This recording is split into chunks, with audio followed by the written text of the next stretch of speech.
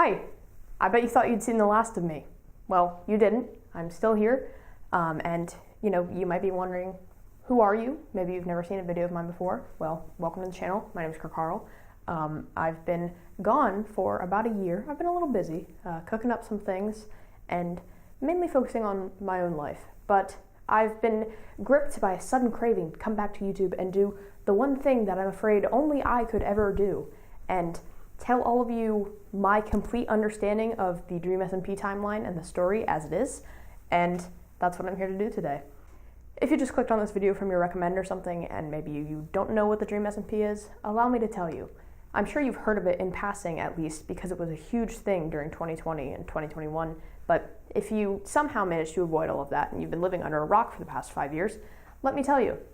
The Dream SMP is a Minecraft roleplay server that took place over 2020 to late 2022, and it was mainly focused around these folks. Some of them, there's some other ones, I haven't included them on this board, but they were important as well. And it focused mainly on this kid, Tommy, who we'll be talking about a lot. I'll be talking about a lot. Dream SMP had multiple different concurrent storylines. A lot of people have seen different ones that I haven't seen, but today I'm mainly going to be covering Tommy's storyline, and also Wilbur will be in it a lot, and maybe a little bit of Quackity, just mainly the ones that I watched. So that brings me to my crux of this video, which is that this is my retelling of the story as I remember it. So again, it's been about 2 years. I stopped watching around the middle of 2021. I found something else to do with my time, I suppose. And as such, I don't know all of the lore. I will cover up to Wilbur's revival in detail, but beyond that, I don't know much about the end, though I will do my best to cover it. And again, since this is my retelling, a lot of this is going to be kind of biased. I really watched Tommy's perspective and a little bit of Wilbur when I got the chance, but for the most part, it's going to be about Tommy, and I won't be able to cover all of the storylines. So if that's what you're here for, sorry, maybe another video. But as it's my retelling, this will have a lot of kind of Fanon stuff, so not all of it is completely canon, although the lines do blur a little when it comes to what is canon and what isn't in the Dream SMP, but we'll get to that later on. But if you're here for a strict, unbiased, complete telling of all of the Dream SMP, I can't deliver that to you, and that video would be probably 20 hours long. But if you're still on board for what I have to tell you, welcome, and I can't wait to tell you. Before we get into it, I do have some disclaimers though, as is very important whenever you're making any content about the Dream SMP. So first of all, I just want to say all of the Dream SMP lore is fiction, and the characters do happen to share names with the people who play them, who are real people and real Twitch streamers, and I do not condone any sort of harassment or anything directed their way because of actions of their characters. And if you're thinking, why would anyone do that? This was a big problem, especially during 2020, which I don't want to get into that now. But this is completely fiction. All of it is fiction. And I will do my best to differentiate when I maybe have to talk about the actual Twitch streamers. I'll probably say like the real guy or something like that. And you might also hear me say C Tommy or C Wilbur or C any character. That's an abbreviation that was very popular when talking about the Dream SMP, which is C exclamation point and then the character's name just stands for character, that character, so it's not the Twitch streamer. So if you hear me say that, that's what that is. I also want to say that this video is in no way an endorsement, a wholehearted endorsement or a partial endorsement of any of the actions of any of the people who play any of these characters. This is my retelling of a story that meant a lot to me, and it has nothing to do with the streamers. I haven't watched some of them in a very long time, so if there's controversy I'm not aware of, trust me, this isn't an endorsement, and please don't take it as one. Finally, I want to include that the Dream SMP story has a lot of trigger warnings to look out for. So the main ones are if you're sensitive to depictions of abuse, violence, murder, manipulation, gaslighting, some mentions of suicide. If any of that is not cool to you, I would recommend clicking off this video now. In the other parts of the Dream SMP storyline, there's a lot more, and this thing gets a little dark for a Minecraft roleplay server. So if you're not into any of that, I recommend leaving. I'll see you in another video, but yeah, I'll be covering a lot of kind of heavy stuff. So with all of that said, without any further ado, this is a video I've been wanting to make for some time, and this is my complete retelling of the storyline of the Dream SMP. Please enjoy. So, I have a stick as my pointer for Tommyinnit. He loves his sticks, so I'm honoring him. But anyways, the Dream SMP began in April of 2020. It was started by Dream, obviously it's called Dream SMP, and then also George was there, Sapnap, tons, some other folks. They're not that relevant right now. We'll get to them later. But really, the Dream SMP did not start with a vision like, oh, let's make a roleplay server. No. It's an SMP, all right? Survival, multiplayer. It was just meant to be a normal Minecraft server for them to play on for quarantine because everyone was bored. Let's play Minecraft. That was basically the ethos behind it.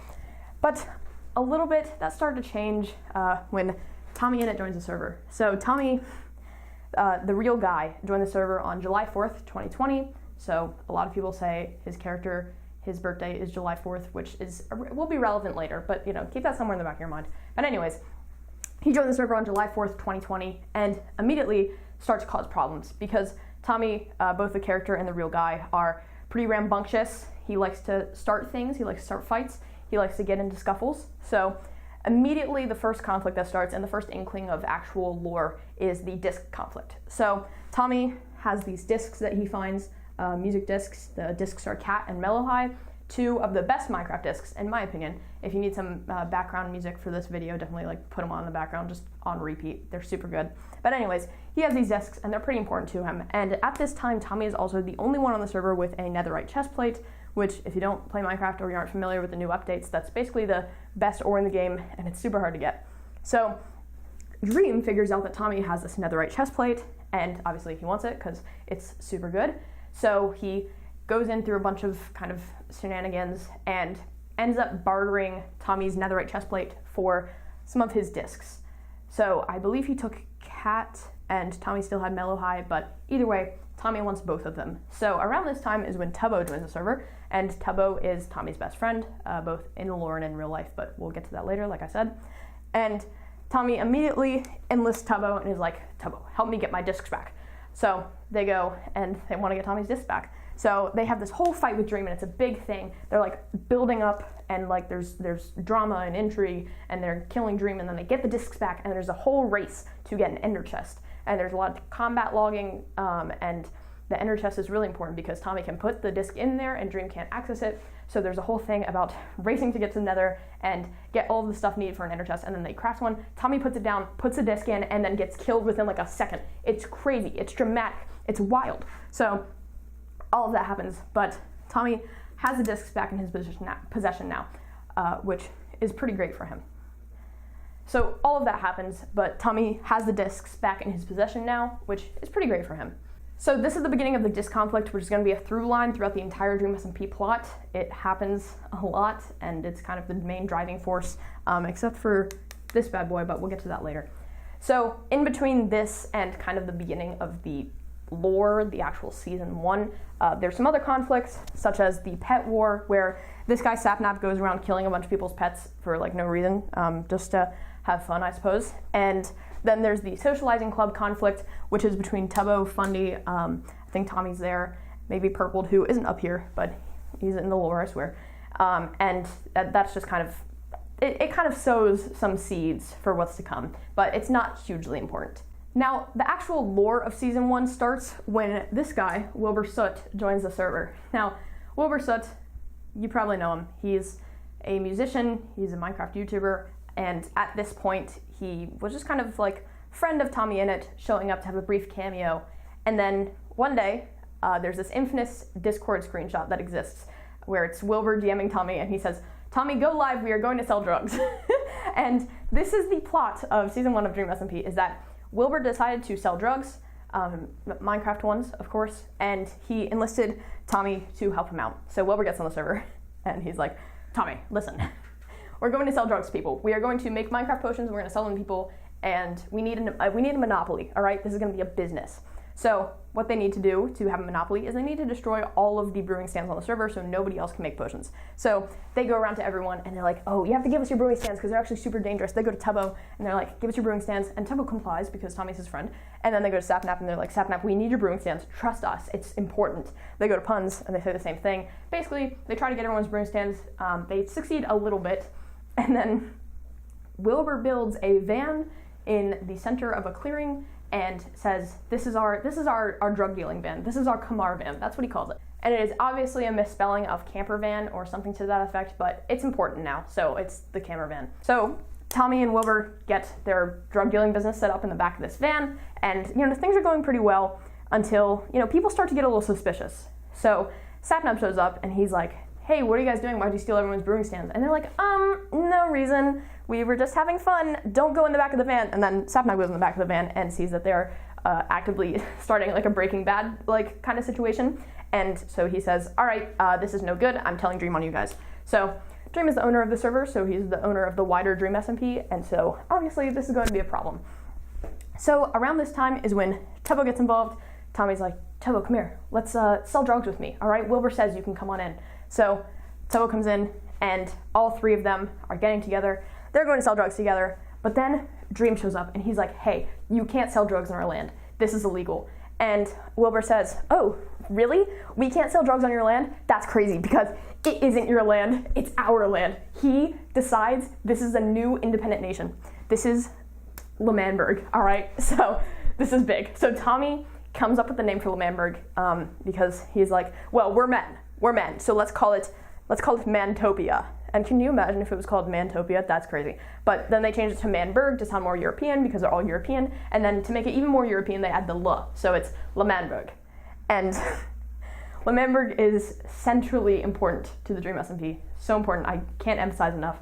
But basically, they start L'Manberg and they say, well, it's our country, so we can sell as many drugs here as we want because Wilbur is in charge and he makes the rules and he says that we're allowed to sell drugs. So obviously, Dream takes offense to this because, hey, this is his land, and you can't do that here. So obviously, there's going to be conflict.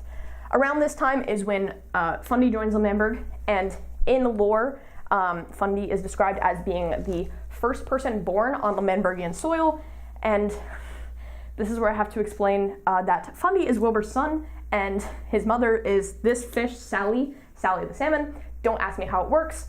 Nobody knows, okay? Wilbur and this salmon produced Fundy, and whatever. Fundy is Wilbur's son. That's all you need to know, basically. So around this time, there's a lot of conflict with L'Manberg, and it's not looking good for their independence, but then they sign a document called the Declaration of Independence. It was spelled that way. And they all get together and they say, this is going to be our sovereign nation. This is L'Manberg. We fight for the people, our freedom. There's a lot of Hamilton references in there. And by this time, they've also added Eret, who is another British person. And Eret is there, and they all get together and they sign the books with their names. So Wilbur, Eret, Tubbo, and Tommy all have their names signed in the Declaration of Independence. And by declaring this, they're basically saying, all right, we're a sovereign nation, and we are not part of your borders, Dream SMP. So they decide they're going to build walls around their country. So they start building these black and yellow walls, which is where this black and yellow part of the flag comes from. It's to represent the walls. And then I believe the red is for the revolution, the white is for peace, maybe, and then the blue is for innovation? I'm not sure, something like that. And the crosses are ripped from the Amsterdam flag because Fundy, the real guy, is from Amsterdam. So that's just some L'Manberg flag lore for you. But anyways, they start building these walls, and obviously Dream takes offense to it because, hey, you can't do that here. So they decide to declare war on L'Manberg. So again, this is where it's really starting to be lore. So now I'm completely talking about the characters when I'm talking about them. So Dream goes to, I think it's Tubbo's house. He goes to Tubbo's house, and Dream, together with, I think, Sapnap, they get together and they burn down Tubbo's house, and Dream is like, hey, this is a warning to you guys, you better surrender or else, all right? Or else this is what's gonna happen to your nation. So everyone on L'Manberg is like, he thinks that he can scare us? No, Wilbur's our leader, and Wilbur will guide us to safety. So Wilbur's a very charismatic guy, and he really does believe in the vision of L'Manberg, and also Tommy kind of, you'll see a lot throughout the story, Tommy really looks up to him, and so he's willing to follow him into this war, and Tubbo's there for the ride, and Fundy's Wilbur's son, so of course he's gonna go along. So all of them decide, all right, we're not gonna take this lying down, all right? L'Manberg is our country, we're gonna fight for it. So they all get together, and they're like, you know what, Dream? We don't care that you're threatening us, because L'Manberg is a sovereign country, and if we need to fight to the death to have our sovereign country, so be it, all right? So be it. So now they're going to fight to the death to have their country. So the L'Manberg Independence War takes place in late August, I believe, of 2020, maybe early September. And we have the 5th Battalion of L'Manberg, which is Wilbur, Tubbo, Tommy, Fundy, and Erit. And they all get together and they all fight Dream, basically. They have all of their like gear, which is paltry in comparison to what Dream and his lackeys have. But they're doing their best. They're fighting back. They hole up in Tommy's house, which is an embassy for L'Manberg, and they are basically shooting back at Dream, and they are really trying their best. It's kind of admirable, but it's just not working out. So essentially the 5th Battalion gathers in L'Manberg, and they're standing up to Dream, Sapnap, and I think George is there, although I don't know what George does, but he's there. And they're standing at the entrance of L'Manberg, and Wilbur is saying, he says his famous quote, where he says, "We will have liberty or we will have death. We would rather die than give in to you and join your SMP." And then Dream's like, "Okay, suit yourself," and lights a single block of TNT on fire. And Wilbur's like, "Oh, he's got a single block of TNT, what's that gonna do?" And then it blows up all of the TNT that they planted under L'Manberg, and it's like, oh my god, everyone's freaking out. So everyone has to run away from L'Manberg, and they go have like a battle on the battlefield. It's big. So eventually, all hope kind of seems lost for L'Manberg. They've done a lot of fighting, their country is basically destroyed, and Erit, this guy right here, says, "Hey guys, don't worry, because I've got a secret weapon." And Erit leads them through this tunnel under L'Manberg, and it's a very cramped, small space, and Erit leads them into this dark black stone room that has 5 chests in it. Each one has one of their names on it, and everyone's like, "Well, Erit, what is this? Like, why are we here?" And Erit presses a button in the middle of the floor in this room, and Dream, Sapnap, George, they all coming out of the walls, and like little things opened up, and Erit says, "Down with the revolution, boys. It was never meant to be." And everyone, all of you, they all come out of the walls, and Fundy dies, Tubbo dies, Tommy dies, Wilbur dies. It's huge. So this is a good opportunity to introduce the concept of canon lives. So this was established kind of in post, and it was Wilbur's idea, but a canon life is basically when someone dies on the server and it has a special sort of significance or meaning, then one of their 3 canon lives is taken away. So that's what these hearts are up here. So everyone who is involved in that and gets killed has a canon life taken away because it's a really important event. And you might be wondering, what happens after all 3 of their canon lives go away? Well, they die for real. They get to respawn after like their 3rd or 2nd canon life is taken, but after their very last one is taken, they're done. So I've got these little hearts up here. Funny loses 1. Tubbo loses 1. Tommy loses 1, and Wilbur loses 1. So they all lose 1 canon life. So this is a huge betrayal by Erit. They all thought that Erit was on their side, and the whole time they were not. Erit was not on their side. They're a traitor. So Wilbur gathers everyone together and said, "Listen, we have a traitor in our midst. I know it's looking bleak, and there's probably nothing we can do." But then Dream and Sapnap and George, they're coming after them again, and so they have to flee. And Tommy leads them into these tunnels that he's dug between his house/embassy and L'Manberg, and he leads them into this small little obsidian room, and it's Fundy, Wilbur, Tubbo, and Tommy, and they're all sitting in there, and they're all like, "All right, what do we do now?" And Fundy's like, "All right, guys, what's the like last minute like gambit that we do? Does anyone have any ideas?" And nobody has any ideas. So Tommy pulls out his discs and is basically like, "All right, guys, the revolution is about to end. We're about to be done for. So let's just listen to my disc, okay? And let's celebrate our times." But then Tommy has an idea. All right, Tommy has an idea, because Tommy so believed in the idea of L'Manberg, and he so believed in Wilbur's vision that he becomes willing to give up his disc for L'Manberg. And he decides that this is what he has to do. All right, Wilbur, I believe, has pitched the idea to him beforehand, and he was kind of like, "Oh, I'm not so sure about that," but now he knows that this is what he has to do. So Tommy's not so sure about this. He really doesn't want to, and so before he kind of gives up his disc, he says, "Well, what if Dream and I have a duel? What if there's a duel between me and him for L'Manberg's independence?" And so they basically wave the white flag and they say, "Okay, Dream, listen, we have a proposal. You and Tommy gather together. You each have a bow or a gun or whatever you want to believe it is, and you get together, you'll take 10 paces and then you'll turn around and fire it at each other. And whoever wins gets to have what they want. So if Dream wins, then L'Manberg will not be independent and Tommy gives up one of his discs. And if Tommy wins, then Dream leaves them alone and gives L'Manberg full independence. So the duel's underway. It's going to happen. So Wilbur gets together with Tommy and Tommy goes, "Do I shoot him, Will, or do I aim for the skies?" And Wilbur says, "Tommy, I want you to do whatever your heart tells you to." Oh my God. Crazy line. Actually crazy. But they get together and Dream and Tommy start with their backs to each other and then they each take 10 paces. Wilbur is counting up to 10. That's important for later on, but they each take 10 paces. And then at 10, Wilbur says 10 paces fire, and they both turn around and Tommy shoots twice, 3 times at Dream. Dream is shooting at him, and they're both on half a heart because they had a poison potion drop on them, but Tommy gets shot first. And because this is significant, Tommy loses a cannon life. So Tommy, in the span of 1 day, Tommy is down to his last cannon life. Of course, we don't know that yet, but it is important for now. So afterwards, they meet up, and Dream says, "Okay, I beat you. Your country isn't independent. Now, Tommy, hand over your disc. Hand it over now." And Tommy's not so sure about this because it's his disc, and he doesn't want to give away his disc. It's his. But he also really does want L'Manberg to be independent because he really believes in Wilbur's vision, and he really believes in L'Manberg as a concept because L'Manberg is about getting together with your friends and deciding to do something new, which to him is super important. And so he decides that he would rather have this and give up both of his discs. So Tommy hands over both of his discs to Dream and says, "Please give L'Manberg its independence." And Dream agrees.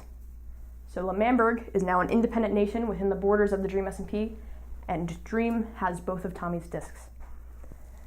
So I said that about L'Manberg and its importance to Tommy because the discs are actually important to Tommy for a very similar reason, because a lot of the mystery and intrigue surrounding the discs surrounds the fact that they are very important to Tommy because they're important to him and Tubbo, because he listened to those discs a lot with Tubbo and they were important to the foundation of their friendship within the lore. So the discs really to Tommy are about Tubbo and about friendship, and they're just kind of there for him to be a reminder of those friends that he has, but he's willing to give that up for L'Manberg, and that's pretty nice of him.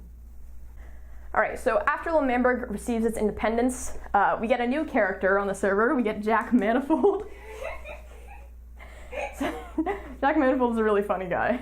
He has lore. I promise we'll get to it. But Jack Manifold joins, and they instantly recruit him to L'Manberg. And then around this time, they also end up recruiting, where is she? They end up recruiting Nikki Niachu to L'Manberg. So now they've got 6 members, minus Erit the traitor, and now they have a national anthem, by the way. Wilbur comes up with this national anthem to the tune of Hallelujah, and it's basically just meant to be for L'Manberg, and there's a line in there directly calling out, fuck Erit because he's a fucking traitor, and we hate that guy.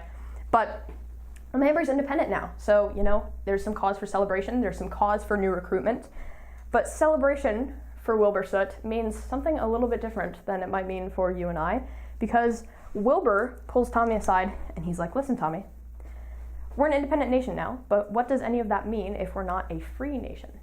So I believe we have to have an election." Oh my God. So now they're going to have an election. So Wilbur is running basically unopposed for the first few days of the election, and he is running with Tommy as his vice president, and their campaign name is POG 2020, which stands for Politicians of Gaming. I voted for them. Even though I didn't know what the Dream SMP was then, I saw what we're supposed to poll, and I was like, might as well. But I'm getting ahead of myself. So they're basically unopposed for the first few days, and Wilbur's like, fine with this, because at least it's an election, and he likes that he's going to win. But then,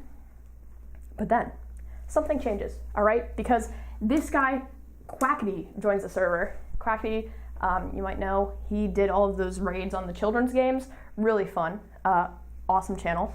But he joins the server and he's there to be a little silly for a little bit, but then he decides, hey, let's get serious.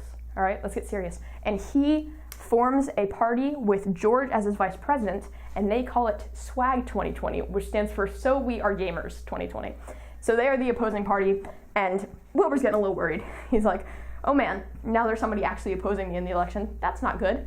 But for now, it's kind of smooth sailing. He's pretty confident in their abilities.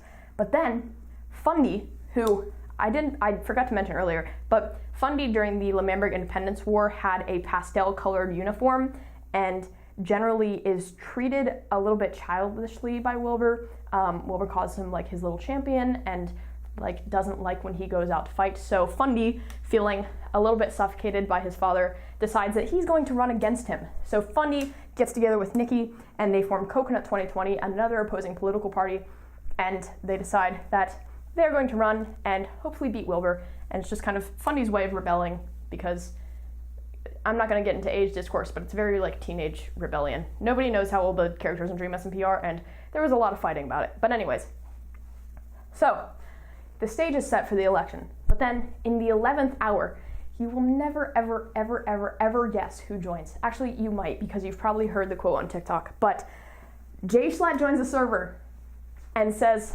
well, you guys got an election going on here? I know a little bit something about being a politician and being a big businessman and stuff. So he forms his own political party with no running mate called Schlatt 2020. And so now there are 4 political parties running. There's Pog 2020, Swag 2020, Coconut 2020, and Schlatt 2020. And Wilbur sends out a poll on his Twitter account and says, all right, everyone vote for who you want. I voted for Pog 2020 because Wilbur told me to.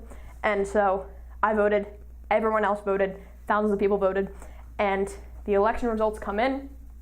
Everyone is gathered together, and a really cool thing out of the lore for a moment is that Wilbur did not tell anyone about what the results of the election were beforehand, so he knew that their reactions would be genuine, which is pretty cool. But anyways, it's time for the election results to be read.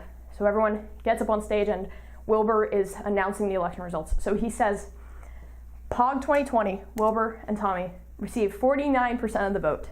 Congratulations, politicians of gaming 2020. Coconut 2020, Fundy and Nikki received, I believe, 50,000 votes. And then it was discovered that Fundy had used bots to put in more votes for their party. So Coconut 2020 gets disqualified from the race. Swag 2020, the interesting thing about Swag 2020 is that they received a good portion of the votes, but Quackity was the only member present. So where is George? Where's the vice president, George? George is asleep. So George sleeps through the election, and it's just Quackity. Quackity's the only one there. So that's so sad for Swag 2020, but they're not going to win because Pog 2020 has 49% of the vote. And then Schlatt 2020 gets the rest of the vote. So Pog 2020, very excited. Tommy is very excited, but Wilbur's a little bit somber. Why is Wilbur a little bit somber? Well, this is because Quackity, in a last-minute decision, has decided that, you know what? His running mate, George, didn't show up. And the election terms say that there's no rule preventing him from pooling his votes with Schlatt 2020 and putting together Swag and Schlatt 2020 and forming one political party to take 51% of the vote and push out Pog 2020, who only have 49%. So Schlatt is now the president with Quackity as his vice president of L'Manberg. Can you believe that? Can you believe that happened? That was crazy. So Wilbur and Tommy kind of dejectedly go out in the crowd, and Schlatt takes a stand at the podium while Quackity cheers him on. He's like, yes, sir, and it's like, shut up, Quackity. But anyways, Schlatt stands at the podium, and he says probably his best line in all of Dream SMP history. He says, my first decree as president of this great nation, as emperor of this country, is to revoke the citizenship of Wilbur Soot and Tommyinnit. And so their citizenship is revoked. They are hereby exiled from L'Manberg. And Wilbur's like, well, we gotta get the fuck out of here. Let's go, Tommy, run, run, run. So they end up running. They flee L'Manberg. There's all of these people chasing them because they're not L'Manberg citizens anymore, so they're basically free game. On the way out, Wilbur falls in a lake and gets shot and loses his second canon life. So Wilbur and Tommy flee to the woods, and there's nowhere that they're going to be safe because everyone is after them now. And Wilbur, who is actively losing it about the fact that he just lost the election that he planned so that he could win, decides, we've been exiled, and now our only chance is to start over again and start not a new country, but a new settlement. Just you and me, Tommy, while we figure out what to do. So Wilbur finds a ravine in the ground and decides we are going to call this Pogtopia after Pog 2020. And Pogtopia is basically going to be their exile home while they figure out what to do, because Wilbur personally has just lost basically everything that he loved. Everyone that he loved has turned on him, and his country that he started is no longer his. So obviously he's not taking this super well. And everyone back in L'Manberg is shocked to find out that Schlatt is changing the name to Manberg to be American, not European, because Schlatt is American. Eventually, Tubbo regroups with Tommy and basically says, hey, it's pretty messed up that you guys got exiled, but I don't know what to do. What do I do? Because Schlatt has actually inducted me into his cabinet with Quackity as vice president and Funby as he does something else, I don't know. But basically, Tubbo is now in Schlatt's cabinet, so Tommy decides with Wilbur that this is a fantastic idea, because now Tubbo can act as a spy for Pogtopia in the Manberg administration. So that is where we're at right now. Tubbo's a spy in Manberg, and everyone else is left to decide where they're going to kind of join their allegiances. The Manberg flag also changes to a completely black flag with a red semicircle and red cross, which is ominous and foreboding. And Fundy, I believe, is actually the one who changes the flag, which is pretty symbolic because he was the first one born on the Manberg soil, so that's pretty interesting. And also, Technoblade ends up joining the server. Pretty popular guy, even outside Dream SMP, and he shows up and he decides, Wilbur called me in to help him out because he's in pretty bad straits right now. So Technoblade is going to join up with Pogtopia, and he starts a potato farm, go figure, in Pogtopia, and basically promises his allegiance and is going to help them gear up, because Wilbur is currently planning to have a second revolution against Manberg, and his goal is basically to depose Schlatt as leader and take back Manberg for themselves. However, over time, this starts to change a little bit. So Wilbur is not in a good headspace at all. We see this mainly through his interactions with Tommy, who previously was and is his right-hand man, and there is a very impactful scene where he's talking with Tommy and he tells Tommy that he was never going to be and will never be president of L'Manberg because Tommy just isn't built for it. Wilbur doesn't trust him, and Wilbur knows that Tommy is afraid to do the right thing and do what Wilbur thinks is right. And Tommy basically says, hey man, you're crazy and you are taking this way too far. And Wilbur says, watch this, I'm gonna take it farther. And Wilbur decides it is not enough to simply take back Manberg from Schlatt, okay? That's just not enough for him. Instead, he decides that Manberg has to be destroyed because L'Manberg, the ideal of L'Manberg that he founded it for, no longer exists, and Manberg is the only thing left, so Wilbur has to destroy it. So Wilbur increasingly looks more into explosives. I believe he has a deal with Dream where Dream gives him a bunch of stacks of TNT, and Wilbur's like, I'm planting it all underneath Manberg, and we're gonna blow the place to Kingdom Come. And Tommy is like, hey, that's a bad idea. We've got friends there still. You know that, right? We still have friends there. And Wilbur's like, I kind of, but Manberg, so he basically is kind of losing it a little bit, which is not his fault necessarily, because I understand where he's coming from. If I had lost my country and half of my friends, I would be acting like that too. But it's going to have some pretty detrimental effects to the people around him. So the big event that happens in the Pogtopia era a few weeks after Tommy and Wilbur get exiled is the Red Festival. So Tubbo starts putting up decorations because Schlatt wants to have an inaugural festival for Manberg, and everyone is invited except Wilbur and Tommy because fuck them. And so there's going to be a Manberg festival where they're basically just going to celebrate the country's founding and the new president, and everyone is invited. But Tommy and Wilbur end up finding out about it, and Wilbur decides we need to crash this festival. We need to, if not crash it, we need to do something about it. And I'm gonna press the button and I'm gonna blow the whole thing up. By the way, Wilbur has a secret room underneath Schlatt's like podium / throne thing, where he has a single button and then a bunch of signs that have written the L'Manberg anthem, which it looks so wild, like when you look at pictures of it, because like that is efficient design for one thing, and it's got this very ominous little button in the center, and if Wilbur presses that button, the implication is that all the TNT that he's planted under Manberg is going to blow the entire place up. So Wilbur's like, Tommy, let's crash this party, let's crash this festival, and then halfway through, Tubbo will get out of the way, and I will go press the button, and it's gonna blow the entire place up. And Tommy obviously is not so sure, because that's dangerous, and he doesn't want to see all of these people get hurt. So he's like, Wilbur, maybe hold off on the button thing. We can still crash the festival if you want, but just maybe don't touch the button for now. So Wilbur reluctantly agrees, and on the day of the festival, these two gather, and they have a vantage point on some building in Manberg, and they basically just watch the festival go off without a hitch. There's partying, there's decorations, there's slap fights in the boxing ring. It's all very fun, and they just kind of watch everyone having fun in the country that they're no longer in charge of, and Wilbur is obviously very upset by all of this. So during the festival, there's a moment where Schlatt comes up on the podium and he's going to give his grand speech to the gathered Manberg citizens and basically say, welcome to our country, and here's to 1 billion more years of me as president, basically.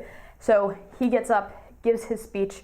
Tubbo and Quackity are sitting on either side of him, and about halfway through the speech, he's like, well, let's all say thank you to Tubbo for putting this all together, for putting together the decorations. He worked so hard on this festival. Thank you, Tubbo. And you know what, Tubbo, why don't you come up here? So Tubbo goes up to the podium and is standing where Schlatt would be standing, and Schlatt's like, you know what, Tubbo, how about you give a speech? And Tubbo says, thank you guys for coming to the festival, and there's a key word, there's a key phrase that Tubbo's supposed to say to basically signal Wilbur to go for the button, and that phrase is let the festival begin. So Tubbo says that during the speech, and the second it's out of his mouth, Schlatt starts like low chuckling, and it's like very intimidating, and Schlatt's like, I know what you've been up to, Tubbo. I've seen it. You are helping the two traitors to our nation, Wilbur and Tommy. I know that you're a double agent. I know that that's why you've been sneaking around and in the tunnels underneath our nation. So what's up with that? And so he's like, Quackity, could you do the honors, please? And Quackity and Schlatt together, they start putting him in a box around the podium. And Tubbo's like, hey, Schlatt, what the fuck are you talking about? Like trying to maintain his composure. And Schlatt says, listen, Tubbo, the one thing about Manberg is that like we don't tolerate traitors, and you're a traitor, and it's just, you've just betrayed this country, and traitors have to suffer. And Tommy and Wilbur are losing their minds. Wilbur is like sending messages to Tubbo in chat being like, tell us if he needs to come over there, tell us if he's like about to hurt you, we are gonna do something about this. Tommy is losing his mind because that's his best friend up there, and he can see where this is going. He's seen where this goes before, and so he is losing it. He's like about to rush in there, but Wilbur's like, stay back. He's not gonna hurt Tubbo. He's not gonna do it. And then, oh my God. And then Schlatt is like, Technoblade, could you please come up here? Because Technoblade's in the crowd for some reason. So he calls Technoblade up, and he's like, Techno, are you a fan of traitors? I need you to kill this one for me. I need you to kill Tubbo.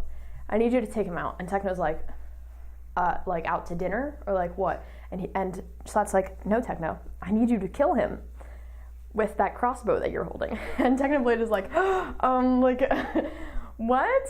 I kind of don't want to do that. And Schlatt is like, well, just do it, because like you like anarchy. Why don't you kill him? Can you please kill him for me? Can you please kill him? And everyone is losing their minds, and Schlatt just keeps telling him like, kill Tubbo, please kill Tubbo. And Tubbo's like, guys. And then finally Schlatt says, kill Tubbo like 1 billion times, and Technoblade's like, fine. And he loads up his crossbow, shoots Tubbo in the face, and then ends up turning on Schlatt, takes out Schlatt as well. So Tubbo loses a cannon life, and and Schlatt also loses a cannon life. So they are both down 1. And then basically the Red Festival turns into the Red Festival for a reason, because it is a massacre. Technoblade goes around killing everybody. Tommy is losing his mind. He's running down there like fully like armored and sword out, ready to hit Technoblade, ready to kill anyone he can. Wilbur, meanwhile, takes the opportunity to the chaos to run around to where he has the button room underneath Schlatt's podium. He runs around and he's covered it up with blocks. And he finds that he cannot find the entrance to the button room. He's completely lost. He doesn't know where he put it, and it was very embarrassing to see live, but he can't find it, and so he doesn't know where to go and blow the entire place to Kingdom Come, basically. So the Red Festival essentially ends with everyone getting slaughtered. Again, they don't all lose canon lives because canon lives have to mean something, but basically everyone gets killed a billion times. And everyone decides to regroup at Pogtopia. So Techno, Wilbur, Tubbo, and Tommy regroup, show back up at Pogtopia, and Tommy and Tubbo rejoice, and, well, not really. Hi folks, editing Carl here. So I accidentally lost some of the footage during this part. It's only a little bit, but just basically the basic gist of what happens next is that Tommy and Techno end up having a fight in the pit in Pogtopia, and it's kind of critical, but nobody really dies. It's just kind of a violent moment between the two of them. And then kind of immediately following the festival, Quackity and Schlatt have a marital dispute, and Quackity ends up shooting Schlatt, and Schlatt loses his second canon life, and Quackity defects to Pogtopia. So that's essentially what you missed. Sorry about the missing footage. Also, the audio here gets a little messed up. I've done my best to clean it up, but if you can hear the buzzing noise in the background, I'm sorry about that. Blame my school's terrible rented out camera. Alright, so Quackity is recruited to Pogtopia, and almost immediately, like I think the next day, Wilbur streams, and there's this part where he goes into the button room. He's found it, apparently, and he goes in there, and Tommy and Quackity follow him, and Wilbur's standing there the whole time like, I'm gonna press the button, and Tommy and Quackity has to keep being like, stop, like, don't do that, and Quackity has, like, just joined their cause, and so it's, like, day one, and he's preventing Wilbur from destroying this entire country, and it's actually, like, kind of messed up, because they have to, like, physically block him away from the button, and he's like, I'm gonna press it, I'm gonna blow this whole thing and you guys up, and they're like, don't do this, man. But anyways, so Fundy kind of almost immediately following Quackity's defection decides to defect as well. He shows up when Wilbur, Tubbo, Tommy, a bunch of people are there, and Wilbur is like, oh, look, my traitor son has come back to see me, and Fundy's like, just hear me out, man, and hands them this book that has all of his logs that he's written down about what life has been like under Schlatt's rule.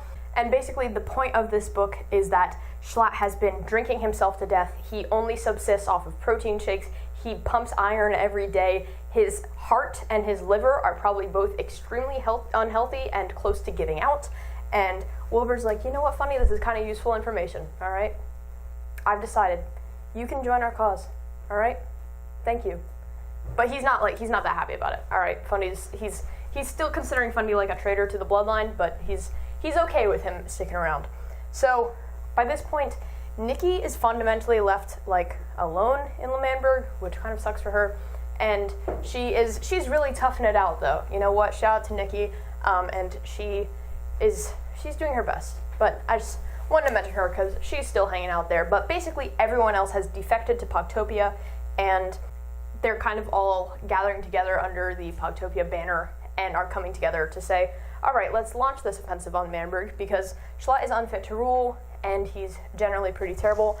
I haven't mentioned him yet, but Bad Boy Halo is there, and he shows up to say, like, hi guys, and I think maybe he gives them supplies or something, I don't know. But their whole thing, so Bad Boy Halo, Skeppy, Ant Frost, and maybe some other folks, they're all part of the Badlands, and their thing is that they are going to fight for whichever side is losing in this war just to cause as much chaos as possible because it's funny. And you know what? That's kind of awesome of them, so good for them.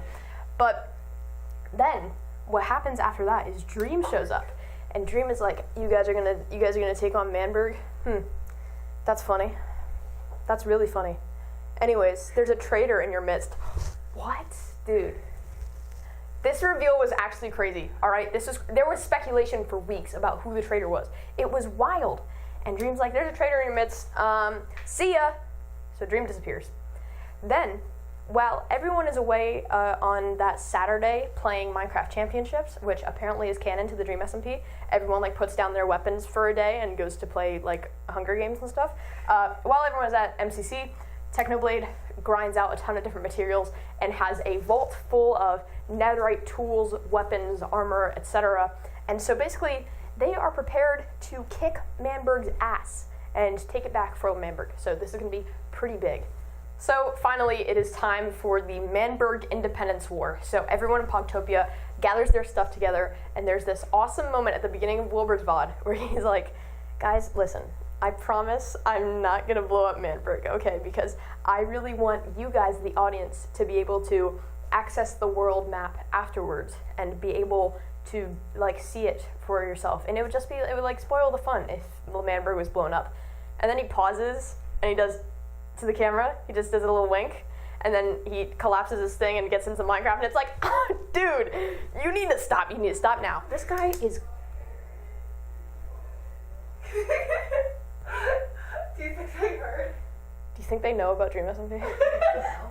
So after Wilbur does that, everyone gets together, and Technoblade is like, check out this vault that I have, guys. Everyone loses their minds. All of the best like gear in the entire game is there. Everyone gets like suited up. It is actually like time, and they are about to obliterate Manberg, hopefully, because they have all this stuff. And Wilbur has this thing against armor. So originally when Manberg was founded, the big thing was you can't come within Manberg's borders unless you're not wearing armor. And like they didn't wear armor when they were fighting for their independence and stuff like that, because Wilbur believes in settling things with your words and not with violence. So he does not put any armor on. But it's also because at this point he's super suicidal. So they all get together and they're marching out to Manberg. And so this Independence War happened on November 16th, 2020, which was 3 years ago today. I'm filming this on November 16th. And so because of that, everyone is posting all of these pictures from November 16th. And there's this picture someone posted on my Twitter timeline where someone was saying, like, there's a point in Wilbur's VOD where he hangs back watching everyone walk to Manberg, and he just looks on them for a moment and then takes a screenshot of all of them walking away, because like he's so detached from everything at this point that it's like the last thing that he can have of them, which is like wild and crazy. So also before the war, he does visit Nikki in Manberg, and he is holding some lapis lazuli, further known as blue in the future, and he hands some blue to Nikki, and the meaning of this is debated still to this day. Nobody really knows, but we'll get more into blue in season 2, but basically before he kind of dies, which he will in a few minutes, he gives some blue to Nikki, and it's kind of important. So the Manberg Independence War is fought. Everyone is, fighting Dream and all those guys who are helping out Manberg, like just to have fun or something, and they're shooting each other, they're attacking each other. It's all a big, big mess. Also, during this war, Wilbur, for seemingly no reason, attacks and kills Jack Manifold, and he loses one of his canon lives. It's literally for no reason. Wilbur just wants to be silly. So, that happens. Implied to be alcohol, and he's basically just tearing himself apart. And all of the Pogtopia forces gather together in the van, they surround him, and they say, all right, your time is up, Slat, like, any last words? And he goes, if I die, this country goes down with me, which is, like, crazy. And then Fundy confronts him, and Fundy says, I had a dream, you had a dream and I followed it, but you've destroyed it, man. This country isn't Manberg anymore. This is nothing. Look at yourself. And Quackity also gets a few jabs in there to be like, we were married, but you called my ass Slat too many times.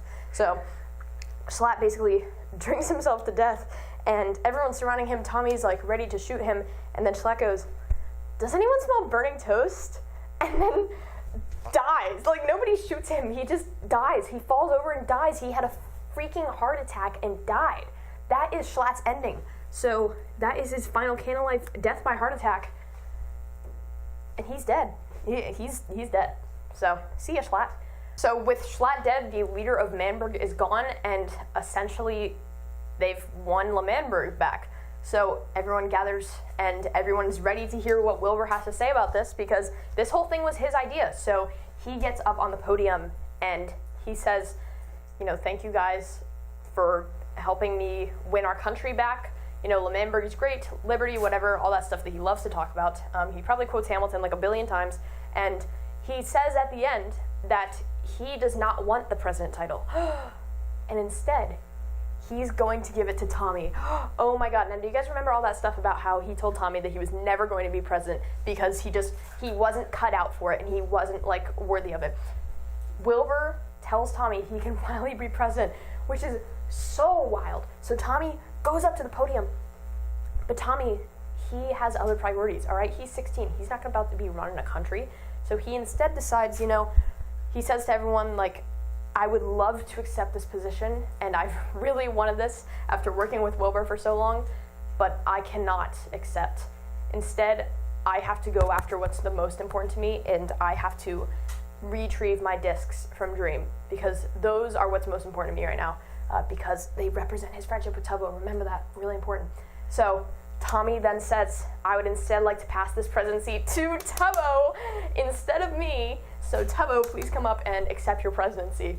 So that's crazy. Meanwhile, while Tubbo is going up to the podium, Wilbur has kind of snuck off. What's he doing? So that's interesting. So Tubbo goes up on the podium and he says, wow, I'm very excited to accept this position. I never thought that I would get this far, stuff like that. He's just generally being very accepting. Tubbo is a little bit different from Tommy in that, you know, he is kind of a go-getter, but in the sense that he also likes to move past things immediately instead of dwelling on them. So the fact that he got shot and died, he tries not to let it faze him, and instead he's just like, I'm going to be president now, so let's focus on that instead. So Tubbo is now moving on to being president, and he's super prepared for this, and he's like, you know, everyone, let's just have a good time. Let's celebrate like we never got to for the festival, and everyone kind of disperses and decides to celebrate. But you can't celebrate just yet. You can't celebrate yet.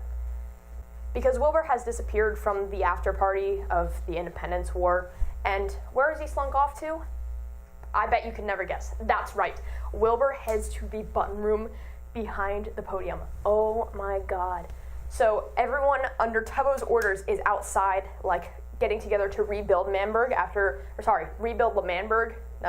I was slipping in a schlatt there for a moment. Everyone gets together to rebuild L'Manberg after kind of the destruction that was caused during the war, and Nikki in particular, who before all of this and still is very close with Wilbur, she thinks that maybe they should tear down the podium because it has this big S on it for schlatt, and she's like, well, that's bad memories. She breaks one block, sees all of this TNT behind it, and immediately replaces the block and turns around and like looks at everyone to see if they noticed, and nobody says a thing, and she just stares at them all like this and doesn't say a word.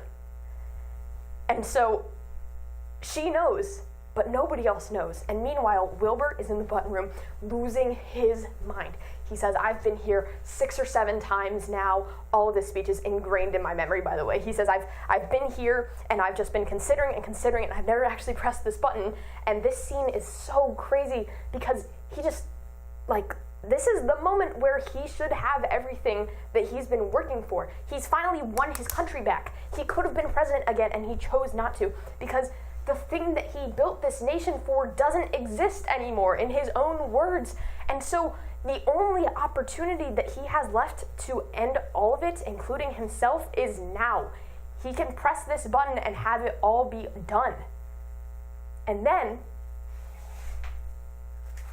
you'll never guess who shows up. Philza, Minecraft, creator of Minecraft, old man, has a wife, logs in, he joins Wilbur's Discord VC, and he goes, what are you doing? In this super intimidating voice. Everyone lost their minds. I cannot describe to you how much of a thing this was leading up to it, okay? I didn't know who Phil's Minecraft was before this happened, but I knew that everyone was like, oh, what if Philza joins? Wouldn't that be crazy if that happened?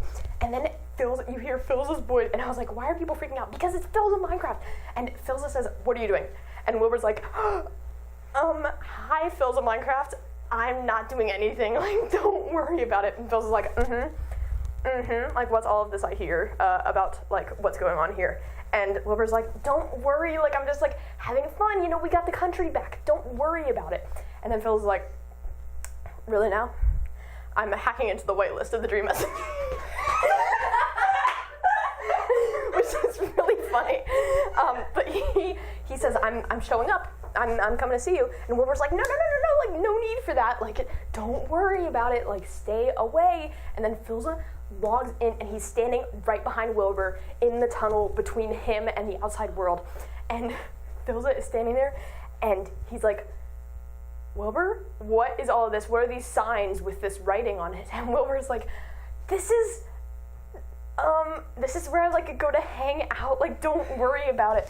And Filza's like, what are these signs on the walls? And Wilbur's like, well, you know how I was writing you all those letters about like this country that I started, and it's called L'Manberg? Well, the thing about these signs is that like there was a special place called L'Manberg, but it doesn't exist anymore. It's not there anymore. And so something has to be done. And Phil's like, Wilbur, what are you on about? Like, what is going on here? And Wilbur's like, you know, Phil, like, listen, you just have to listen. Like, L'Manberg is my unfinished symphony, and like, it's over, it's done, like, I don't really know what to tell you.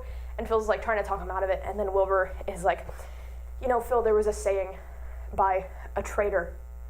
You know what that saying was, Phil?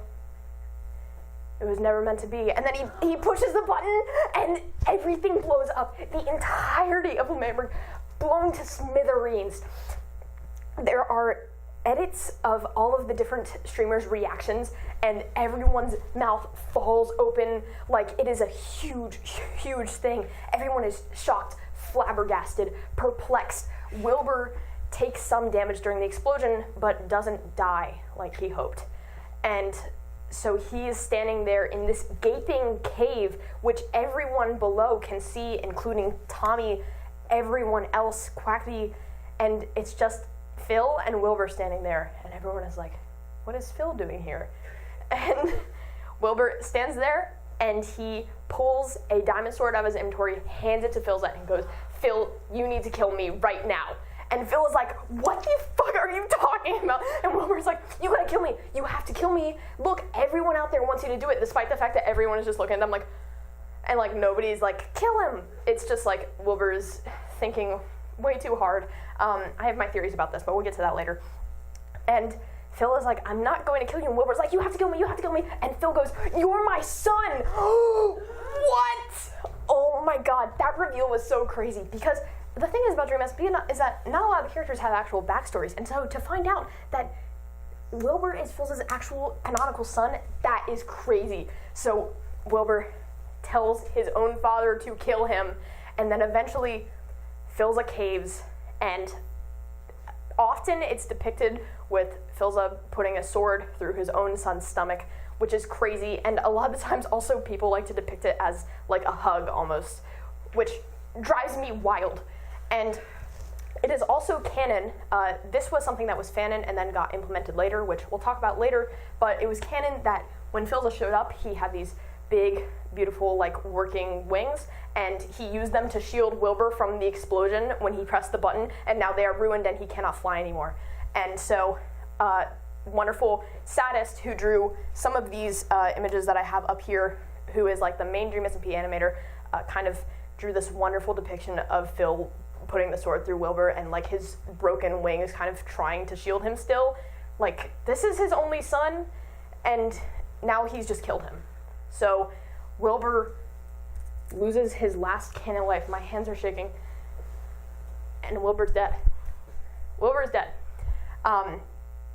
And kind of from beyond, before Wilbur ends his stream, he's technically dead in the lore, but he's like running around doing whatever. He's like, Tubbo, you are president of a crater!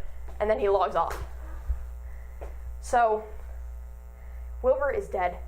Everyone on the ground who just watched this happen is shocked. Tommy especially devastated. Quackity losing it. Like, everyone is befuddled that this could happen. Fundy just watched his dad get killed by his grandpa. Like, this is wild. And you think, just when you think, maybe it can't get any wilder than this, Technoblade, you won't believe what happens. Technoblade, defining characteristic is that he does not like the government. He does not like any form of government. He's an anarchist, okay? And he basically says, hey, you just made Tubbo president. I have spent weeks getting all of this gear for you guys, preparing you for this. I've been helping you out, and you are going to come in and replace one tyrant with another. And Tubbo is like a 16-year-old boy who just got given the presidential role, but we're not going to talk about that. And Techno's like, I'm not going to stand for this, all right? This was not in the deal. So Techno pulls out a bunch of soul sand and wither skulls, and if you've played Minecraft, you know that summons the wither, which is like this huge boss that it takes 1 billion like health points to kill, and basically promises total devastation for Lemamberg. But while he's doing this, everyone is like watching on and being like, Techno, stop! Like, it's not that serious, okay? It's just Lemamberg. Like, it's already been destroyed. Look at all of this. You don't have to do that. And then Techno is like, guys, I don't like governments.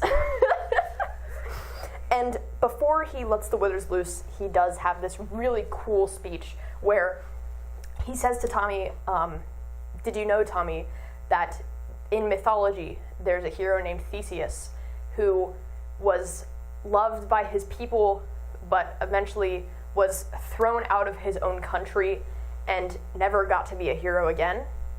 And they exiled him, they hated him, and he doesn't say this in the speech, but the story of Theseus then goes in some respects that he threw himself off of a cliff, which is crazy for the implications later on, but he basically says, you know, Tommy, you are just like Theseus. Did you know that? Because you want to be a hero so bad, but you're not going to be, because that's not what you're made for, and you aren't a hero, because I'm about to destroy your entire country.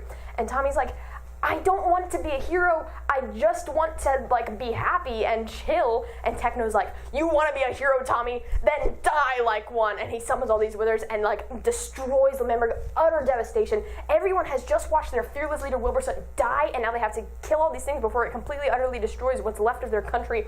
So everyone gets together and tries to slay these things. Technoblade runs off to do whatever, and eventually they finally kill all of these withers, and, like, things chill out a little bit, and everyone is still reeling from what's just happened in the past, like, 20 minutes. And Tommy, to his credit, steps up and gathers everyone around the Leman tree, which is this tree that was there for the founding of Lemamberg and has basically stuck it out through all of the wars and is still standing. And Tommy gathers them all and has this kind of heartwarming speech about, like, friendship and coming together after such a tragedy, and just says, you know, guys, like, not all hope is lost, okay? This is not the end of days for us. Lemamberg still exists in our hearts, okay? It's a very heartwarming speech, and basically that marks a hopeful note for the end of Season 1 of the Dream SMP. Thank you. Whew. What could possibly go wrong? What could possibly go wrong? I'm saying. So between each of these seasons, I want to do something called an interlude, because I don't want to subject you to all 4 seasons of Dream SMP lore at once. So I'll have these little breaks between seasons where I talk about something kind of tangentially related to the Dream SMP that's kind of important to know about for context, because so much of the Dream SMP is about what was going on around it, rather than just the story itself. So this first interlude, I want to talk a little bit about Fandom, Fanon, and how goddamn popular the Dream SMP was on Twitter. So, the Dream SMP saw a massive explosion in popularity in late 2020, especially after the October 16th festival stream, which was the Red Festival. That was my first stream, and I believe that it drew a lot of people in. I also think that the elections were a big moment for Dream SMP, because people heard Jay Schlatt making a big, serious monologue speech and got invested. So, a ton of people were suddenly showing up to watch every single stream. Concurrent viewers peaked at, I believe, 600,000 on Tommyinnit's stream during the disc finale, which is huge. That is over 500,000 people, and that stream has put him on the leaderboard for most viewed Twitch streams of all time, which is crazy. The Dream SMP was so popular that you could not go anywhere without hearing about it online.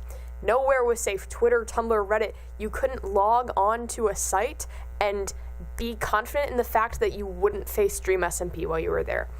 You were going to be subjected to it whether you liked it or not. And personally, I chose to just embrace it. Dream SMP was very popular on social media, especially Twitter and Tumblr, where a lot of fandom accounts are made and people are easily gathered together to talk about their interests and things like the Dream SMP. Twitter especially lends itself to a lot of Dream SMP fandom, specifically because live tweeting was already a practice, and live tweeting a live stream was, of course, just kind of natural. So Twitter became a huge place for people to go and talk about Dream SMP.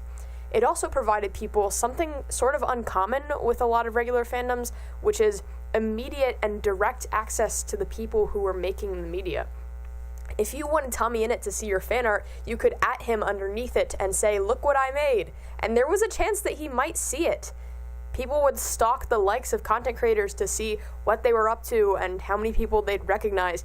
People would put "noticed by X" in their bio and a count of all of the times that one of their content creators had replied to one of their tweets or liked it. It was huge. Personally, I myself spent a lot of time on Dream SMP Twitter, so I can tell you a lot about what happened. Of course, that is kind of a video for itself because there was just so much going on, but the basic rundown is that there was Dream SMP Twitter, which was kind of united under this one unifying banner of being interested in the lore of Dream SMP, and then there were sub-Twitters within that sub-Twitter for content creators or characters or duos or dynamics that you liked, and sometimes people would get into fandom wars, which is kind of a stupid way to put it, but people would kind of get into fights with other sub-Twitters. I vividly remember the time that Tommy's sub-Twitter and Dream's sub-Twitter got into a fight about... Actually, there wasn't a time, because people were always fighting for no reason on Dream SMP Twitter, because that's just how it was. And that brings me to my next point about fandom and social media, and especially the Dream SMP fandom, which is that having access to all of these other people who also like the same media you do can be a blessing, and it certainly was for me. I lived in the middle of nowhere and had nobody in my real life who wanted to talk about Dream SMP, and I've met some of my best friends who I still have to this day through Dream SMP Twitter. However, it can also be a curse, because this is where we get into the discourse. Dream SMP Twitter is most fondly remembered by many people because of the discourse that took place there. A lot of this was centered around apologist discourse, which is where people would declare themselves an insert character here apologist, and then would essentially try to find a way to excuse or find a reason for all or most of a character's actions. And this included the main antagonist of the Dream SMP, Dream. This caused so much fighting. I cannot impress upon you how impossible it was to scroll through your timeline without seeing someone picking another fight with a Dream apologist, or, oh my god, the Fundy apologist is fighting the Wilbur apologist again. It was ridiculous. I ran with a circle of Wilbur apologists, and seeing them get into quote retweet fights with other people about characters from a Minecraft roleplay was surreal and kind of beautiful that people were so passionate about this one thing. Don't get me wrong, I don't dislike that the Dream SMP fandom was passionate about something. It was just a lot of fighting.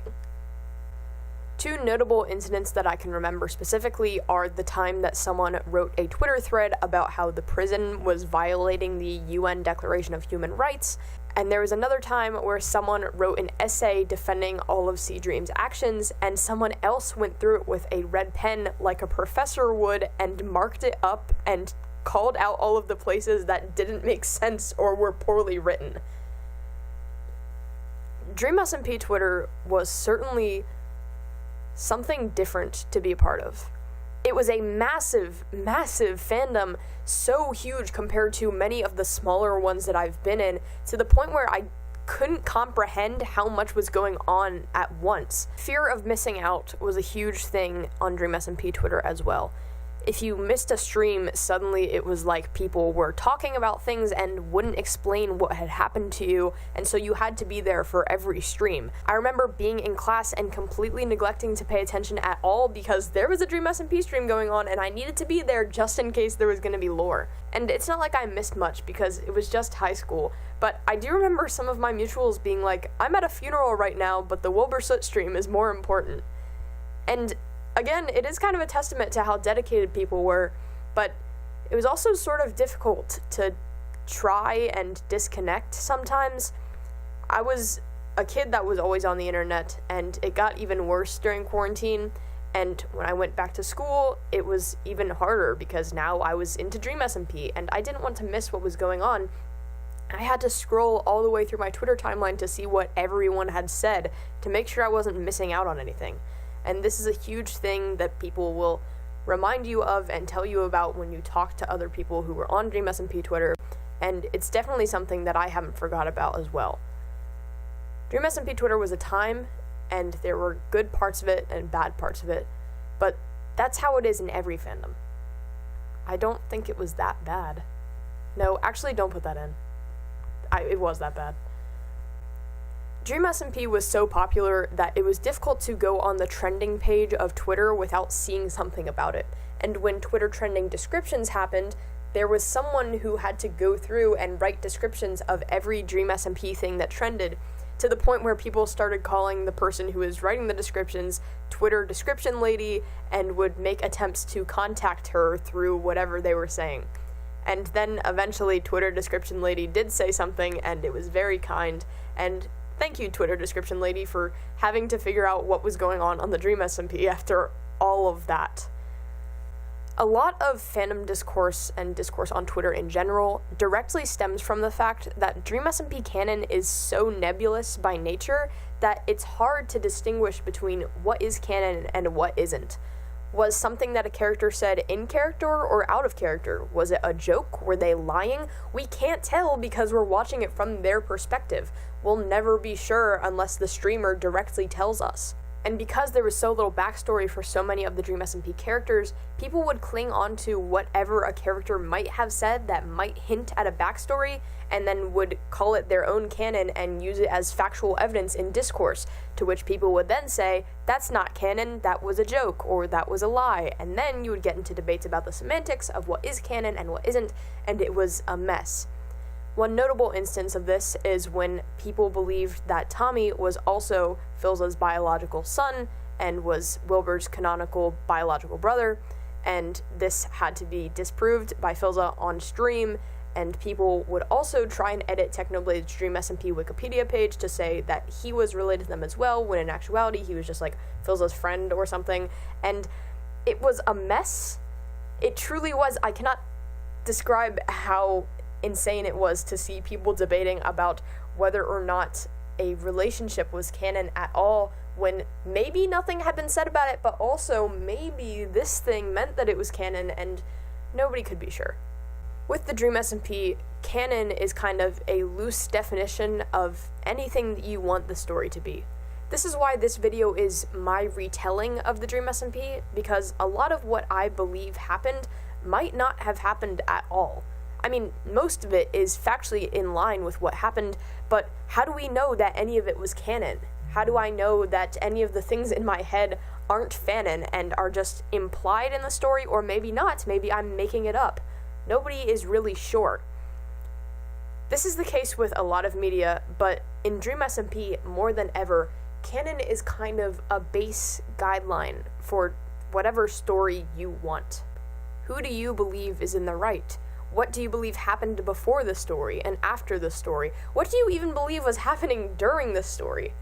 You can make up whatever you want. It's Dream SMP. Nothing about it is really real. The story is there, sure, but there are so many details that we simply don't have. First of all, by nature of it being a Minecraft roleplay where not many descriptions or gestures are involved, and secondly, by nature of just a lot of it being omitted. There are no backstories for many of the characters, like I've said, and we don't get an epilogue to find out what happened to them after the story either. It's not like a traditional media, it's yours. And that's kind of what's beautiful about the Dream SMP. And that brings me into fan works. Things like fan art and fan fiction were incredibly important to the Dream SMP. I believe that to this day, the Dream SMP fandom, or Minecraft video game tag on Archive of Our Own, is one of the largest, largely due to Dream SMP fans just going at it. There are so many fan works out there, almost innumerable in size, from fan art to fan fiction to a fan musical, fan stage play, whatever it is you might be interested in. There are songs, music, shout out to Derivacat, who made so many, like, Minecraft parody-esque songs. They weren't like Minecraft parodies, but it brought me back to when everything was going to be a Minecraft parody, except it was like, oh my gosh, this new thing just happened in Dream SMP. I can't wait to hear the song about it. It was exciting. The fan creation in the Dream SMP community is still one of the most baffling things about that story. So much spawned from it. So many of these characters were so important to people. Even if there was a character with about 2 seconds of screen time who streamed maybe once, you would believe that they would have a Tumblr tag by the end of the day. Fan art especially ended up being very important to the story of the Dream SMP itself. There are numerous examples of this, but one of them is Quackity's scar, because later on in the story he gets a scar going through his eye, and a lot of fan artists originally started drawing this into their drawings, not thinking that it was canon at all, and then one day Quackity added it to his Minecraft skin. Another pretty cool one is that after Tebo's second canon death, a lot of people started drawing him with scars from the fireworks after he got blown to pieces.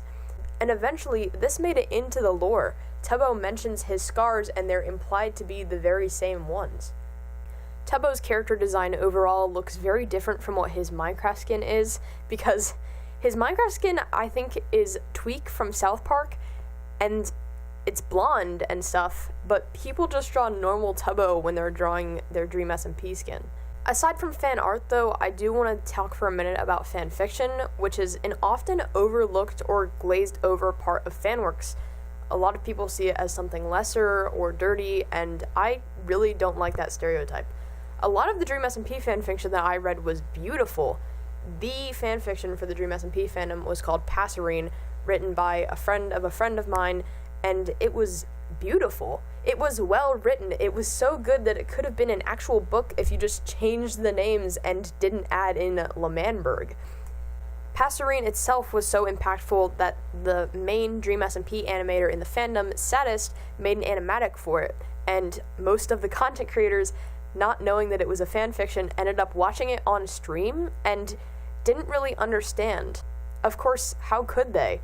Fanfiction for most people is just seen as something kind of gross and a perversion of canon, but fanfiction can be beautiful and its own piece of art, and it was kind of nice to see so many content creators realizing that with that animatic, even though they probably had no idea about the plot.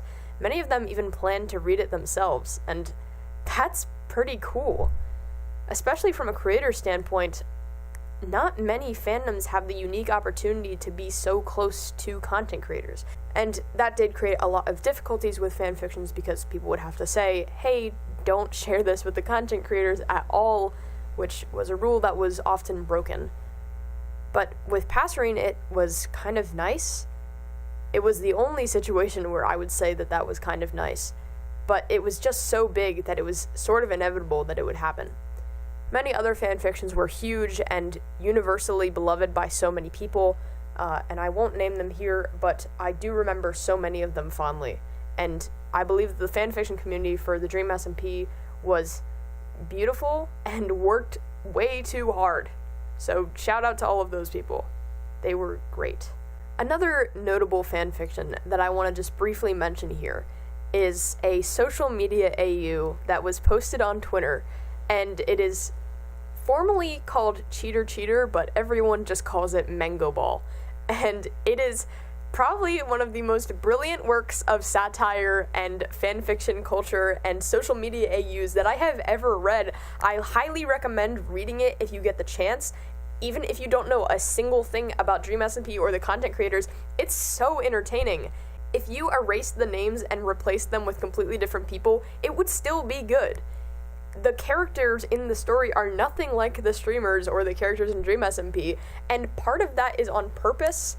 It's a masterwork of satire, and I can't describe it all here. Corb's husband is there, Wilbur Soot is an internationally wanted criminal, and Tommyinnit has a podcast and gets cast as the next Spider-Man. Mango Ball is awesome. Dream SMP also spawned some kind of, not spin-off series and not even side series, but similar sorts of stories that were told through different video games or on different servers. Two notable ones that I like to talk about are the Origins SMP, which was a modded SMP where everyone just kind of hung out, and the Rust server, which was a server on Rust where a few members of the Dream SMP and some other streamers from outside of it got together and played Rust together. The Origins SMP was fun, and people managed to connect it to the Dream SMP because, of course, they did, and it was just nice to kind of see the characters having an opportunity to hang out if you imagined that it was part of the Dream SMP, because so much of the Dream SMP is just pain and suffering all over and over again, and the Origins SMP was fun. It was like a sunshiny, happy break from everything that was going on. The Rust server was also fun because it had a sort of post-apocalyptic vibe, and Tommy and Wilbur went around shooting Jack Manifold and Ranboo for fun. It was nice. I really liked the Rust server. Please bring it back if you're watching Wilbur Sud. Anyways, that's the end of Interlude 1. Okay, so when Season 2 begins, Tubbo is now the president of what is called New L'Manberg, and New L'Manberg is a reconstructed L'Manberg, which is built on stilts on top of the crater that was caused by the explosion. It's kind of meant to be a symbol of, like, look at how we can move on and overcome what has happened to us, which is pretty cool, honestly. Tubbo has changed his Minecraft skin, so he's now wearing a little suit, which is quite dapper on him, and he's really growing into his role as president. He's also started a cabinet with Tommy as his vice president, but we've all seen how that's gone in the past. Quackity is part of his cabinet as well, and I believe Fundy. We also have a new character, so Ranboo shows up at the beginning of Season 2. Can he go up here? Yeah, let's put him up here. So Ranboo shows up, and he's this guy. I don't know much about him. He's new, and we'll come to know a lot more about him as the seasons progress. So, a quick update on where everyone is at now that we're in Season 2. So, Wilbur is dead. Wilbur's dead. He's gone. We're never going to see him again. Wink. But in his place, I know you all missed Wilbur a lot, but don't worry, because we have someone here in his place. So this is Ghostbur. Ghostbur is like Wilbur if he was a ghost, so hence the very creative name. Look, he's silly. He has a little yellow sweater on, and he's going to go right over Wilbur because Wilbur is gone. Screw that guy. So Ghostbur's here now, and he is a bit of an amnesiac. He doesn't remember anything from when he was alive. He knows that he was Wilbur, but prefers to separate himself. He calls the alive Wilbur Alivebur, which is so dumb, and he calls himself Ghostbur, and he's kind of everything that Wilbur wasn't, especially in his later days. So Ghostbur is the silly little amnesiac who just wants to run around, say hi to people. He's very cheery. He speaks in this high-pitched kind of echoey voice, and it's very cute, and he's kind of just there to have a little fun and have a good time, and if you mention that he was a bad guy when he was alive, he gets really upset. So, Ghostbur is here now. Also, now that New L'Manberg has started, Quackity, Carl, who I haven't mentioned yet, but has been in the story, I promise, and Sapnap, all three of them got engaged to each other, so they are now fiancés. That's a little bit important for later down the line, but all three of them are engaged to each other. You know, gay rights, that's awesome for them. Also, Filza is here. He's sticking around. We find out more about the letters that Wilbur was writing to him. He basically told Filza about L'Manberg, and Filza was getting these letters, and that's how he knew to come and see that something was up, and he basically just arrived in the 11th hour. Also, everyone gets together and decides to have a funeral for Schlatt. Not Wilbur, but they do have a funeral for Schlatt, and a lot of people attend kind of just to make a mess of things. Quackity attends, and Quackity, being Schlatt's late husband, reaches into his casket, pulls out his heart, and eats it in front of everyone. So that's kind of awesome. So Quackity's eating Schlatt's heart, and he's also in a cabinet now, again, for the second time. So that's how things are going. So, almost immediately when Ranboo joins the server, Tommy invites him to go burn down George's little house. I forgot to mention this, but during the Manberg's Pogtopia War, George was not participating. Instead, he was over the hill building a little mushroom house, and there's a point in his stream where he looks over and sees that withers have spawned, and he's like, what's going on over there? And then he turns back to his house and, like, doesn't look at it ever again. So, it's pretty entertaining. And Tommy hates his stupid little house, and so he's like, Ranbu, you're new. Come with me and let's burn down George's house. Let's do it together, you and I. And they burn down his house, they grief it, they leave offensive signs everywhere. It's a fun little romp. The problem is, though, that sometimes fun little romps do have consequences. So basically, the next day, Dream shows up at New Lemberg, and he starts building obsidian walls around the country, and essentially he is leveraging the fact that Tommy burnt down George's house as an excuse to exercise control over New Lemberg again, and Tubbo is like, hey, what's going on here? And Dream is like, well, you see, your vice president, Tommy, I suspect of burning down George's house, and that's all his fault. He's a member of your nation, he represents your nation, so New Lemberg cannot be treated as, like, a benign entity. And he essentially says that New Lemberg may be independent, but it will never be a free nation inside the borders of the Dream SMP. So that is kind of the issue here. And this creates tension between Tubbo and Tommy, who are fighting about what the right thing to do is. And Dream obviously wants something to happen to Tommy for what he's done. So Dream is really pushing for like an exile sort of situation, but Tubbo is more like, well, what if we did a probationary period? And so Dream says, okay, if we put him on probation, then he's going to have to, like, if he so much as blows a gust of wind in my direction for the next 3 weeks, then he will be swiftly, like, removed from Lemberg, and also I'm going to take over your country and destroy it and whatever. And it's, like, pretty unfair. And Tommy recognizes that this is pretty unfair. So he does not want to take this. By the way, this is all while Tommy's getting taken to court, and Ranbu is present. And Tommy originally deflects and denies everything, but then when pressed, he takes the full brunt of the responsibility and lets Ranbu completely get away with it. Nothing. He doesn't even mention that Ranbu was there, which is kind of sweet of him because Ranbu just got here, so that's pretty nice. So eventually, negotiations sort of break down between Dream wanting exile and the probation deal being terrible.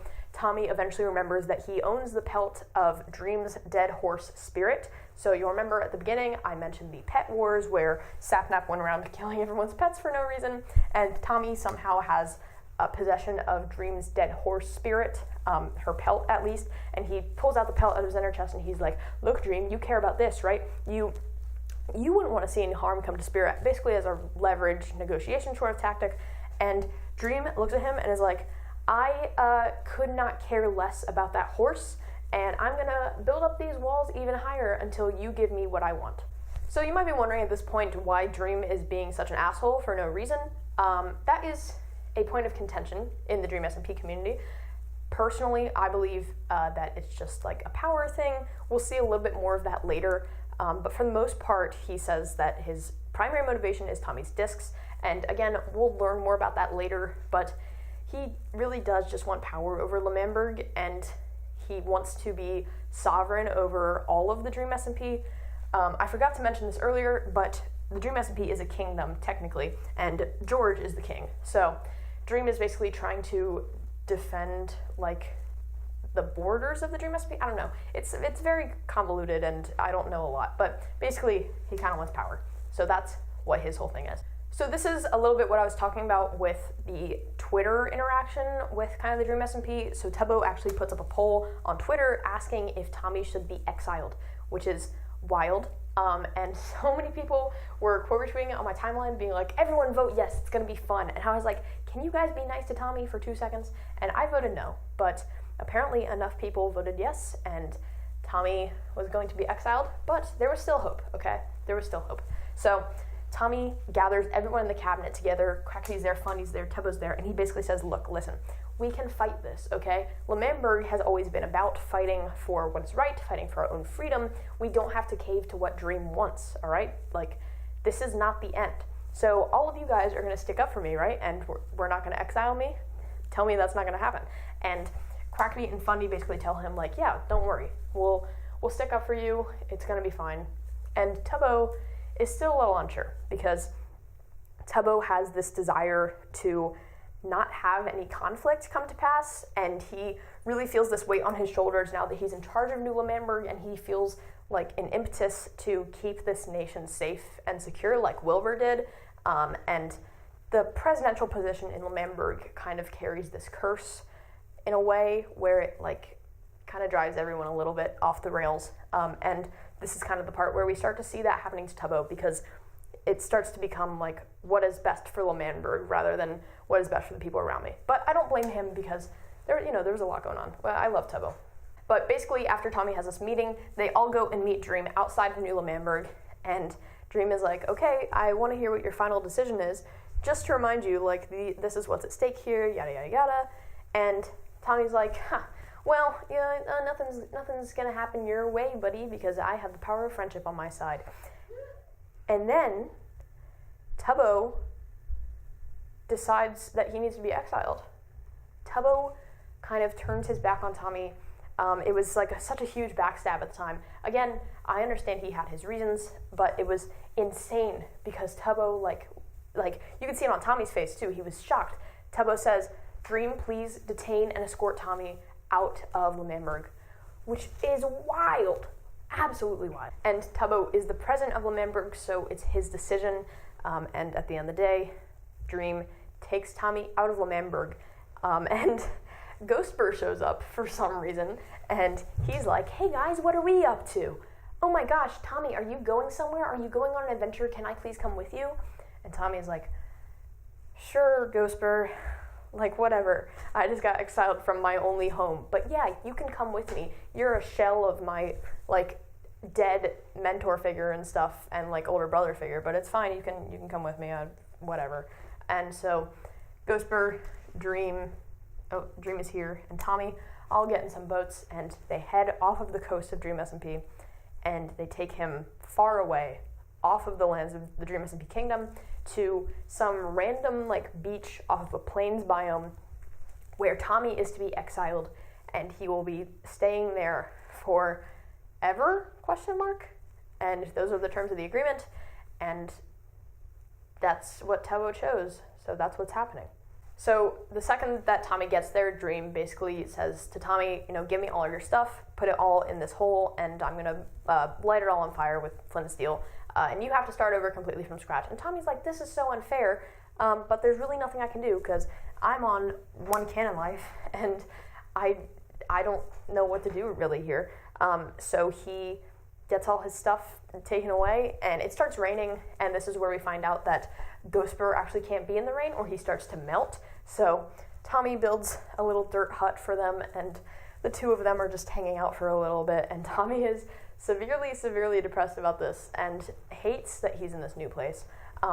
But he does eventually name this place Logstedshire, or just the place where Tommy got exiled to, but Logstedshire was the actual name.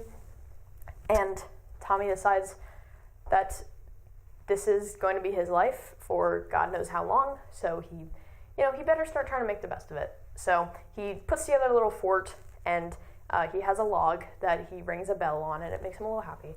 And Ghostbur is there hanging out with him, so, it's not all that bad. And, Dream did say that the rules are that he can't visit L'Manberg, and that kind of sucks, but, maybe eventually he'll be able to go back.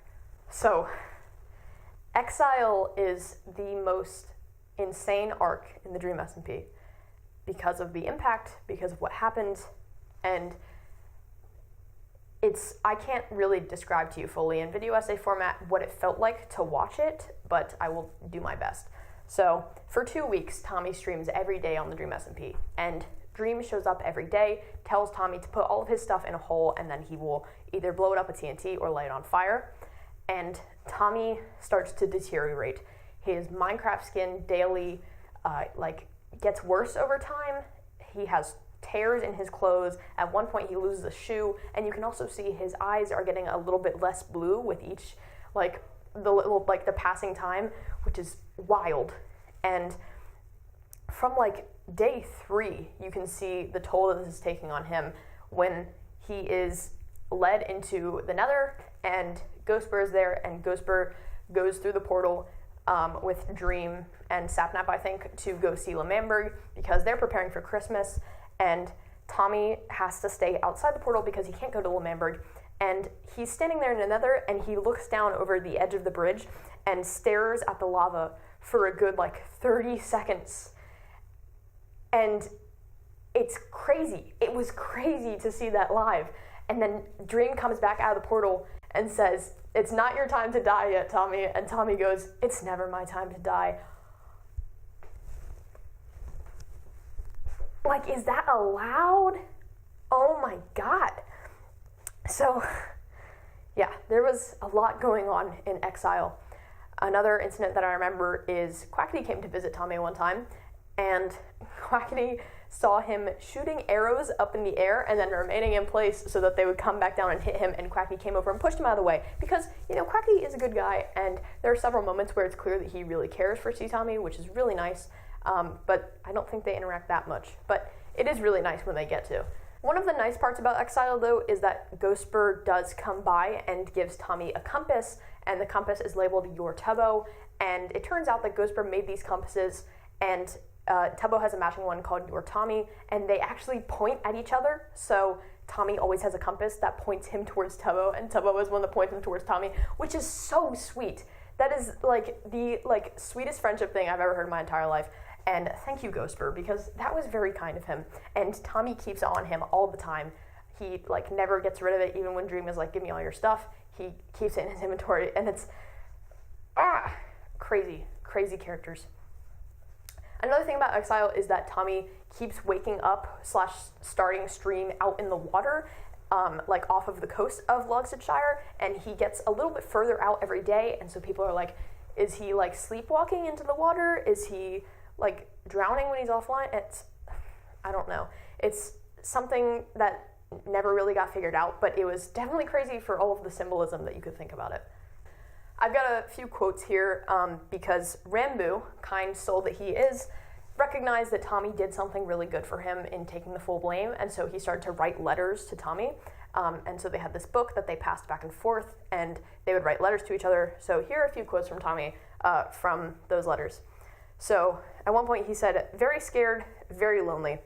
I'm feeling down, so fucking down. I'm alone and no one fucking comes to visit me a lot, and I want to go. Not sure how much longer I can go. I type like God, but I'm not God. I'm just a pussy. So that might sound silly, but Tommy's a 16-year-old boy, and that's kind of the way he expresses himself. I'm very passionate about his character, and a big part of who he is that he expresses himself by being very self-aggrandizing and kind of portrays himself as better than everyone. He's like, I'm a big man, but all of this kind of starts to fall apart during Exile. So he says, I type like God, but I'm not God. I'm just a pussy. And that's wild to hear him admit, because he would never say that in any other circumstance. At one point, by the way, Jack Manifold comes to visit Tommy, and people have been visiting Tommy, but at this point he started to think that they're doing it out of pity or to come by and mock him. So Tommy gets so upset that he pushes Jack Manifold into lava and takes one of his canon lives. So that is minus a canon life for Jack Manifold. At another point during Exile, Tommy really wants to have a beach party because not many people from L'Manberg are visiting him.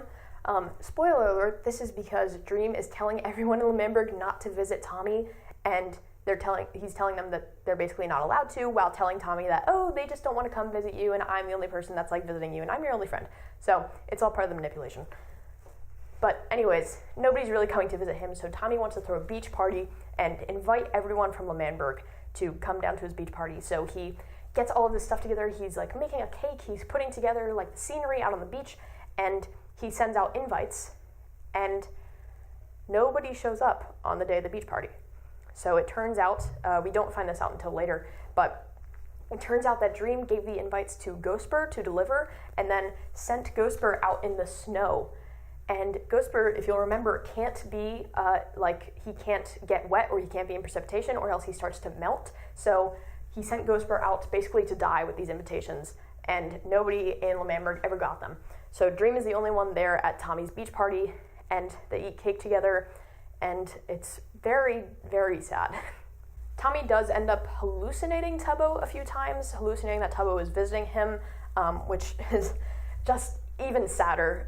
There are so many details about the Exile streams that I couldn't fit them all in this, but there's so much that just makes it heart-wrenching. I have to emphasize that Tommy was streaming every day for about 2 weeks, and it was witnessing this gradual decline of a character that I loved a lot, and a lot of people loved a lot. And the Exile arc is wild.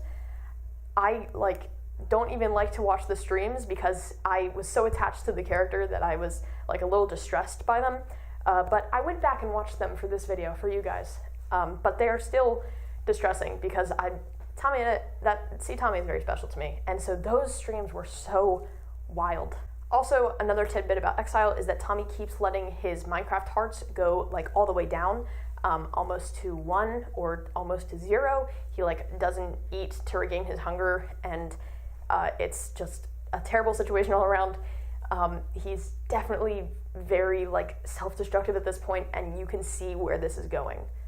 So meanwhile, back in L'Manberg, there's a conflict going on with Mexican L'Manberg, which is like a spin-off of L'Manberg. It was started by Quackity, who is Mexican, hence the name. And so it's basically just this floating platform above L'Manberg, and they were like, we're going to call this Mexican L'Manberg. And currently, Eret is king of the SMP. And so George is part of Mexican L'Manberg with Quackity, Carl, and I think maybe Sapnap. So they decide they want George back on the throne. They want to depose Eret and get George back on the throne. So they have Mexican L'Manberg, and they decide that they are going to frame Eret for an explosion that happens at Mexican L'Manberg, so they can say that she's unfit as king, and they're going to take away Eret's kingship basically by framing them for Carl's death. So this explosion happens. Carl loses a canon life due to this explosion. And I know Carl hasn't been that relevant lately, but he'll come up. But anyways, Carl loses a canon life, and Eret shows up to ask, like, hey, what's going on here? And Quackity's like, oh my god, you killed Carl. You killed my fiance. That's crazy. You are not fit to be king. So that's drama that's going on, and that'll come up later, but it's important that you know now. Also, while Tommy has been away, Ranboo has become Tubbo's minutes man, so he follows Tubbo around, taking notes on meetings and what he says, and it's all very fine and dandy. Also, at this point, Fundy and Ghostbur get a chance to talk, and Fundy, Ghostbur, and I think Philzo's there as well, and Fundy is talking to Ghostbur, still trying to like reach out to him a little bit, and it's kind of upsetting because Ghostbur does not remember anything about Alivebur. He's trying to be kind to Fundy because he does remember Fundy, but he more remembers Fundy when he was a child, and this is very in line with the theme of Wilbur as Alivebur treating Fundy like a child and never really wanting him to age out of being his son, I suppose. And Ghostbur tries to bring up Sally, his mom, and it does not go well. They go fishing, and Ghostbur's upset by it, and eventually they kind of get into a bit of a fight, and Ghostbur runs away. He goes and ends up visiting Pogtopia, and he just kind of stands there for a minute, and then Wilbur logs out of the server, and he says, Fundy needs a dad, but it's unclear whether or not he's capable of being one right now. So meanwhile, back in Logsetshire, Tommy is making a secret chest underneath his base filled with all of these things that he doesn't want Dream to get rid of when he comes by. So this includes his Your Tubbo compass. He has a bunch of pictures of Tubbo in there, including this specific picture of Tubbo, which looks so funny when it's translated onto a Minecraft map. And he also has pictures of the two of the real guys in real life, which is really funny. On several occasions, Tommy actually pulls out these pictures of Tubbo and starts crying, which is so wild. He misses that boy so much. They are such good friends, and their character dynamic drives me crazy because they're so opposites, but they're so alike. And you know what? We'll talk about that later. But anyways, so eventually, one day, after about 2 weeks of Tommy streaming Exile and getting worse and worse every day, again, I wish I could describe to you what it was like, but it's one of those things where you just had to be there. But it was crazy. And eventually, Dream finds underneath Tommy's little house, he finds this secret room, and in complete silence, he places some TNT, lights it on fire, and blows up all of Tommy's stuff. And Tommy only manages to save a few of his pictures of Tubbo, and keeps them in his inventory, and looks absolutely dejected that all of his progress, all of the stuff that he's been saving, because Dream keeps coming by and stealing all of his stuff, and this is the one way that he could hold on to some of it maybe, and now all of it is gone. So Tommy is very upset by this, and he thinks after 2 weeks of manipulation and being led to believe that Dream is his only friend and nobody else cares about him, he's very distraught, and Dream is making it sound like he's never going to visit Tommy again. No one from L'Manberg is coming to see him, and Tommy is just going to have to be here and do whatever it is he does alone with nobody else forever. And Tommy is begging Dream not to leave.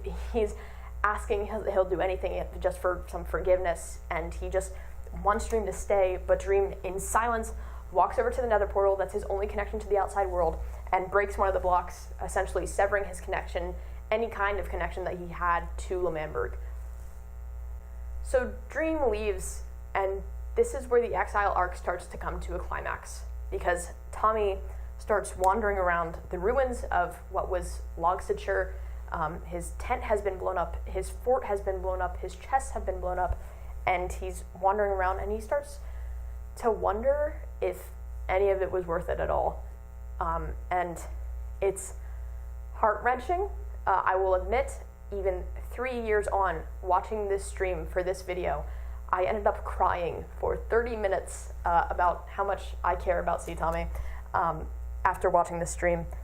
And it is crazy to watch him walk around and realize that none of this was worth any of it. He was exiled from the one place that he called home, and now he's here, and it was all for nothing. So Tommy walks over to a small hill nearby where his fort was and starts to place blocks underneath him. And he towers up into the sky, talking about how Dream was his only friend and now he's gone. And they used to hang out so much, and they used to laugh, and they used to cry, and oh boy, there was a lot of crying, but at the end of the day, the two of them were friends, and now his friend is never coming to visit him again. Nobody ever comes to visit him, and he keeps towering up. He keeps going up, and he's talking to himself, and the chat is losing their minds. I was losing my mind. I was watching this stream in my math class after I'd finished taking my math final, and I had to sit there and keep myself from shaking because I was losing my mind about this. And he towers up. He stops for a moment to turn on the clouds and settings, and he says, "Oh, I'm already above the clouds." And it sounds like he doesn't even really care. He starts to repeat what Dream said to him about the fact that he was going to come every day to Logstadshire and watch Tommy. And he keeps repeating to himself, he was going to watch me. He was going to come here and watch me. And finally, he stops building up. He's reached kind of, somewhere near the build limit, and he's standing above the clouds looking at the sun setting on the horizon, and he's repeating to himself, he was here to watch me. And he's looking down at the ground, and it is so far down that certainly he could not survive a fall from this height. And this is what he's been wanting for the past 2 weeks. We've seen this build up to this moment, and it's kind of executed amazingly for a Minecraft roleplay. And he's up here, and you feel that this is the end. But then Tommy keeps repeating that Dream was here to watch him. And he scrolls over in his hotbar to the picture of Tubbo, this specific one, and looks at it for a moment. And then he pulls out a picture of New L'Manberg, newly rebuilt, representing all of this new hope that he's still found after Wilbur died and left him this crater. And Tommy repeats again, Dream was here to watch me. And he starts to realize that that's not really a friend. That's not someone who you can rely on. That's not someone who you should be so upset about that you build a tower into the sky and plan to jump off. Tommy says to himself, he wasn't here to be my friend. He said it. He was here to watch me. And he stares out at the horizon, he looks at the pictures he has of L'Manberg and Tubbo, and he has this realization that's been building for a while, and he realizes that Dream is not his friend. And he never was, and he was never meant to be. And at this moment, Tommy decides that this is not worth it, and he wants to live. So Tommy jumps off of the tower, and for a moment you think that, oh my god, maybe he's gone back on it, but no, he jumps down into a small lake underneath. He jumps into the water, and Minecraft physics doesn't take any damage. He gets out of the water, and he walks over to the small Christmas tree that some people came by and built for him, and he starts punching the tree, which is how you begin a Minecraft world. Do you guys get it? Do you guys get it? It's a restart for him. He's starting over. He's breaking new ground. I was crying my eyes out watching this the other day. Like, it was so crazy. And he's walking around the destroyed ruins of what has been not a home, but a place that he's been for the past 2 weeks, and he's thinking, you know, what kind of friend goes around and destroys all of your stuff like this? What kind of friend comes here every day to destroy your only things, your only possessions, and watch you suffer for it? He calls Loxodshire an absolute shithole, which is exactly what it is, and then Tommy gets together his things, marches himself up north through the cold, through the plains, and he goes where? Technoblade's cabin. Oh my god, dude. He goes up north to the Arctic where Technoblade has started his cabin, and he digs underneath Techno's cabin and carves out a little hole for himself. He calls it his little den. He calls it, he's like, I'm gonna hang out here like a little raccoon. And he hangs out there and steals all of Techno's things, and he's like, well, I'll just stay here for the time being, and I'll be fine. But he's out of Loxodshire, so at least there's that. So, before we return to Tommy hanging out under Technoblade's cabin, I want to talk a little bit about the Butcher Army. So, meanwhile, while Tommy has been severely going through it in Loxodshire, the Butcher Army has been getting together in New Lamamberg. And the thing is, Quackity kind of has a bit of a sore spot with Technoblade. Techno destroyed Lamamberg, well, helped destroy Lamamberg, and he was the traitor. By the way, I forgot to mention, Technoblade was the traitor, and also Wilbur was the traitor. So Dream was kind of right. There were two traitors in their midst, and it really depends on how you look at it, though. And Quackity sees him as a traitor and does not like this guy. Also because he killed Tubbo at the festival and also killed Quackity, although it wasn't a canon death, but Quackity has a vendetta against this guy. So he comes to Tubbo and he says, hey man, we've got to do something about this guy who's like in the Arctic miles and miles away and is not doing anything to threaten them currently. But he's like, we gotta do something because Technoblade's gonna come back when he hears about this government and he is gonna kill us, and we can't have that. And Tubbo really wants to protect Lamamberg from any sort of danger, so he is convinced by Quackity, and together with Quackity, Fundy, and at the very last minute, Ranbu form the Butcher Army. And this is so named because they're going to go butcher the pig, Technoblade, and they decide to set off on December 16th, 2020. But before they do, they go to Filza's little house in New Lamamberg, and they interrogate him because they know that Filza is Technoblade's best friend. And so they go to talk to Filza, and they're like, give us all of your info, old man. Where's Technoblade, old man? How can we get to him, old man? And Filza's like, I'm not telling you any of that because Technoblade is my friend, and you guys can fuck right off. And so Tubbo is like, okay, old man, we're putting you under house arrest. And they give him an ankle monitor, and then they just leave. So Tubbo, Quackity, Fundy, and Ranbu all get in boats, and they're going to go up to the Arctic to go find Technoblade. And at the last minute, Ghostbur sees what they're up to and is like, hey guys, can I come along? And so they're like, fine, Ghostbur, you can come with us. So they go up to the Arctic with Ghostbur, and they show up at Technoblade's cabin, and Technoblade comes out and he's like, well, what's going on here? And then all of them start to attack him. It's a 4v1, but Technoblade is still winning because he's that good. Oh my god.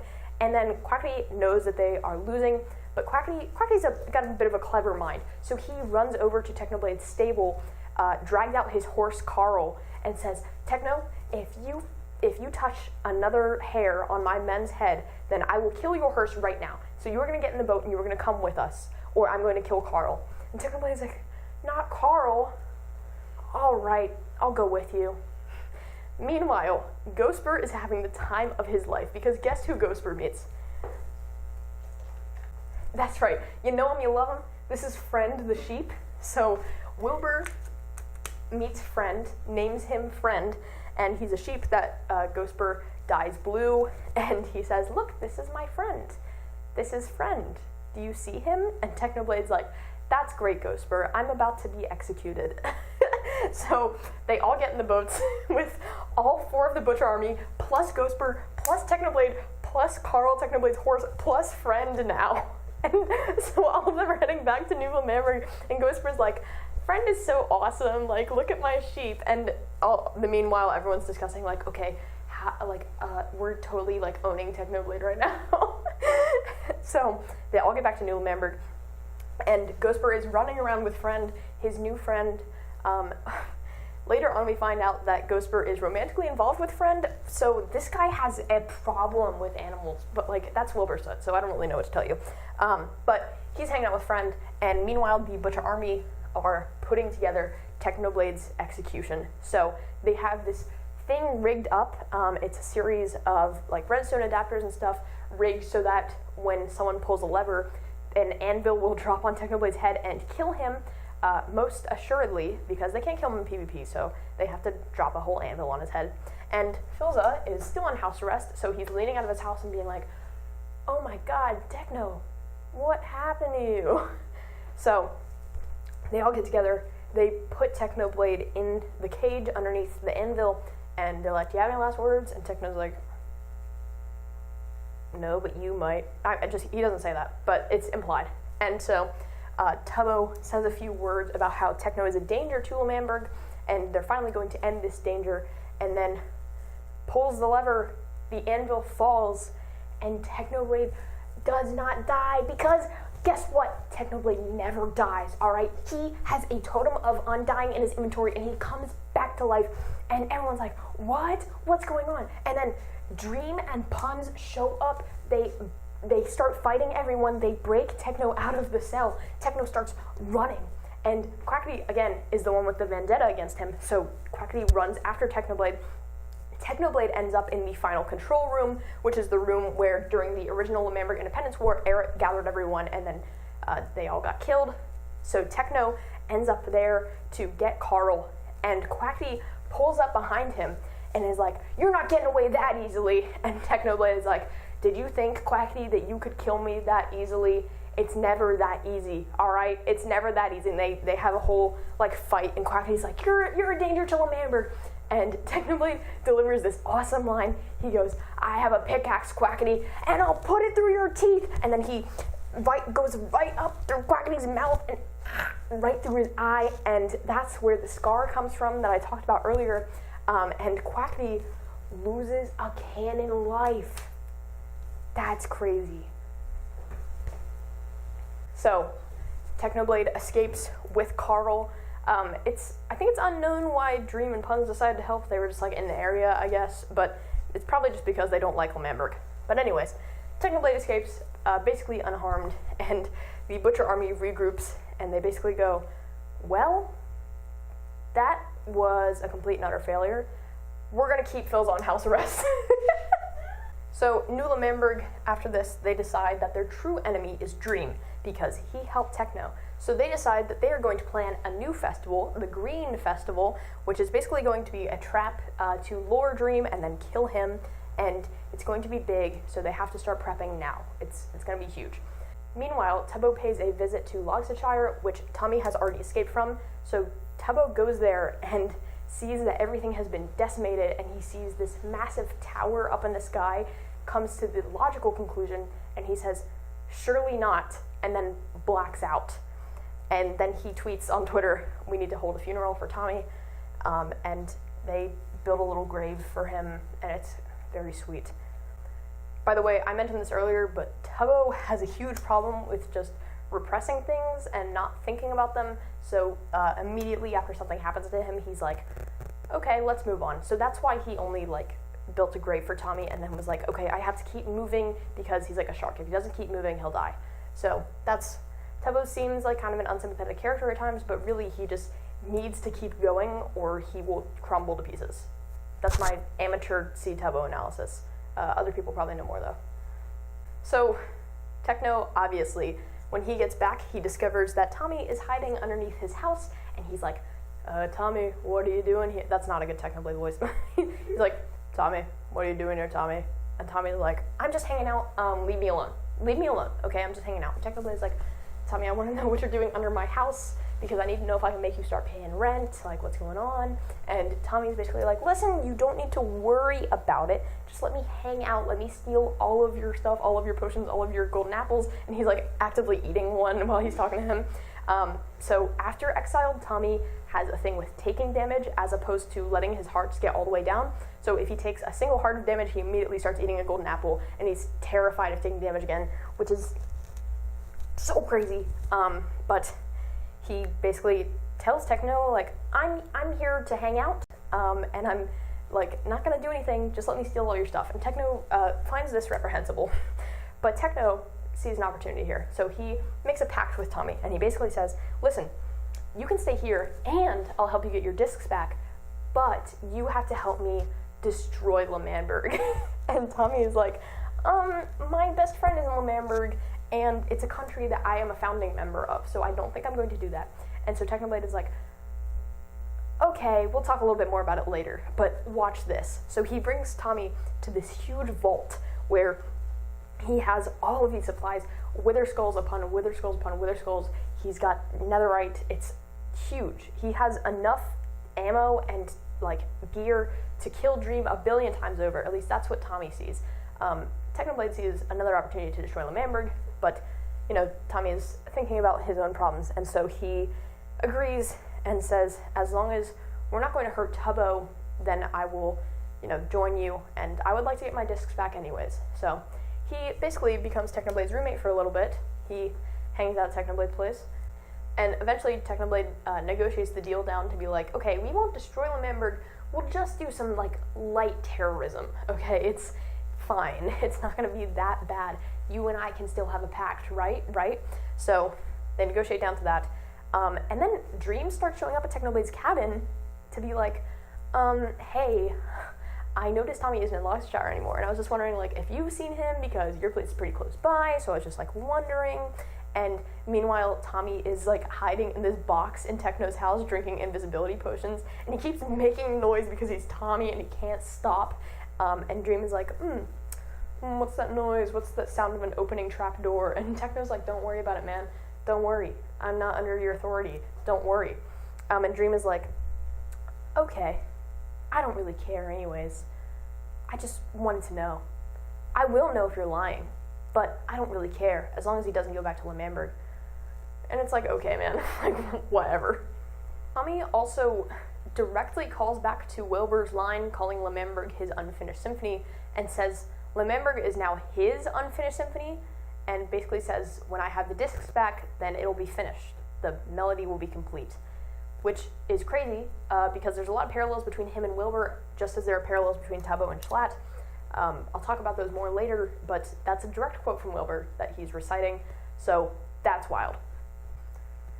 So, because Technoblade wants to do some minor terrorism, they do end up visiting New L'Manberg a few times, and at one of those times, Tubbo actually sees the two of them, so Tubbo, for the first time, is seeing that Tommy is alive, and he freaks out, obviously, because his best friend is alive, and he thought that he was dead. He made a grave for him and everything, and Tubbo's like, I thought you were dead, and Tommy's like, I heard that you and your gang tried to kill my new best friend, Technoblade. You're a monster, dude. So their friendship is, like, falling apart, which is devastating. But basically, they gather their intel, and Technoblade is like, all right, we're gonna destroy L'Manberg. And Tommy's like, hey, I didn't agree to that. I don't really want to. But eventually he does agree, as long as Techno promises that Tubbo will not be hurt in the process.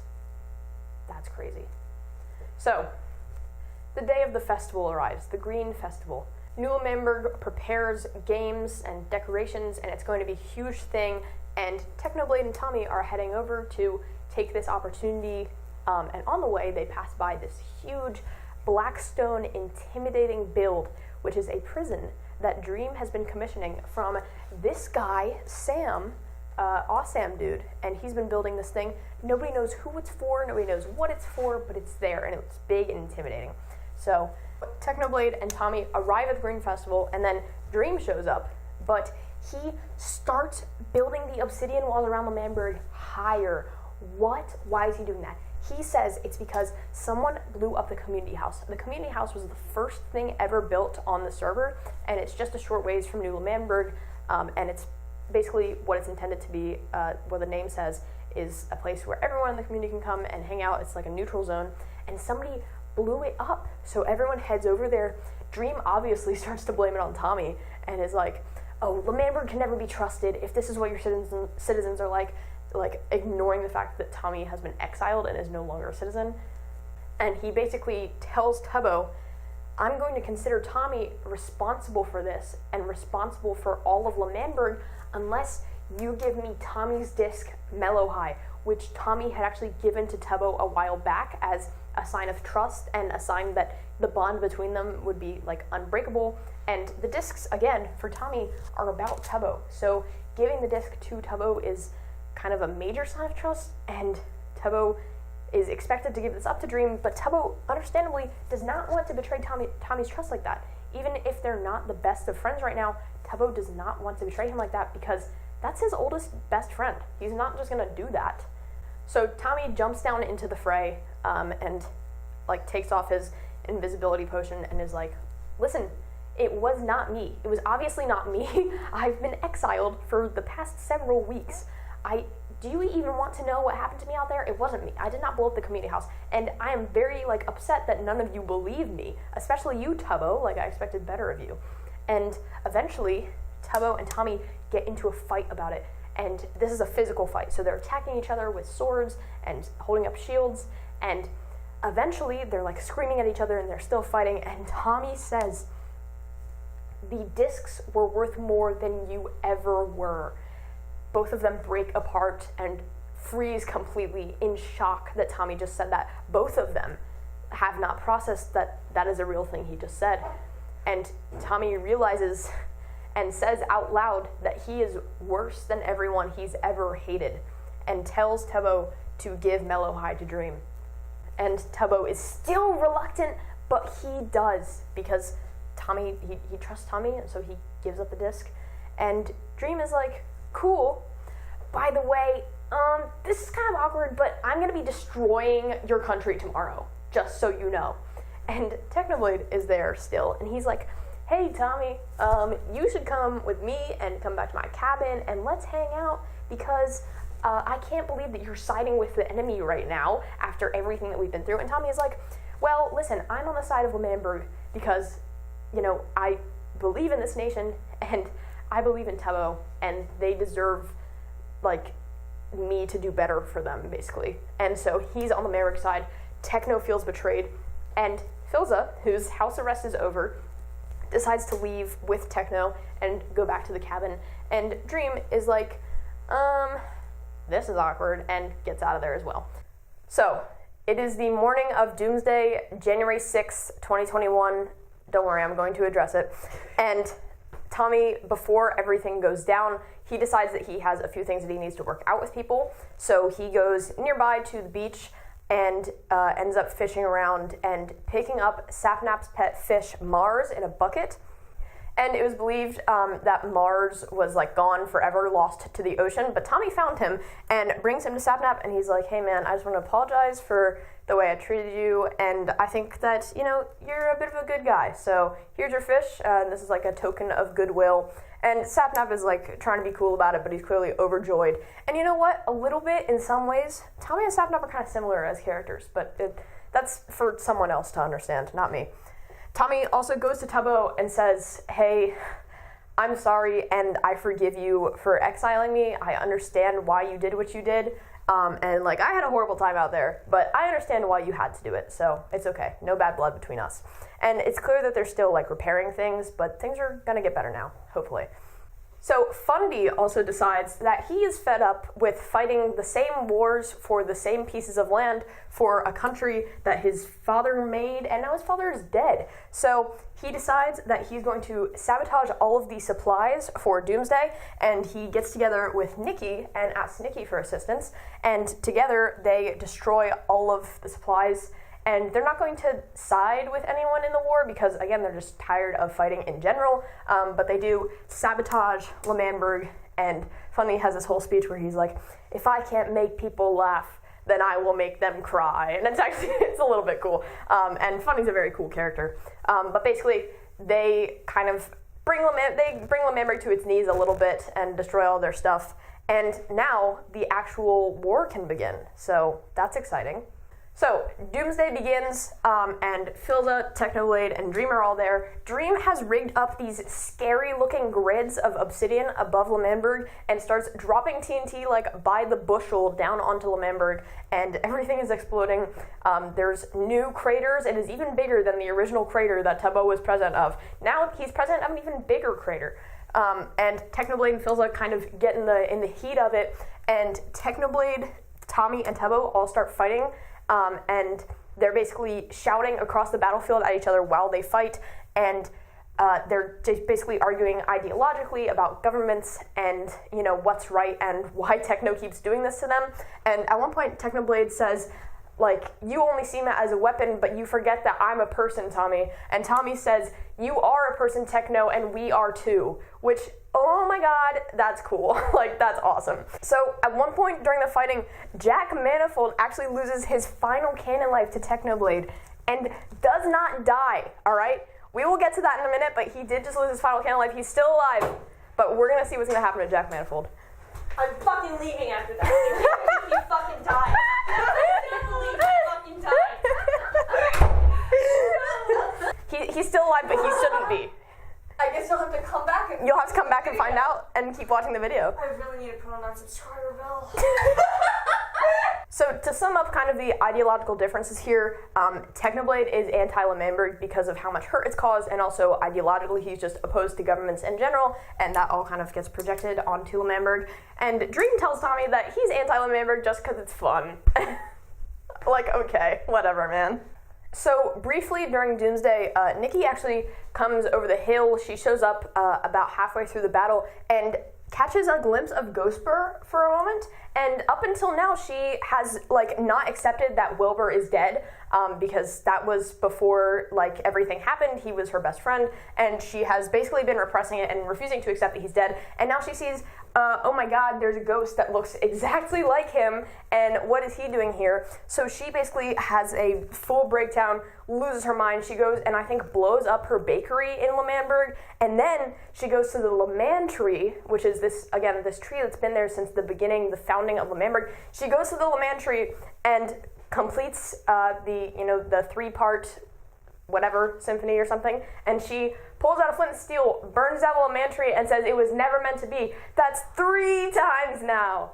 3 was never meant to be, and Nikki gets to do the 3rd one. So that's crazy. She's awesome, and poor Ghostbur. He's a little upset. He actually ends up going to Filza and getting really upset and like confronting him for what he's done to L'Manberg during Doomsday. And he is kind of actually yelling at Filza. We haven't heard Ghostbur yell that much because he's a generally just very happy guy. And he says, like, Phil, you knew that my friend the sheep, was in your house, and you still blew up L'Manberg. You knew that friend was there, and now he's, like, one of his canon lives has been taken, and he's gone. So why'd you do all that? And Phil's just like, oh, like, Wilbur, it's, governments are bad. And Ghostbur's like, so upset because his sheep is dead, and like you can't really explain like ideological conflict to Ghostbur because he's just here for a good time, and so there's kind of a rift forming there. So near the end of Doomsday, Technoblade and Filza have kind of dispersed, and it's just Dream left still unloading TNT onto this already destroyed nation like he's doing way too much, but everyone, Tubbo, Tommy, Fundy, Quackity, and Ghostbur get up on top of the grids where the TNT is being dropped from, and together they all sing the L'Manberg anthem, featuring Quackity on guitar, and he's doing great. none of them can remember all of the lyrics, but they're doing their best. And then Tommy goes over to Tubbo and says that he's sorry, and Tubbo says it's okay. And that's just kind of a symbol of repair in their friendship after all of this strife and chaos that's been caused. And it's kind of a sweet way to end out Doomsday. But it's not over yet, because Ghostbur, after getting upset at Filza and generally being miffed at the fact that his friend is dead, tells Tommy that he would like to revive the original Wilbur. What? So we don't know much about that yet, but for now, Tommy, Tubbo, Quackity, Jack Manifold, who is still alive, by the way, and Ghostbur all gather together on the bench, which is this really important place near Tommy's house where he has those original memories formed with Tubbo, and that's where they've sat and listened to the discs. And so this bench is a recurring theme where they go there and sit there after like a major victory or even after a major loss and just kind of recuperate. And for a moment, Jack Manifold actually feels some sense of camaraderie and sympathy with all of these people, but it actually doesn't last that long, because karmic forces may have, delayed their action upon Jack Manifold, but not for long, because about an hour after, Doomsday ends, Jack Manifold is walking around the server, and then his Minecraft game glitches, and he starts falling through the world, and in canon, this is described as Jack Manifold getting sucked down to hell. So then he has to restart his Minecraft and claws his way back out of hell because he's suddenly fulfilled with this anger against Tommyinnit. Tommyinnit, who took his second canon life and is basically the reason behind his first and third canon lives getting taken. And he is so mad at this teenager that he has the strength to pull himself out of hell and give himself 3 more canon lives, which is crazy. Jack Manifold is the most underrated character on the Dream SMP. That's wild. By the way, I mentioned this at the beginning of Doomsday, but all of this was happening on January 6th, 2021, and if you're American, you probably know what else was happening at the exact same time. So I closed out of this stream where I was watching a fictional country get obliterated and opened Twitter to see what people had to say about it, and suddenly the Capitol building in Washington, D.C. was under attack. And an actual real-life insurrection was happening, and that was crazy because I looked at it on Twitter and I was like, I'm sure this is nothing. I have to figure out what people are saying about Doomsday. So it's kind of forever ingrained in my mind as the day that I was watching Dream SMP stream and the Capitol got raided. After Doomsday, Tommy and Tubbo end up moving in together. They move into Tommy's house because they decide that they need to come back together as friends, and probably the best way to do that is to be roommates.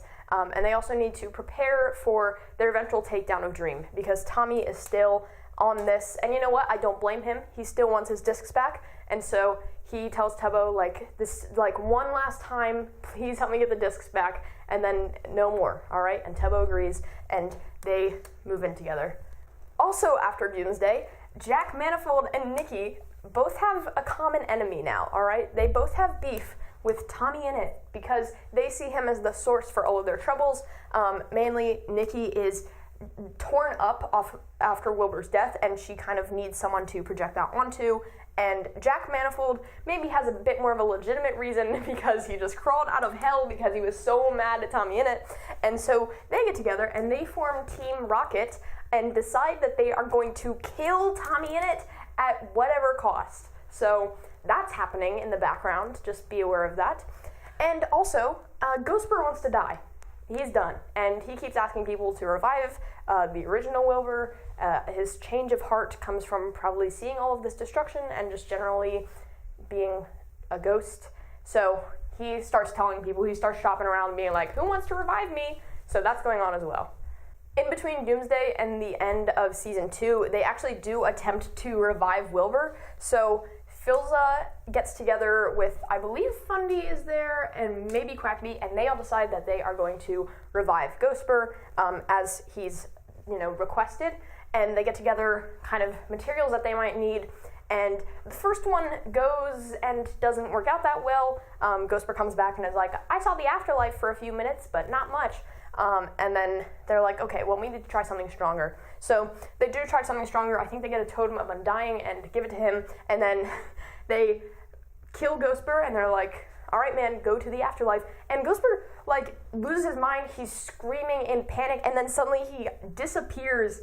He comes back, and it is Schlatt's voice speaking through him, which is terrifying. And Schlatt is like, I don't want to come back, and I'm busy, so leave me alone, all right? I'm having fun back here, and take this stupid gray idiot back to your, like, plane or whatever. So Ghostbur comes back, and revival attempt number 1 did not go successfully.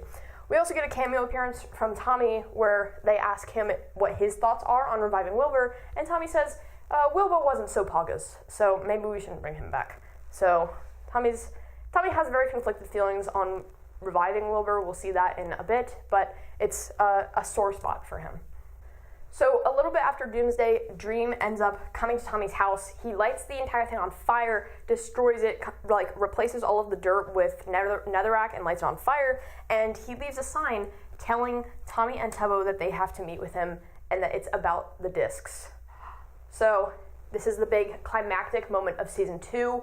Tommy and Tubbo get their stuff together. They get heavily armored up, and they basically prepare to go and meet Dream. He left them a compass pointing to these coordinates, and they are prepared for whatever happens. Tommy thinks that this is the moment, and Tubbo is obviously a little scared. Well, both of them are. They're both on their last canon lives, and it would be pretty terrible to lose it now when they're so close. But they get their things together, they're feeling okay about it, and everyone on the server gathers to say goodbye to them. They're all lined up in these neat rows down the prime path as they're leaving, and Tommy and Tubbo stop by each one of them and say kind of their goodbyes. I'm serious, like, everyone on this board is there to say goodbye, and it kind of feels like they're about to go die, but it's kind of like well wishes, but also, in case you die out there, good luck, buddy. So everyone says goodbye, and then Tommy and Tubbo get in a boat together and sail out to these coordinates where Dream told them to meet. So Tommy and Tubbo arrive to this large mountain. It's a savanna biome, but it's huge, and they climb up the mountain to go meet Dream, and he's standing there and looking like an asshole like he always does, and he's like, I have your discs, come and get them. So then the two of them go on an all-out war against Dream. They're fighting him, and Tommy and Tubbo are very important to me, and they fight kind of in tandem, which is awesome, and they're both, like, considering the other as they're fighting, which is so cool to me. And eventually, Tommy actually does get a hold of Mellowhigh, which Dream has in his inventory, but then they're overwhelmed when Dream has backed Tubbo into a corner. Tommy's about to put the disc in his inner chest, but then Dream is like, you have to choose, I'm going to kill Tubbo right now, or you give me the disc. And Tommy reluctantly chooses Tubbo and hands over the disc, and Dream is like, idiot, that was a fake disc. I got your ass so good. And you might be wondering, why does it matter if they have the same song on them? It's because of the sentimental value, okay? There's a lot of stuff with fake discs and like bait and switches, but at the end of the day, Tommy knows which ones are the correct ones, I'm pretty sure, and those are the important ones because they have the sentimental value. So Dream continues to threaten Tubbo and is like, hey, unless you get rid of all your armor and all of your stuff, right now I'm going to kill him, and you'll just have to watch. You'll have to watch me kill your best friend for the final time. And so finally all of them take off their armor, hand him their stuff, and he destroys all of it. So all hope seems lost, and then you think it can't get more lost, and then it does, because Dream takes them down a secret elevator in the mountain and reveals to them this massive, sprawling, like, underground cavern almost. It's like a stronghold, and it has this big nether portal and then 2 monuments, one to each of Tommy's discs with item frames that hold the actual discs. And then Dream leads them into a secret hallway off of the stronghold, and it's full of like signs, item frames, cages, pens, and they all have signs with names of weapons that people own that are important to them, or pets that they have. For Bad Boy Halo, there's literally just a cage for his friend Skeppy, because that's his most important possession. And Dream says, like, Tommy, you know, you need to stay alive, and I need to keep you alive, because you are so attached to so many things, and because of you, other people get attached to these things as well. Like, Ghostbur has Friend, there's a stable in there for Friend to go in, and Dream thinks that when he finally has possession of all of these items that people hold dearly, then he'll be able to control the server once and for all, and it won't be, like, disrupted by any, like, sneaky little countries or leaders that may be gone by now. But he basically shows them all of this, and Tommy and Tubbo are like, you are a freak, man. What is going on? And Dream is like, you guys just don't know anything about power. And then he takes the Axe of Peace, which I believe is Technoblade's axe, from Tommy and puts it in an item frame where he was planning to keep it. So Dream says, I used to be friends with George and Sapnap, but I don't care about them anymore. I've rid my life of all attachments to anything so that I can control everyone who has attachments to anything, and I can have control over this entire server, including control over any pesky little countries or former leaders who might be gone now. And Dream basically says, this is my goal, and in order for all of that to happen, I need you alive, Tommy, because you are what drives all of this. You are the beating heart of people caring about things. That's crazy. That's actually crazy. So then Dream is basically like, all right, so I'm going to kill Tubbo, and there's nothing you can do about it. And Tommy, you are so annoying, but I need you alive, so I'm going to throw you in that big, scary prison that I've been commissioning from Sam, and you're going to go in there, and you're going to stay alive in there, but you're going to be in prison, and your best friend Tubbo is going to be dead. So you might as well say your goodbyes now, kid. Okay. And there's nothing they can do about it, so Tommy goes over to Tubbo, and he's like, what are we going to do here? Like, there has to be a way that we can get out of this. And Tubbo's like, Tubbo has already accepted that this is his fate. He says that, like, there's nothing we can do, Tommy, and I'm okay with this happening to me because it's, like, for you, and so it's gonna be okay. And Tommy's losing his mind, and he's like, no, it's not this easy. We can still make it out of this. And Tubbo is just so good at immediately repressing things that he doesn't even care. He's just like, okay, this is happening, whatever. And Tommy says, through this entire server, Tubbo, I acted like you were my sidekick, but in reality, I was your sidekick. And then Tommy says, what am I without you? And Tubbo says, yourself. Actually blew my mind. Still probably my favorite quote from the entire Dream SMP. What am I without you? Yourself? That is crazy. That's crazy. But Tubbo's gonna die. So Dream comes over and is like, okay, are you guys done saying your goodbyes? I'm gonna kill Tubbo now. And Tommy's like losing his mind, but he's also on his last can in life, so there's really nothing that he can do, and he would be willing to die in order to protect Tubbo, but he knows that Dream will just kill him and then kill Tubbo, so there's really no point.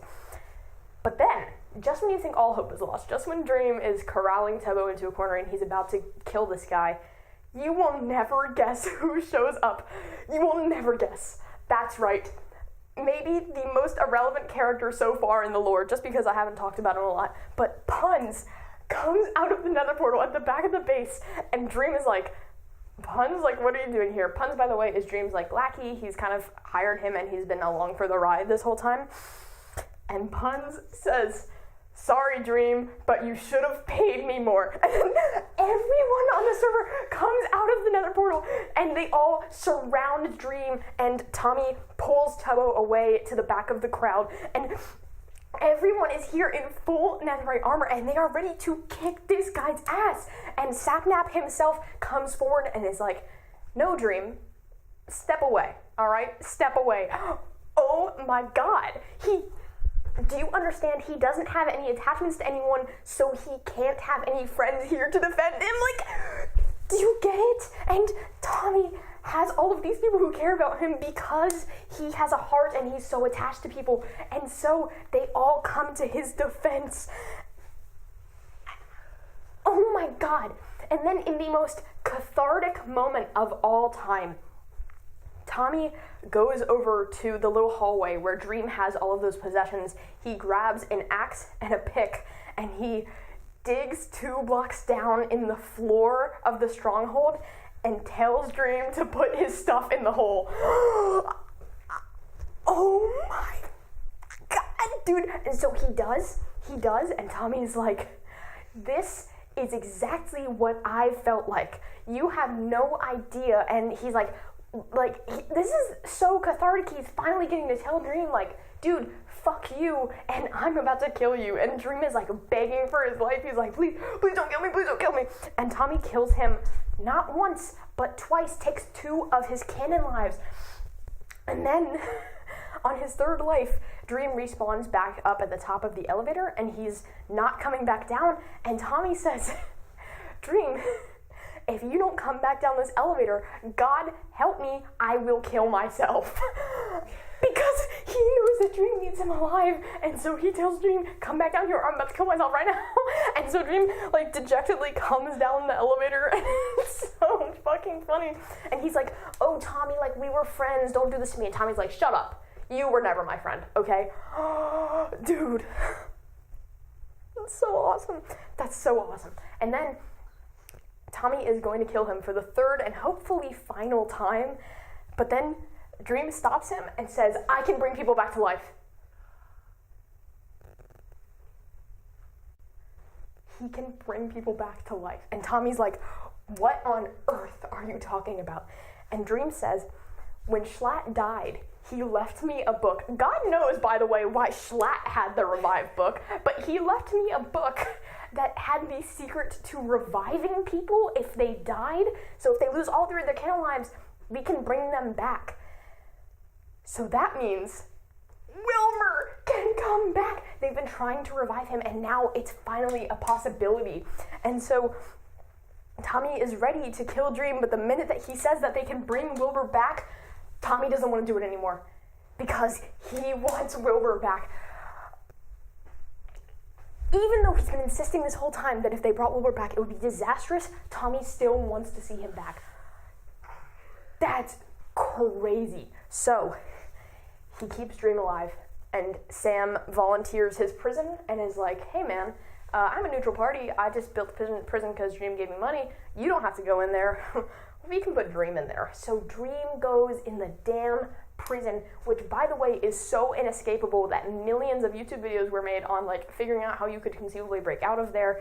And it's like, there's so much to the security system. Like, it's actually honestly really impressive. Awesome Dude is awesome, clearly, but it was wild. So wild. So this is finally, after all of this stuff, a triumph for Tommy. And also for Tubbo, who did not die today, so good for him. And everyone kind of, he thanks everyone, and he's like, I both of us would be gone if it were not for all of you. And thank you, like, puns for being a real one. And then Tommy and Tubbo go sit on the bench, and then from beyond, they hear, guess who?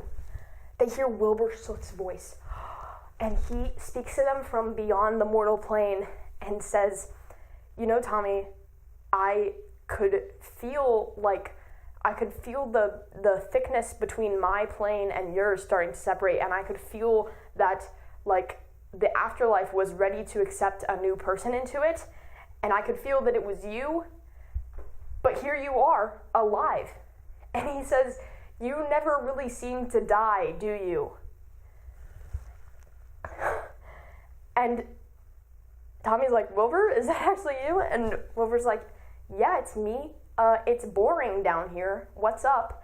And then he says, Tommy, I'm proud.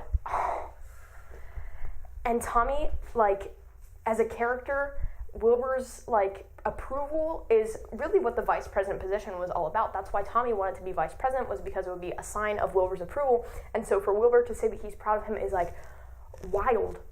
And so then he's like, hey, Wilbur, what would you think about if we brought you back to life? And Wilbur's like, oh, fuck no. I don't want to come back. Are you kidding? Don't leave me out of this. And Tommy's like, okay. Anyways, talk to you later. And then Tommy and Tubbo end out season 2, sitting on the bench, staring at the sunrise, while Tommy finally listens to his discs that he has reclaimed from Dream, and it ends on a hopeful note. What could go wrong? What could go wrong? For this interlude, I want to talk a little bit about character designs and symbolism in the Dream SMP, and you might be wondering how I can extrapolate any of that from a Minecraft roleplay. Well, this is a little bit of Fanon as well, related to the last interlude, because so many of the character designs are just things that fan artists thought were cool and then everyone else thought was cool and are now basically so ubiquitous as to become canon. My first and most primary example of this is Tommy's green bandana that he's often drawn wearing. People started drawing this as like a thing that Tubbo gave him because Tubbo has a green shirt, and the lore behind it is often that Tubbo ripped off a piece of his shirt to give to Tommy, and sometimes Tubbo is also drawn with a red bandana to have kind of that symbiosis, and Tommy was never given this in canon. It's not on his Minecraft skin at all, but so many people do it that it has become part of the canon design. I really like it as well because it's another piece of his connection to Tubbo, and it just kind of symbolizes that he's always going to have Tubbo there. I don't know, it's nice. It's like the discs, but a little less character story driving-y, if that makes any sense. My wonderful friend Spencer volunteered to provide me with some drawings of how artists commonly depict these characters, with all of the kind of Fanon character design interpretation things included. So this is how people usually draw Tommy in the L'Manberg era, with that green bandana, and I also want to take a moment to talk about the devil horns. So a lot of people started drawing Tommy with devil horns, I think after I kind of stopped watching Dream SMP. It was never really a thing when I was in the fandom, but people started drawing it because Tommy is, he's rambunctious, he's a little devil, this is what he gets up to. Sometimes people also draw him with a devil tail and insinuate that he is half demon or something like that, and that can be fun to me as well. My personal favorite interpretation of it is that his best friend Aaron, who showed up on the server later, is implied to be a childhood best friend of Tommy's, and Aaron is canonically half demon, I think, and so my favorite interpretation is that Tommy has a little devil horns headband because he wanted to match with his best friend, which is very cute to me. So that's my personal favorite interpretation. Other people have other things, but to me the devil horns are kind of a nice reminder of Tommy's character and just generally the way he behaves. I think it's a really nice addition to his character design, and it's taken a while for it to grow on me, but I really appreciate it now. It's so see Tommy. I can't get over it. So this is another example of how people draw Tommy. This is from the Exile era, and you can see that his clothes are a little ripped up, his bandana's a little worse for wear, and this one is actually canon because in Exile we could actually see Tommy's Minecraft skin changing. His clothes had more rips in them. At one point he lost a shoe, and he also started to lose the blue in his eyes, which, by the way, drives me crazy because blue as a color has so much symbolism in the Dream SMP. Like, it's wild. I don't even know where it all, starts or ends. There's just so much. I actually made a video on this about 2 years ago. It's still up on my channel if you want to watch it. It's really out of date, but it was pretty good for when I made it. The coat that Tommy's wearing, though, is not canon at all. It's very much Fanon, and that's because Wilbur had this trench coat that he wore during Pogtopia, and a common piece of Fanon about the Exile arc is that Tommy took that coat and wore it during Exile because that was what Wilbur wore when they were in Exile together, and so it is kind of sweet to me. I also like when people draw it with little, L'Manberg patches on the sleeves and stuff, because I don't know, the symbolism is important to me, that he always carries L'Manberg with him. So this is kind of the final design for C. Tommy that a lot of people end up arriving at for kind of the end of the Dream SMP. You can see he's got this coat on, which often is depicted as a blue coat, and usually this is because it's meant to honor Friend, or it's honoring Ghostbur. Usually it's made out of Friend's wool or something after Friend went to Limbo, and I am indifferent on the blue cardigan. I like it. There has to be something to be said about Tommy's red shirt and then wearing a blue cardigan over it as he kind of gets older and not matures, but definitely changes. So now I want to talk about my second favorite subject, second to C. Tommy. I want to talk about C. Wilbur. So this is kind of how people commonly draw him during Pogtopia. You can see he's got this trench coat on, which is canon, and it's in his, like, character design in his Minecraft skin, and this is kind of the closest that you get to a character design being that close to a Minecraft skin. Wilbur is a really theatrical guy, and so he changed C. Wilbur's Minecraft skin probably like 5 different times. And so a lot of his designs are a lot closer to typically what you'll see people draw. One exception is that people love to give C. Wilbur beanies because Wilbur, the actual guy, loves to wear beanies. C. Wilbur also shouldn't have glasses. They're not on his Minecraft skin anyways, but Wilbur, the real guy, does. So sometimes people give C. Wilbur glasses, and that's pretty interesting, especially when people play around with, like, broken glass and the meaning of that.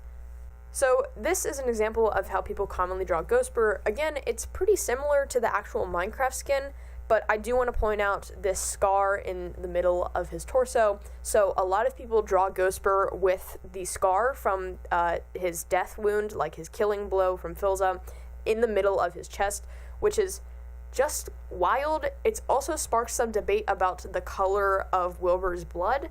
It's unsure whether it's implied that his blood is red or blue, and with Ghostbur, it's commonly depicted as him having blue blood, but we're not sure about what color his blood was when he was alive, so we're not sure if he's human or not.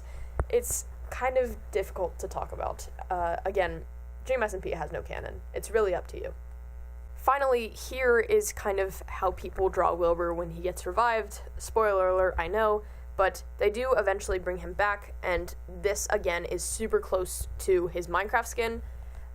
The one thing that I will mention that people like to change up is that often people draw Wilbur when he gets revived with rose-colored glasses, which is maybe a little heavy-handed, but I really like it because it's kind of, I don't know, it's something about bringing this guy back from the dead, and when we last saw him, he was falling apart at the seams, and now he's back, and he's kind of silly, and he's got rose-colored glasses on. That's pretty fun, right? A lot of people draw the majority of the Dream SMP characters with some kind of non-human feature or completely not human at all. Fundy is commonly drawn as a fox. Rambu is canonically not human. He's some hybrid between Enderman and something that we never figured out. Bad Boy Halo is a demon and I think like 19 feet tall. It's really varying depending on whose art you're looking at and what they personally think about the Dream SMP story, but for the most part, people generally draw Tommy and Wilbur almost exclusively as humans. Sometimes Tommy has little devil horns, and sometimes Wilbur has wings because his father had wings, but I prefer it, honestly, when they're just normal, regular people. To me, that's important, especially for Tommy. Here he is, surrounded by and embraced by all of these people who have wings and claws and teeth sharpened to points, and Tommy struggles with fitting in and finding out who he is. He's relatable as a main character, not because he's human, but because he experiences something that all of us experience. He doesn't know where he is in life. He's a teenage boy, for God's sake. He's still struggling to find out what's mean and what's okay to say. He doesn't know how to be friends with people normally and maintain those friendships, and he's not sure where his morality lies, and at some points, he's not sure if he cares anymore. He's an important character, and he's so painfully human that sometimes it hurts to think about. Wilbur, similarly, suffers a lot of just human things that happen to people.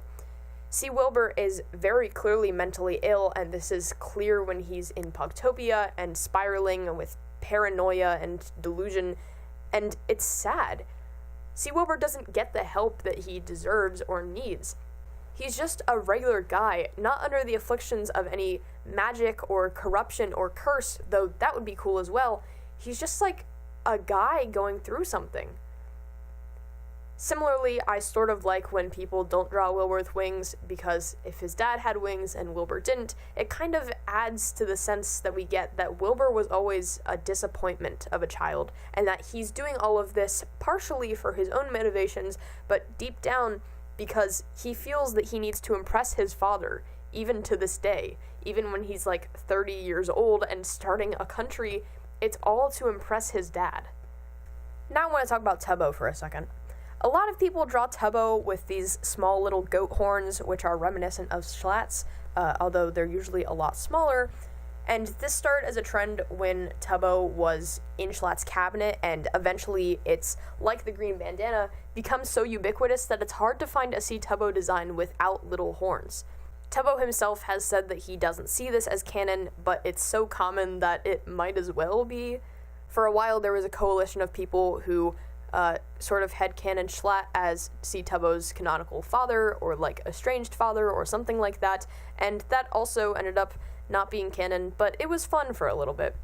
My personal favorite interpretation of the horns is this post that like one person made, and it's been ingrained in my mind forever, about how Tubbo is a shapeshifter who kind of subconsciously changes to look like people around him, and he looks so human because he spent all of this time with Tommy, but then he started to grow horns when he was around Schlatt, etc., etc. So I'm a big fan of that interpretation. And in general, I just like Tubbo designs as well that sort of evoke this Schlatt imagery, because in the storyline, there's a lot of stuff about Tubbo becoming the next Schlatt and Tommy becoming the next Wilbur. And visually, it's cool to invoke this when Tubbo looks like Schlatt and could possibly be becoming him. As for Tommy, this gets a lot more kind of verbal when he calls L'Manberg his unfinished symphony, and he has a similar thing with Wilbur where he looks at things in place of the people that they represent, and Wilbur does exactly that as well. But I really like when this is evoked through designs, when people make Tommy similar to Wilbur or give them similar sort of silhouettes, and in general, it's just a cool parallel to draw. People's designs for Dream also get pretty interesting. Dream's design is probably the most nebulous of all of the Dream SMP characters. Some people draw him as a regular guy who's just like a jackass wearing a mask, and other people draw him as this otherworldly figure here to do everything wrong. He's also semi-canonically Puffy's son, and so sometimes people draw him with little horns because Puffy is a sheep, and so that can be fun as well, but really it varies from artist to artist. I don't personally have any huge opinion on this. I sort of like when he's just a normal guy because it makes everything that he's doing even worse, because it's like, oh my god, how could someone behave like this? Like a normal person cut off all of their attachments like this? It's wild, but I don't know. Okay, back to Tommy. So, Tommy is canonically good at sewing because after Exile he had all of his clothes super messed up and he had to get good at sewing, and that is not important at all, but it drives me crazy and I love that kid. C Tommy is awesome, alright? C Tommy's my favorite ever. Tommy also mentioned several times that his favorite block is cobblestone, which might be just like a funny joke, but it actually drives me crazy. The symbolism is crazy because cobblestone is a safe, solid, easily accessible block. He can have tons and stacks of it whenever he wants. All he has to do is go underground, and he can make it out of lava and water so quickly. When he's hiding out at Technoblade's cabin, he gives himself away by building a giant cobblestone tower outside of his base just to feel more at home. Cobblestone is also the only block in the Nether that can't be destroyed by gassed fireballs, giving it another sort of layer to the safety that he feels when he has it. Finally, for a brief little mention, I want to talk about flower symbolism and Tommy. So often, Tommy is associated with sunflowers in a lot of designs, and sometimes even in canon, and sunflowers are obviously these cheery, sunny flowers that always point towards the sun and are chasing what's best. Tommy being constantly associated with these is pretty dear to my heart and important to me. But Tommy is also, near the end of the story, sometimes associated with the Lily of the Valley. There's even a shot of him standing in a doorway framed by this item frame with a Lily of the Valley in it, which is a crazy, crazy shot from a Minecraft roleplay. Lily of the Valleys are sometimes associated with apologizing to someone who you hurt and trying to mend a relationship, which will be important later on, but I just wanted to mention it now. Alright, that's the end of Interlude 2. Time for Season 3. Alright, beginning of Season 3. We have a new character. This is Foolish. He's here now. Where can I put him? We'll put him right here. So Foolish is here, and he is half shark, half totem of undying, and he's like a god, which is freaking cool, but he still has 3 canon lives, so that doesn't really change. He's here, and he is going to be a little important later on, but just know that he's here for now. So Tommy goes to visit Dream in the prison, and just basically says, "What's up, loser? You're the president, and I'm not. I totally got your ass." And then Dream's like, "Nuh-uh," and Tommy's like, "Yaha, I totally kicked your ass and I put you in here." And Dream's like, "Tommy, can you write some novels for me?" And Tommy's like, "Fuck off." So Tommy now has a new project, and he decides that he's going to build a hotel. And the symbolism there is crazy, because he wants people to have a home to stay at after they've been displaced by all of the war that goes on all of the time, and he wants a place that people can stay because people keep leaving him. Do you understand? Ugh, Tommyinnit, man. So anyways, he starts building this hotel, and he also asks Sam to please build a hotel for him, because Tommy is really good at collecting materials, but he's not so good at building. So he asks Sam, who made the prison, to please construct the hotel for him, and Sam builds a robot. This is canon. He builds a robot called Sam Nook, which is like Tom Nook from Animal Crossing. He speaks in Animalish, the from Animal Crossing, and basically builds this robot so that Tommy can go and talk to it, and it's actually really sweet. And he is basically like, "Okay, yep, I'll build this hotel for you," and Tommy is overjoyed. Things are finally going right for him for once. Now, because Tommy is building this hotel, he is becoming aware of some environmental challenges that he has not been aware of while he's been, exiled and fighting wars and stuff. So around the lands of Dream SMP, there are all of these red vines that have been appearing, and they've actually been around for quite some time.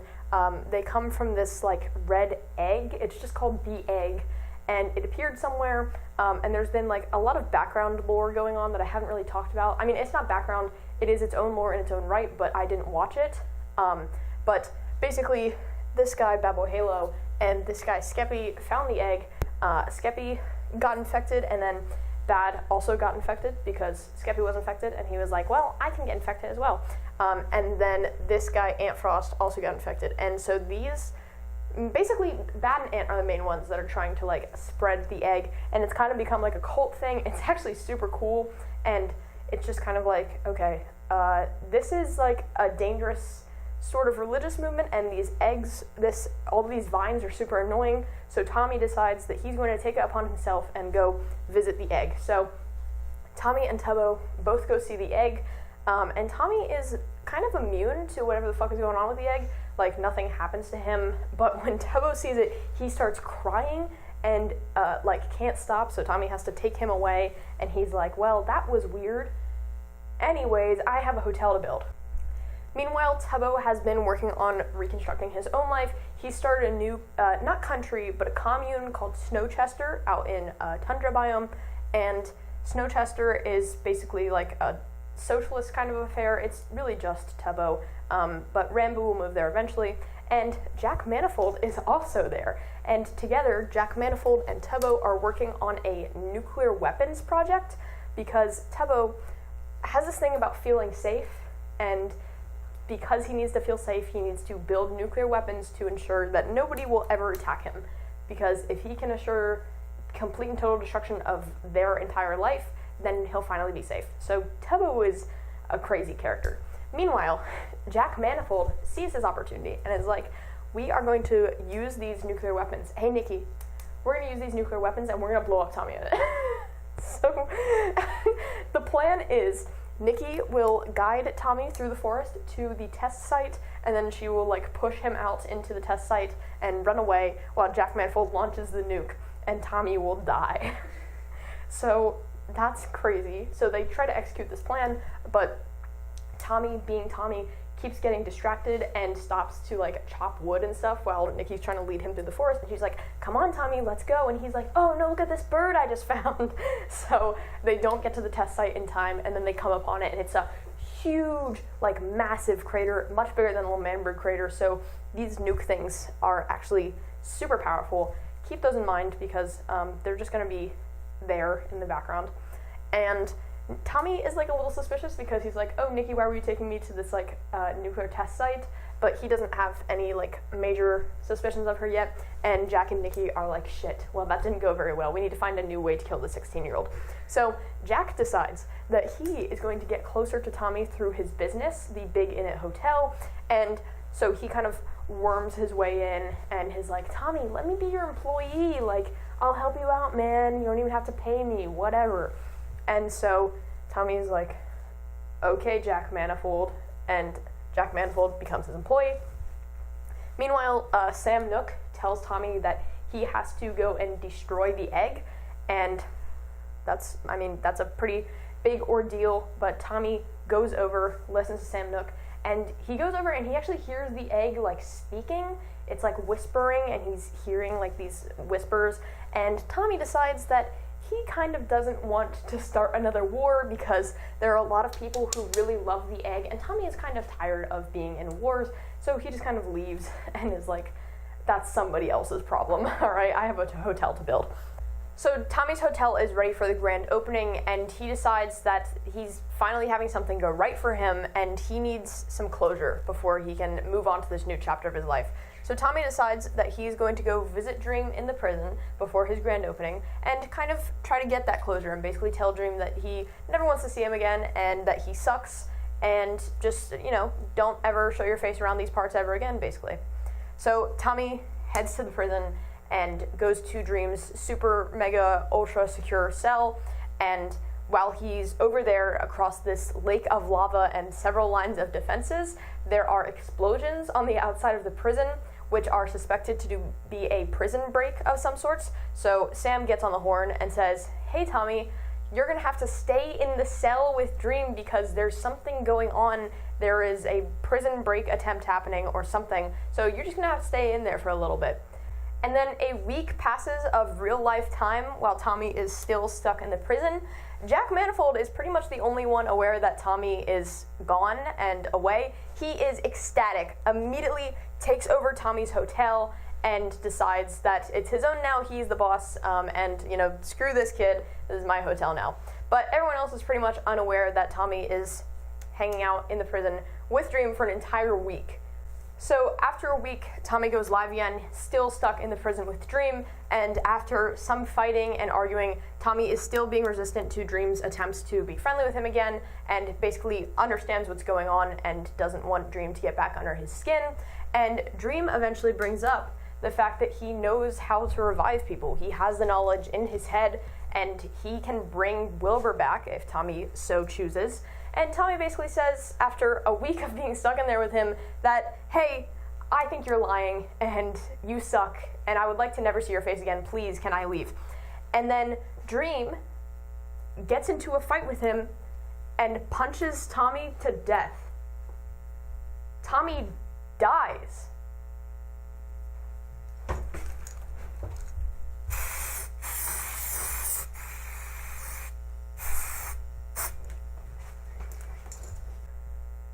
Tommy's third and final canon life being taken away was devastating to a lot of people, including me.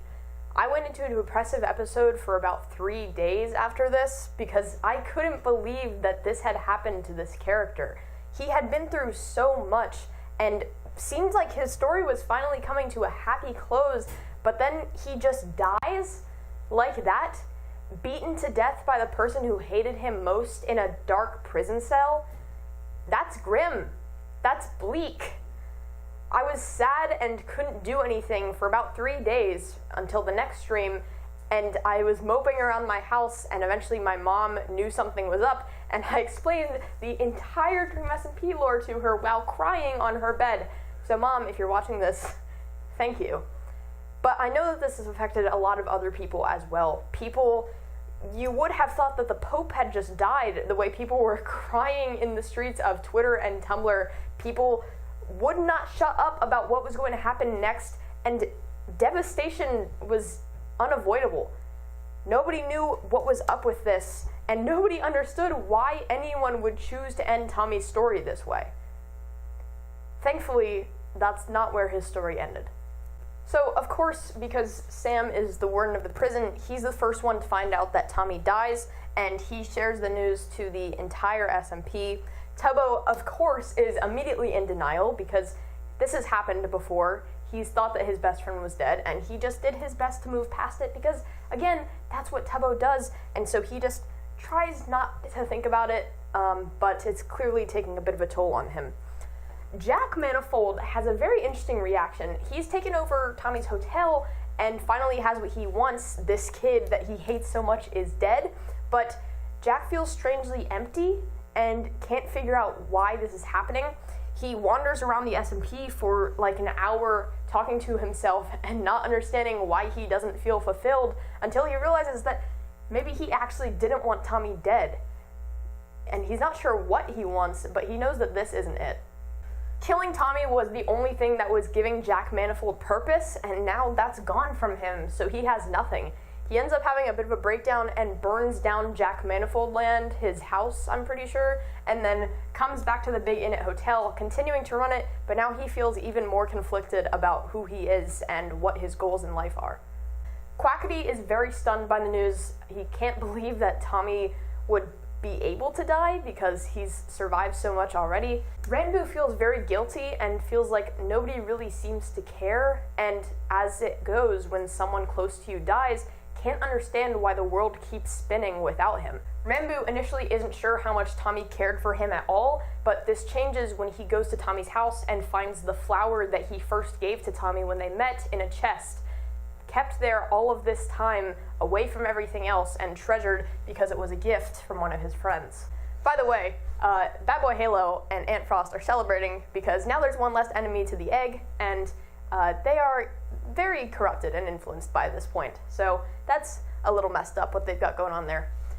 Erit also is shocked because it seems impossible that Tommy could just die, and Erit has always respected him in some way, even after everything that happened with Wilmanberg. And so generally, the feeling on the SMP is one of disbelief and overall a quiet sense of grief that nobody can really seem to put into words.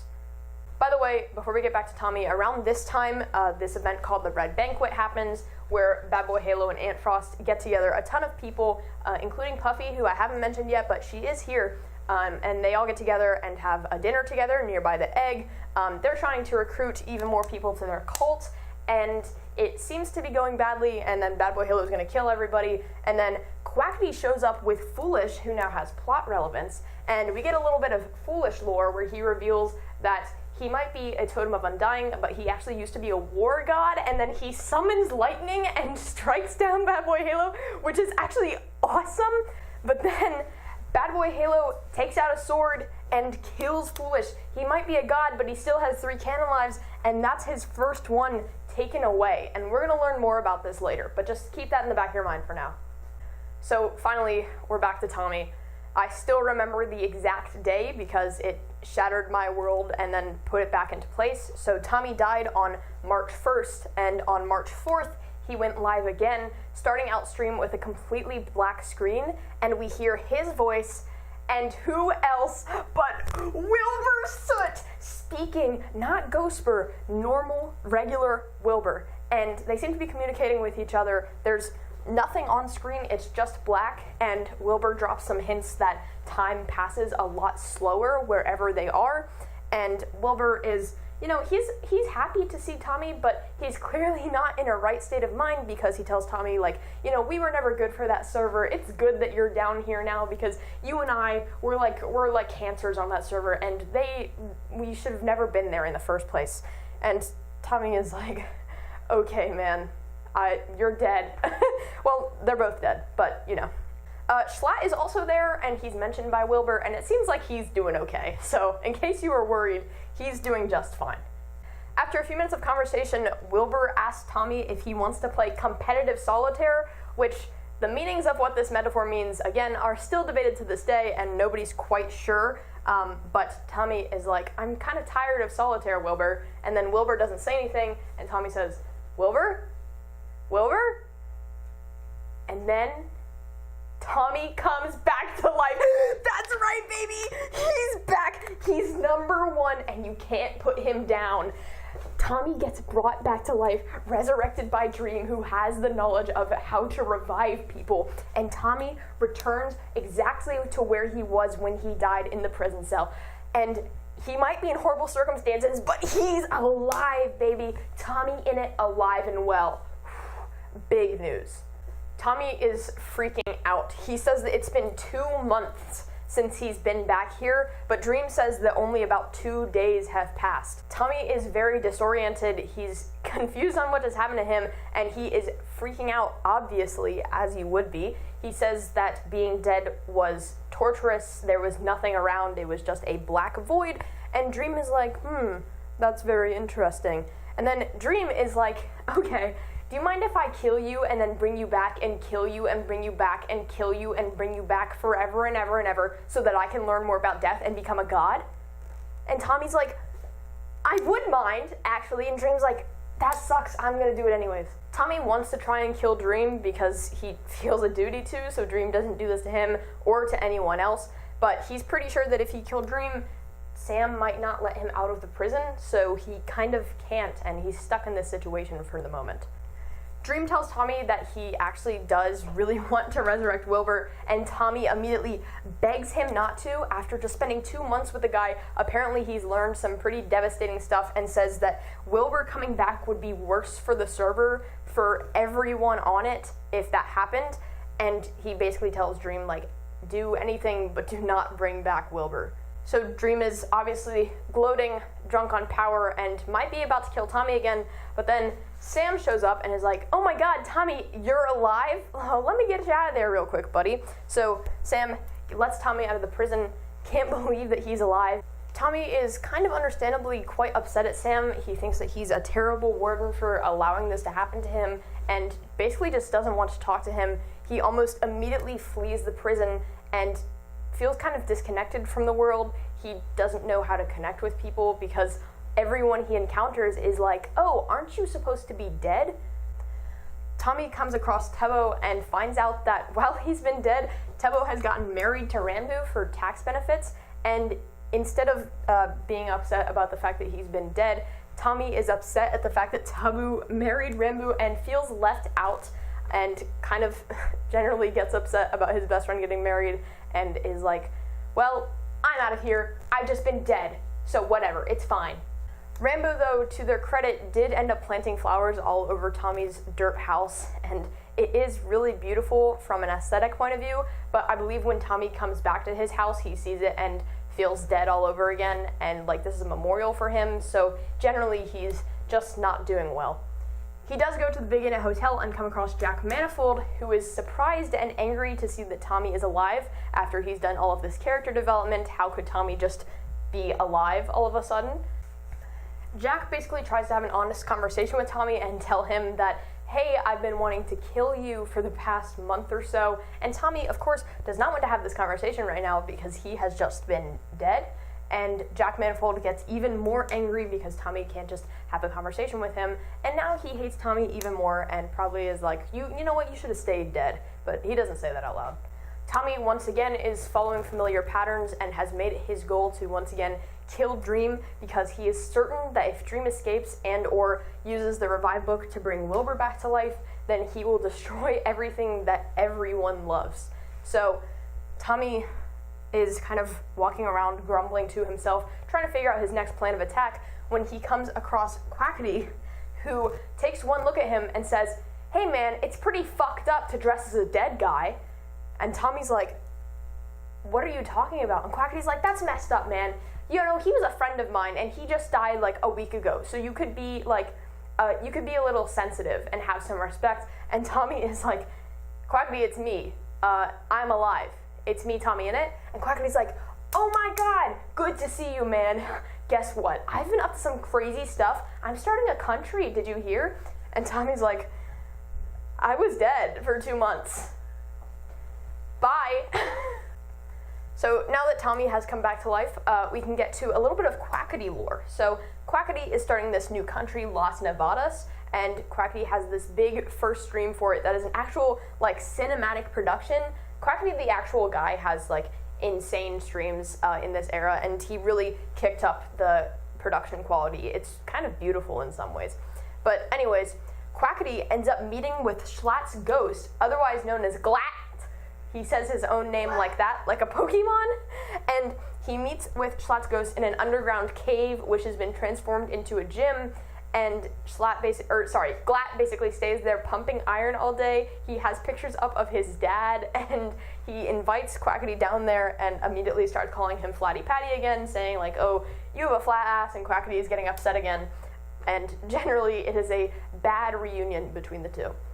Glatt says that he's been trapped in this underground cave for some time and needs Quackity's help to get out of here. And noticeably, Ghostbur is kind of the better parts of Wilbur that weren't present when he died, and Glatt, similarly, is kind of the better parts of Schlatt that weren't there when he died. So Glatt actually pumps iron, works out, and is talking with Quackity still in like a demeaning sort of tone, but their conversation makes much more progress than it did in Schlatt's final days, where he was belligerent and drunk and wouldn't listen to anyone unless they were bringing him a protein shake. So that's just a little interesting thing about ghosts on the Dream SMP.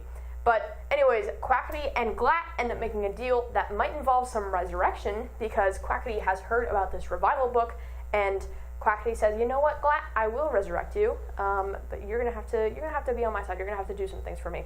And Glatt basically agrees, and Quackity decides that he, having heard about the revival book from Tommy, needs to go and get the secrets of the resurrection book from Dream. So Quackity goes to the prison and convinces Sam that he should be let in every day to see Dream, and so he goes in, he persuades Sam, and after he goes in, he pulls up with a full inventory full of torture devices, like shears and stuff. It's implied that he's going to like pull Dream's teeth, and it's basically like, hey Dream, how's it going, man? I am going to torture you until you tell me how to revive people. I'm going to come back here every day, and you're going to tell me how to revive people, and until you do that, I'm just going to torture you. And Dream is losing his mind, because he is unfortunately still alive and can feel pain, and so Quackity is threatening to come by and torture him every day, but he is not threatened enough to give away the revival secrets, not just yet, thus necessitating the torture. Quackity also ends up meeting with Foolish, and we hear some more lore about how Foolish used to be a war god. Quackity's basically using it to blackmail him, and then Quackity drops a bomb about the Red Banquet, where he says that he let Foolish die, and Foolish is flabbergasted, and Quackity is basically explaining that it was all part of his plan for Las Nevadas and everything, and Foolish goes, you let me die for a sales pitch? Which, like, honestly, that's real of him. That's really real. Quackity also ends up recruiting Fundy and Purpled, who is not on here, but he does recruit them to his nation, or basically heavily encourages them to join. And he also gets to meet everyone's favorite boy, Slimecicle. I'm pretty sure he doesn't look like this in canon, but he shows up in a restaurant that Quackity is breaking into. By the way, this is where it's made canon that Quackity does have wings, which is a very popular Fanon design for him. I talked more about that in the first interlude. This is where it happens. He breaks into this restaurant, gliding in on Elytra, and he meets Slime, and instantly he's like, oh my god, I have to kill this guy because he's just seen me do something incredibly illegal. So he takes Slime out into the tundra and is like, hey buddy, I have to kill you. And Slime is very obviously not human. He's a slime and doesn't kind of understand the gravity of his situation and keeps asking Quackity if he'll dap him up, and Quackity kind of refuses, obviously, because he's like, I have to kill you. But then, gradually, Quackity starts to realize that he's kind of non-threatening and is actually a little bit of a jokester, alright? He kind of likes this guy. And so, eventually, he decides that he is going to keep Slime around, and the two of them team up, and he asks Slime if he would like to be a spy. And Slime is like, what is that? And Quackity is like, well, do you know what a friend is? And Slime is like, no, what's that? So they're a very cute duo. I like them a lot. Meanwhile, if you'll remember, Quackity, Sapnap, and Carl are all engaged to each other. They're the fiancés, and Carl has been off doing some time traveling because he's a time traveler, which is awesome. I'll cover his storyline in one of the interludes, I'm sure, but Carl, because of his time traveling, is losing all of his memories, and so Sapnap recruits him and George to join Kinoko Kingdom, this new country that they're starting out in the mushroom biome, and Carl was supposed to invite Quackity to join, but because of his memory loss, he forgot, and he doesn't even remember who Quackity is, which is heartbreaking. But then Quackity shows up eventually and is like, hey, I thought we were polycool, so why are just the two of you starting a country without me? And Carl can't explain who this guy is. He doesn't know who he is. All he remembers is that Quackity let him die in an explosion. Remember when, during Mexican Lemamberg, they faked that explosion to frame Eret? He remembers that Quackity was the one that orchestrated that and let him die. So Carl pulls Sapnap aside and is like, I don't know who this guy is, but I do remember that he let me die one time. He took one of my canon lives. And so the two of them confront him and basically tell him to get the hell out of Kanoko Kingdom. Quackity is miffed and decides that he is going to start Las Nevadas once and for all, his new country.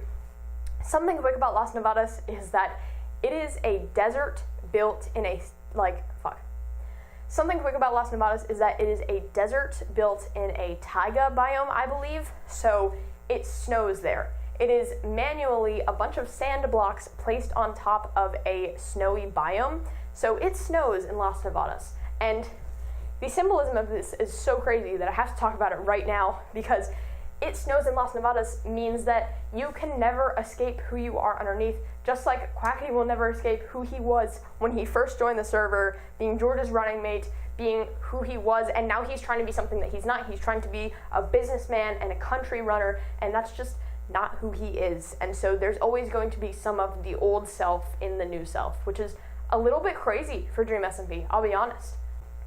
So Tommy actually ends up going to that bunker that Dream had from the disc finale. You'll remember that was the one that he took down Tommy and Tubbo into, and he had all of those possessions. So Tommy and Rambo visit it to find not only Friend, but to look and see if Tommy's old cow Henry is in there. And Tommy is very attached to Henry, and he thought that Henry was dead, but he was in Dream's vault. So he's kind of clinging on to hope that Dream used the revival book to bring him back. So Rambo and Tommy find Friend and they find Henry, and they end up pulling both of them out of the vault. It takes a long time, but on the way back to Tommy's house, he accidentally pulls too hard on Henry's leash, and Henry dies again. So Tommy is distraught and clings even more onto this idea of killing Dream for this wrong that he's been caused, and all of these wrongs that he's been caused, which have all stemmed from Dream. Tommy ends up preparing Tubbo and Rambo some more for this inevitable prison break that Tommy's planning, because he wants to break into the prison and kill Dream rather than breaking him out. Tommy also starts doing some kind of self-exposure therapy, visiting a lot of old locations like the final control room and the prison itself, and it's tough for him, but he's trying to expose himself to these things so that he doesn't freak out when he's in the prison and be unable to complete his mission of killing Dream. So finally, the day has come where Tommy, Tubbo, and Rambo are going to break into the prison and get Dream. So they, together, take Ghostbur into the prison under the guise that Ghostbur is going to be the one visiting Dream, and Tommy is bringing Friend on a lead because Ghostbur will be upset if Friend isn't there, and Tommy drinks an invisibility potion, leaves Friend outside the prison, and follows Ghostbur in, and there are all of these defense mechanisms inside the prison. You have to be screened for a lot of stuff, so that's why they can't just go in and kill Dream. So after they're screened for all of this, Tommy is following behind Ghostbur, invisible, when Ghostbur gets on the bridge to cross the pit of lava that leads to Dream's cell, when Sam figures out that Tommy is invisible behind Ghostbur. So Sam is very angry, and Ghostbur is still heading across the pit. Tommy is being restrained by Sam. He's losing it. He's like, let me go. And Ghostbur, oh my god, is still going because it's a moving bridge, so he can only move forward or he'll fall into the lava and die. And Ghostbur finally ends up all the way across the lava pit, standing just outside of Dream's cell, helpless and in danger because Dream is right there. So Tommy is back on the other shore, losing his mind, and Ghostbur is freaking out, and Tommy calls across the lava pit to Ghostbur and tells him to count down from 10, which is a common coping mechanism that we've seen Tommy use in the past, and it's actually a callback to the duel where Wilbur counted up to 10, and so he's counting down from something that led to his second canon death, and it's just, it's crazy. Do you understand? It's his mind. It's wild. So he's telling Ghostbird to count down from 10 and that everything is going to be okay. Ghostbird's freaking out. He wants to know where Friend is. And then Dream pulls out a sword and executes Ghostbird. Ghostbird is dead. Wilbur Soot logs out of the game, and then he logs back in. That's right. You knew it was coming.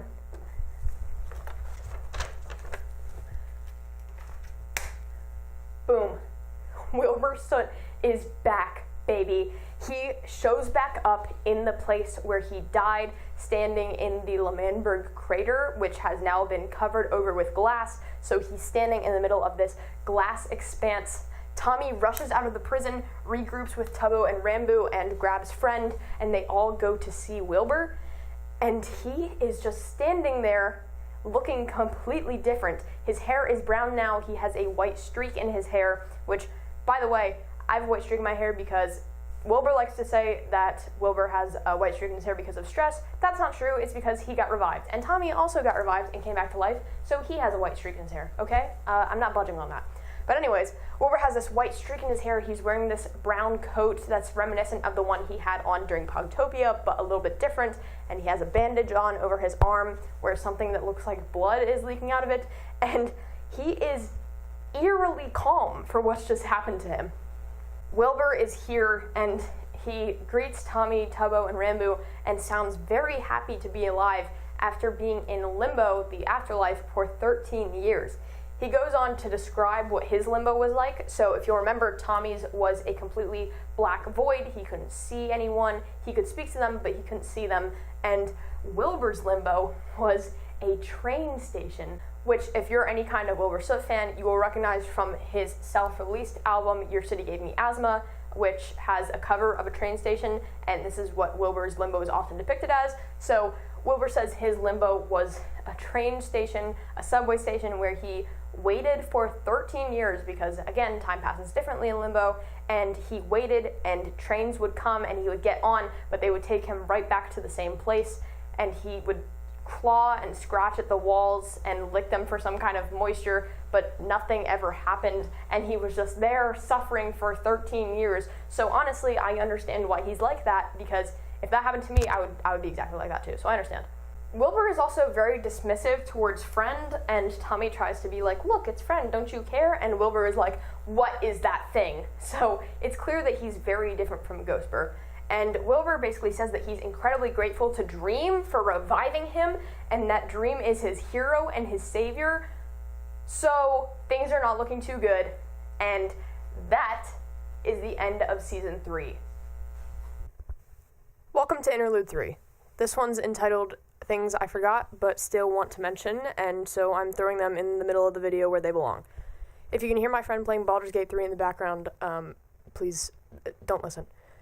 So first of all, I never got to mention this during the video, but Wilbur's canonical mother is a fridge, a Samsung smart fridge to be exact. Wilbur, the actual guy, canonized this on one of Phil's streams, and it's canon now and we can't stop it. However, I believe that later on, this is one of those things that was Fanon originally and then got canonized, but a lot of people were like, well, what if he just saw a picture of his real mom, who, by the way, is the goddess of death, it's a long story, on the fridge, and then he thought that the fridge was his mom.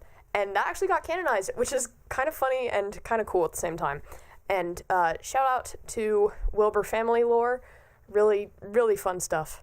I also want to take a moment here to mention Tales from the SMP, which was Carl Jacobs' thing that he was doing on the side. So I didn't get to mention C. Carl a lot during the video, but I did tease at the fact that he is a time traveler and actually has some really cool storylines. So his whole thing is that he, I believe, involuntarily time travels, and then it's causing him to lose his memory. So he's writing down all of these stories in books and then keeping them in his house so that he remembers them and remembers what's been happening to him, but also so that other people can maybe read them eventually. And this is causing severe damage to his relationships. But then we have Tales from the SMP, which is a side series that Carl Jacobs did of C. Carl traveling to all of these different time periods in the past and in the future, and kind of getting to see ancestors of the current Dream SMP characters, which is really cool, or even like their great however many great grandchildren's, which is pretty cool as well. Some of them were pretty memorable. I think at least one of them was a murder mystery. Maybe two of them were murder mysteries. There was a murder mystery in a mansion, which was pretty fun, and like more people got killed off as time went on, and that was really cool. The one in the future took place in a city with one character who was Rambu's descendant, who was archiving all of the history of the Dream SMP, and we got to hear a lot about these previous residents of the city who were implied to be descendants of the Dream SMP characters, and as a side note, C. Tommy did not have a descendant there, which is sad and made a lot of people really crazy at the time about what was going to happen to him, but it's, you know, it was a cool story. Another really memorable one was the time that Carl went to a, like, Salem witch trials village, I think. That one was fun. Corpse Husband was there, so it was really cool. Carl Jacobs in general, I think, is doing more with this idea now. I think he's actually got, like, a comic book going on with, like, a similar premise, so I don't know what's going on with him, but I think it's kind of cool that Dream SMP has sort of, in spirit, been able to go a little mainstream. I also want to mention that, in my opinion, Dream SMP was sort of, if you don't mind my saying, a revolutionary form of storytelling. I already have a video kind of about this on my channel, but I don't think we will ever have something like Dream SMP ever again, just due to its sheer scale, and also the way that it happened, the time period it was happening in, the cultural context around it. I don't think there will ever be another media that puts the creators so close to the fan base, for better or for worse, but this means that, again, a lot of fan content influenced the actual story. And in general, I think that the live format of it really changed a lot about the story. So much of, like, just what happened was improv or just something that was come up with on the fly, and there are things that changed the entire story that probably weren't originally planned. The Dream SMP itself wasn't even originally planned. Nobody went into it knowing that they were going to make a story that people were going to be captivated by or would care about. Everyone was just having a little fun on a Minecraft server. In line with that, another thing I want to mention about audience interaction is that there's this pretty cool sort of semi-canon mechanic about the Dream SMP characters and their chats.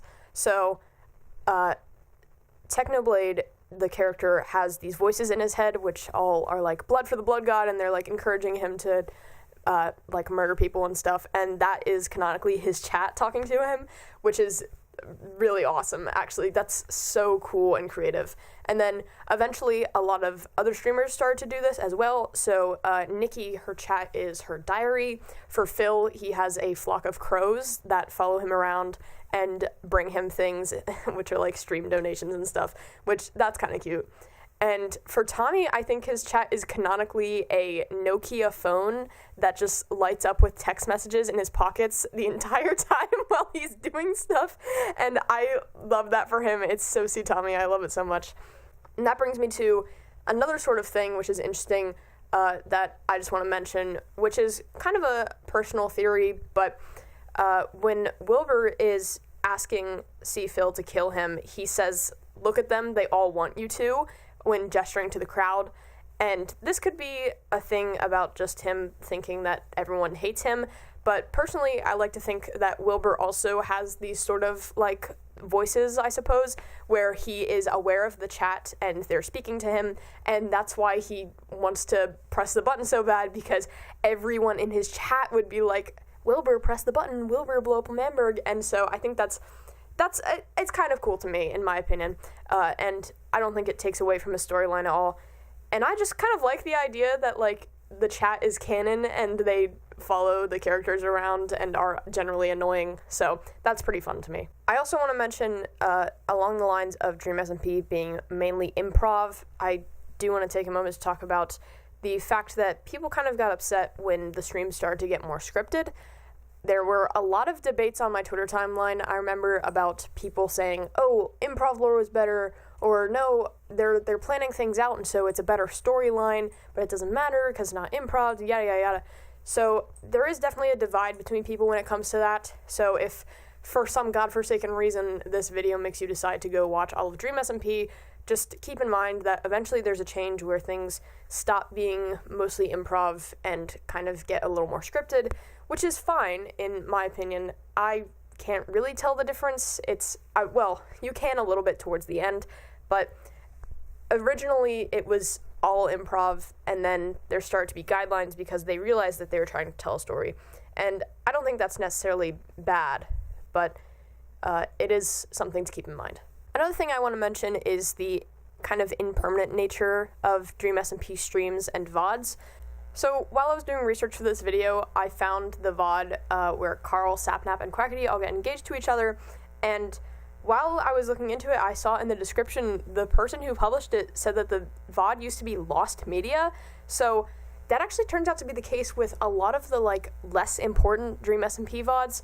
Some of them have just been lost to time unless someone downloaded them off of their computer, because Twitch VODs only stay on the streamer's channel for either 30 or 60 days, and after that, they're gone. So unless you have a dedicated VOD re-upload channel or some fan who's really into re-uploading your streams on YouTube, some of those streams might be gone forever. And this means that some of the Dream SMP lore is gone forever. There are hints and details about lore that could have been dropped in one random runoff stream that nobody saved or one person saved and didn't publish, and now it's gone, lost to time forever. The Dream SMP obviously isn't like a typical TV show or book where you can just go back and find something if you're curious about where it came from.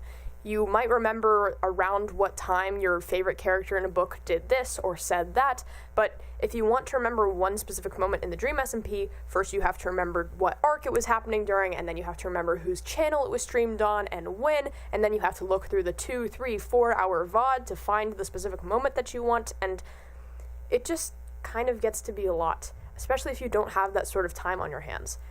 I think that's part of why not a lot of people make videos like this, where they try to recap all of the Dream SMP, especially not if they want a completely factual sort of retelling, because it would be impossible. It would be a Herculean task to watch through all of those VODs, catalog everything that is canon, and then tell it to a camera.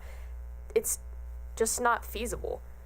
Fortunately, I do want to give a quick shout out to the Dream SMP wiki, who has a team of dedicated people who have been cataloging all of this stuff since 2020.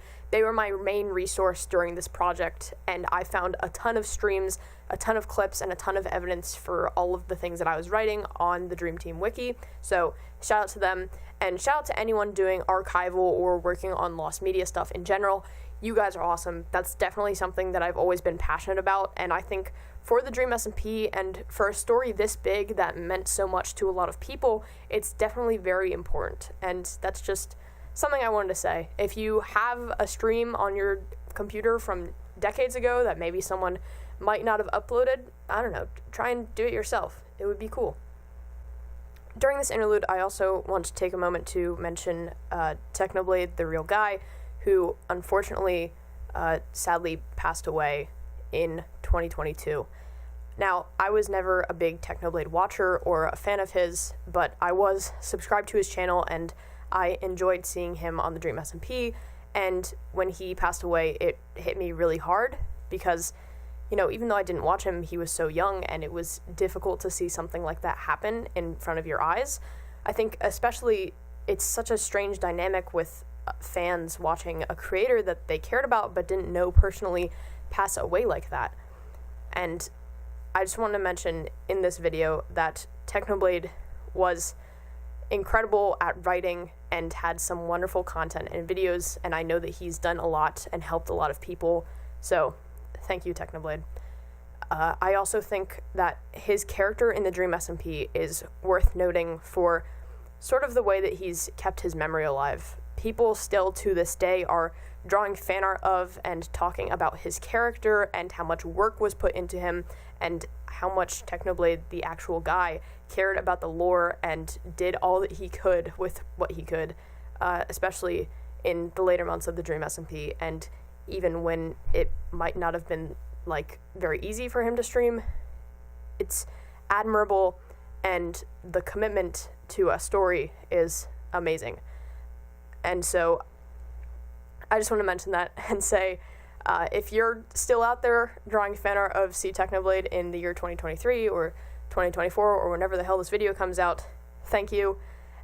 It's wonderful, and I think in general, fan creation and stuff like that is a great way to honor someone, especially someone who cared so much about that character. So I don't have a lot to say, but I thought it would be prudent to mention during this video because he was such a huge part of the lore and part of Dream SMP. So that's all I have to say for this interlude, and now on to Season 4 of the Dream SMP. Alright, so now it's time for Season 4, and like I said at the beginning of the video, I have to come clean and say this is kind of where I stopped watching, and also the lore started to kind of taper off a little bit. Nobody really wanted to do lore anymore because everyone had their own side projects, and I suppose nobody really knew how to end the story. Dream SMP took off, and nobody was expecting it to happen, so it's not like they had a whole plot written out or anything of that nature, so everyone was just kind of confused and didn't really stream anymore, but I will do my best to speedrun what I know of Season 4. So, Fundy is having issues with his sleep.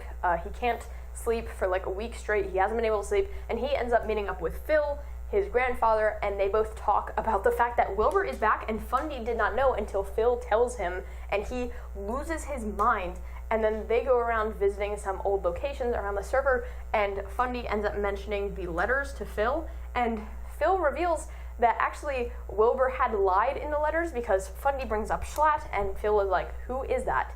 And Phil's like, Wilbur told me that he won that election and that things were going great. So Wilbur was lying in the letters to his father. He wanted Phil to think that he was doing awesome and that he could be proud of him, but it just wasn't true. And I have evidence to this because there's this point in the Manberg v. Poctopia arc where Wilbur pauses and says, I hope that Phil would be proud of me. That's crazy. That's actually crazy. Wilbur also shows up at Las Nevadas, Quackity's country, and decides that he is going to compete with Quackity, and it's a whole thing. Wilbur also brings Tommy along, and the two of them are basically vying for Tommy's attention and trying to get him on their side, and Wilbur plays the family card because the two of them, they're like brothers, you and I, and so Wilbur plays a family card and is like, you know what's thicker than business and competition, Tommy? You know what's, like, more important than that? Family. Blood. Please stay with me. Which is so crazy, like, I don't know if I've gotten it across enough in this like video essay, but Tommy like idolizes Wilbur. It's very clear that the two of them were kind of like, Tommy was the only person that Wilbur had for a while, and Wilbur was the only person that Tommy had. There's actually a part during Exile where Ghostbur says that he named Tommy, which is so wild, and it's implied that they've known each other for a very, very long time. And so Tommy will basically do anything that Wilbur tells him to if he sounds convincing enough, and it doesn't help that Wilbur's already pretty charismatic, so Wilbur is like, oh, join my rival business to Quackity's business, and Tommy is like, okay, Wilbur, whatever you say, and so they start a rival business, and Quackity is understandably a little miffed by it.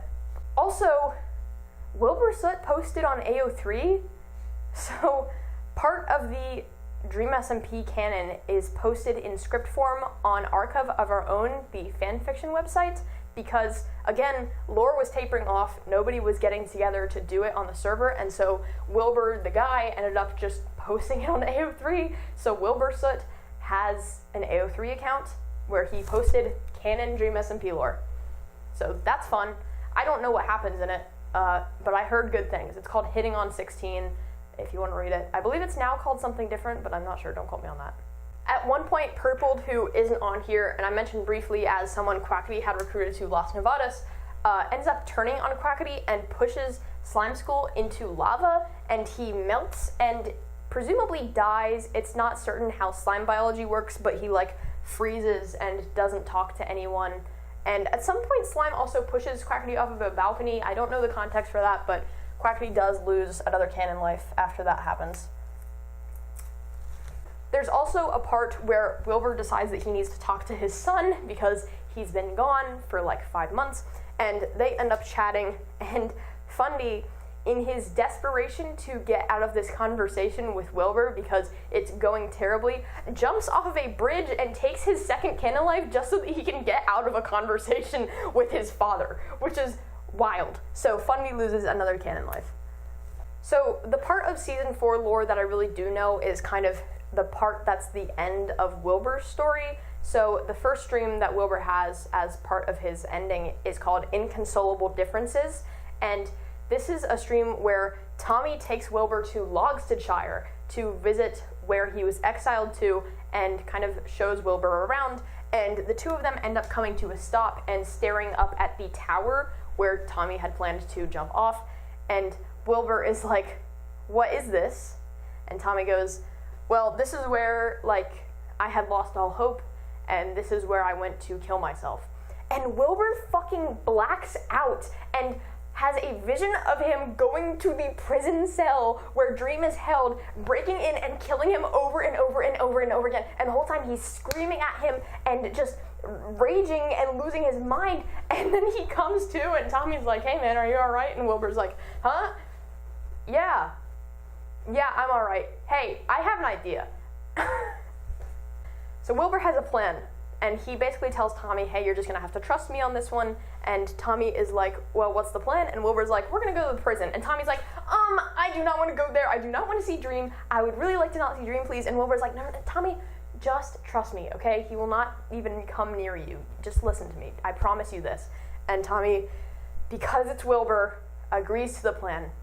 And before we get into that, there is a wonderful scene of these two dancing on the beach where Tommy was going to have his beach party that never happened because nobody showed up, and the two of them are dancing to music on the shore and singing along to the music, and it's so amazing, and it is for like 5 seconds in this story full of violence and just terrible things happening to these characters over and over again. It is a moment of lightness and levity that is so rare, and I love that scene. It might be my favorite scene in all of Dream SMP. Even though I wasn't watching it live, it is incredible to me. Before they execute this plan, Wilbur has Tommy give him the discs, and basically as a show of trust, he's like, "Tommy, you just have to trust me on this, and I swear that the outcome of this will be good for you." So Wilbur decides that they're going to execute this plan, so he takes Tommy to the prison. Dream, for some reason, is allowed, like, free reign of the prison now. I must have missed that part of the lore, but anyways, they show up to the prison, and Tommy and Wilbur both pull up to the lobby, and Dream shows up, and Tommy gets in front of Wilbur with his shield up, and he's like, "Stay behind me, Wilbur," and it's crazy. And then Wilbur's like, "Tommy, don't worry about this. I've got this."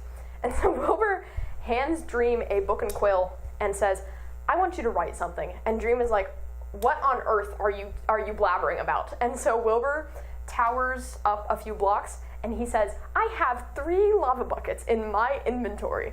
And he shows them all to Dream, and he's like, "If you do not write exactly what I tell you to with no mistakes in that book, then I am going to light myself on fire and kill myself in front of you."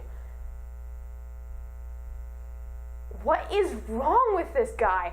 So Dream is like flabbergasted, and Tommy is losing his mind because he might not like Wilbur that much now that he's back, but he cannot lose him again. So he's like, "Wilbur, what are you thinking?" And Wilbur's like, "Tommy, shut the fuck up and stay behind me." Oh my god, dude. And so Wilbur is starting to light himself on fire, and Dream is like, okay, I'll write it, because Wilbur has figured out that Dream has seen Wilbur as like a little pet project, and he needs Wilbur alive to continue like researching what's going on with revival and stuff. And so Wilbur stands lava bucket at the ready to kill himself while he tells Dream what to write. So he says, "I want you to write that L'Manberg was always a sovereign nation, and Wilbur Soot is a legitimate leader of that country." And Dream is like, "Okay." And Wilbur's like, "You better do it or I'm killing myself." And then Dream is like, okay, I will. Wilbur also has him write some stuff about Tommy and states that the discs belong to Tommy, stuff like that. And generally, it's just a lot of things that Dream ideologically, on principle, disagrees with. This whole time, by the way, Tommy is losing his mind because he's like, "Wilbur, please don't light yourself on fire." And then Wilbur asks Dream to write down that, like, he's not going to bother Tommy anymore or something like that. So then Dream writes all of that down, and he's like, "You know that me writing all this down means nothing, right?" And Wilbur's like, "I don't care, give me the book." So he signs the book, and he gives it back to Wilbur. And then Wilbur pulls out Tommy's discs and gives them both to Dream, and then he says, Dream, you are going to burn these discs in this lava bucket that I'm giving you right now, and you have 20 seconds to burn them or I am going to kill myself. So Tommy obviously loses his mind. He is screaming at Wilbur, asking what's wrong with him, why he's doing this, and Dream is like, oh, you won't kill yourself, you won't do it, and Wilbur's like, try me, watch me, and then he lights himself on fire for a second, and then Dream freaks out, and Wilbur counts down from 20, and he's like, you have 20 seconds or I'm going to kill myself, and he gets down to 1, and then Dream throws the discs in the lava, and they are burnt and gone. And Wilbur's like, all right, that's all I wanted. See you later. So Wilbur leads Tommy out of the prison. Tommy is losing his mind because these are his most treasured possessions. His memories of Tubbo, his memories of everything that he's been through to get them. And Wilbur just threw them away like that to his greatest enemy. So he's screaming at Wilbur, asking him why he did that. He sounds like he's in tears. And then they go into the Nether, and Wilbur is heading back to the portal to L'Manberg, and Tommy says, don't you fucking come near me, don't talk to me. And then about 5 seconds later, he gets lost in the Nether and asks Wilbur in this really small, dejected sounding voice, where are you? Because he will always follow Wilbur no matter what happens, because, do you understand? Do you understand? He'll follow him anywhere, no matter what happens. He's just gonna keep following him around.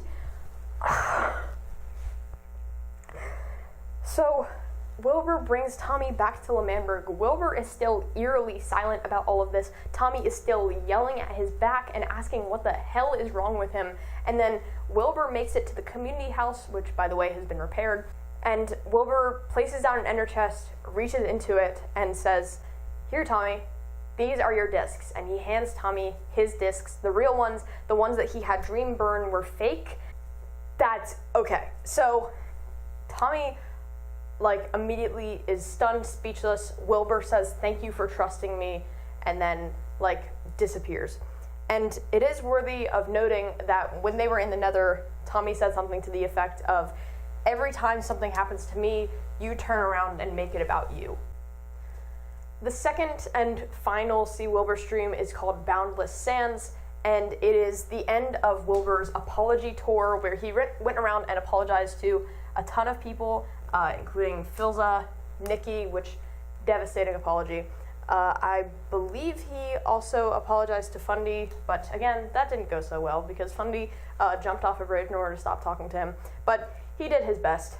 And Wilbur finally goes to apologize to Quackity, who this whole time he's had this weird, rivalry with, and after he goes to Las Nevadas, he finds that Quackity is not there, and so he drags Tommy away and kind of starts preparing to leave.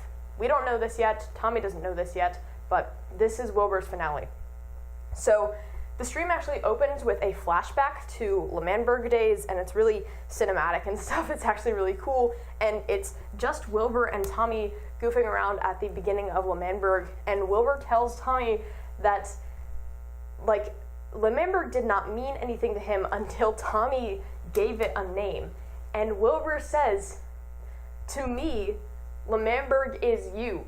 To me, it's you. When Wilbur said all that stuff about fighting to protect L'Manberg, he was talking about Tommy the whole time, because L'Manberg is Tommy. Do you understand? They're the same thing. They're the same thing. Okay, listen. Wilbur,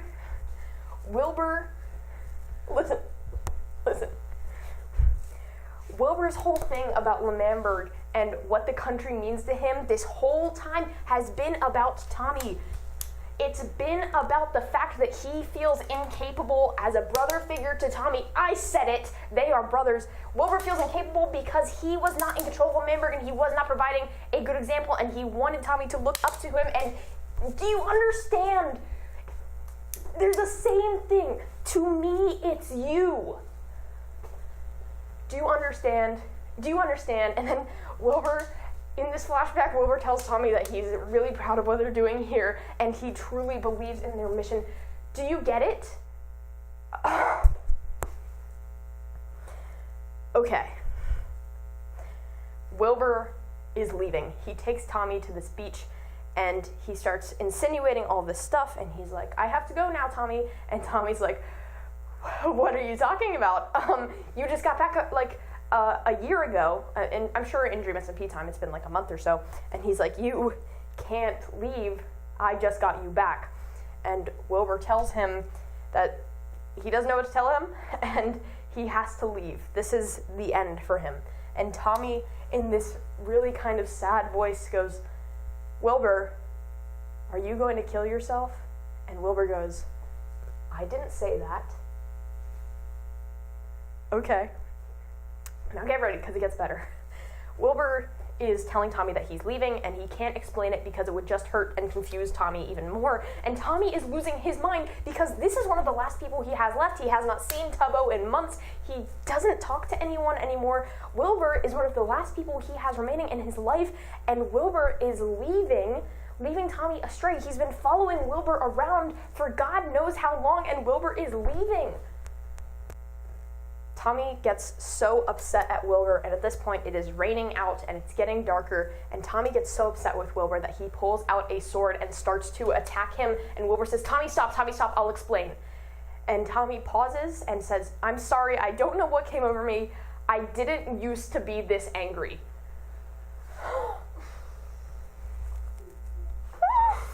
Are you fucking kidding me, man? So, Wilbur explains, now buckle in. Do you remember how L'Manberg was about being European and everyone else was American? So Wilbur reveals that he was born in Utah in the United States of America, and he was raised, for the first 16 years of his life, he was raised in a gas station by Phil's of Minecraft, and he worked in the gas station, and I'm not making any of this shit up, this is real. And he tells Tommy that he is going back to Utah to be where he belongs. What? And Tommy is obviously flabbergasted, and he's like, you are lying to me right now. And Wilbur's like, do you remember when I first showed up on this server and I was wearing that orange jacket? Which he did have an orange jacket on his skin, by the way. He goes, that was the uniform of the gas station I worked at. It all comes full circle, guys. Wilbur is American. Can you believe that? But then, Wilbur starts talking to Tommy about how he came here and he was a sailor when he lived in Utah. And he sailed out one day during a storm, and he ended up here in the Dream SMP. And he specifically says to Tommy, I found you again. Implying that they knew each other beforehand, implying that SMP Earth, another SMP, is canon, and that they have known each other for much longer than the Dream SMP, which makes me crazy. And what is the timeline here? What is going on? What is going on? Does any of this make any sense? No. But Wilbur met him again. Do you understand? He says, I met you again, and we created something together, and it was wonderful.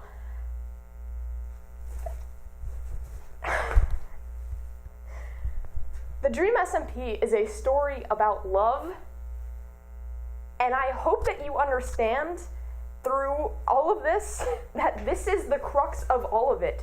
The Dream SMP happened because this guy from Utah cared about this guy that he met in another realm and then found again. That is crazy. Sorry, I'm losing it a little. I love Dream SMP. I am shaking.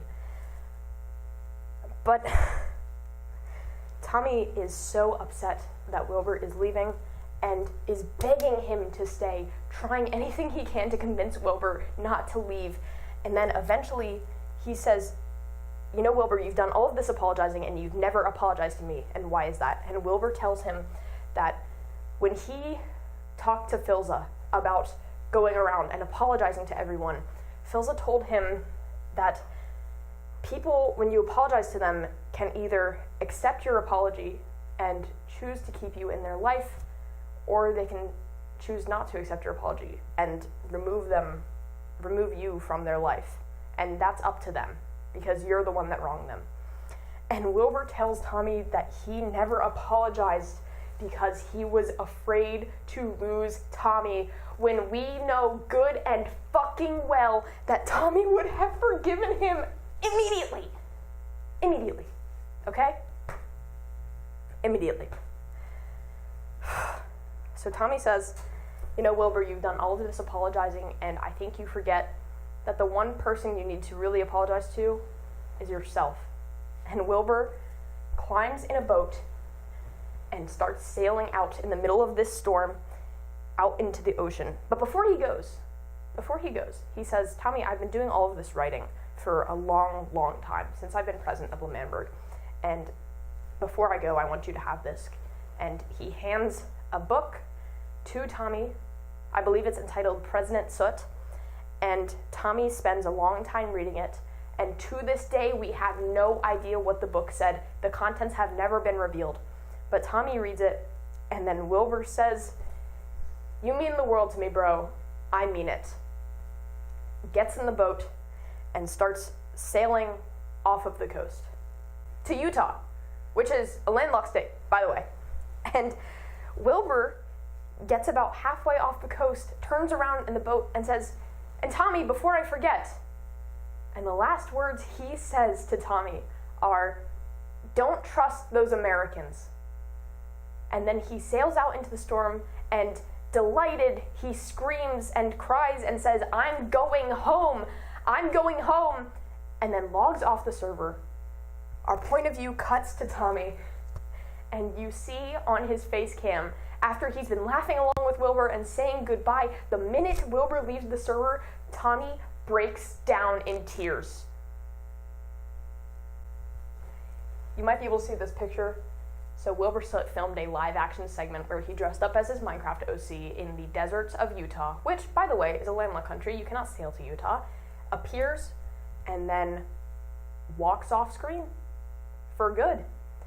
We also get a little snippet of the Ozymandias poem, and Wilbur recites it and says, my name is Wilbur Soot, King of Kings, recites the poem, and ends it with, but I never did really forgive myself. And that's essentially the end of Wilbur's story, but before we go, we get one last little thing. We get a short animation of Limbo, where, by the way, I forgot to mention this, but Wilbur and Ghostbur cannot exist in the same plane at the same time. So when Wilbur came back, Ghostbur got sent to Limbo. So he's been suffering down there for quite some time, and we get a short little animation of who but Friend appearing in Limbo and buying at Ghostbur, and Ghostbur goes, Friend? And so now they've been reunited together in Limbo, and that is the only happy ending in Dream SMP. The Dream SMP ending is something that I do not really want to talk about because it has a lot of negative connotations given the plot of the whole story, and there is still speculation to this day that it was not the originally intended ending of the server, and I really don't want to get into all of that.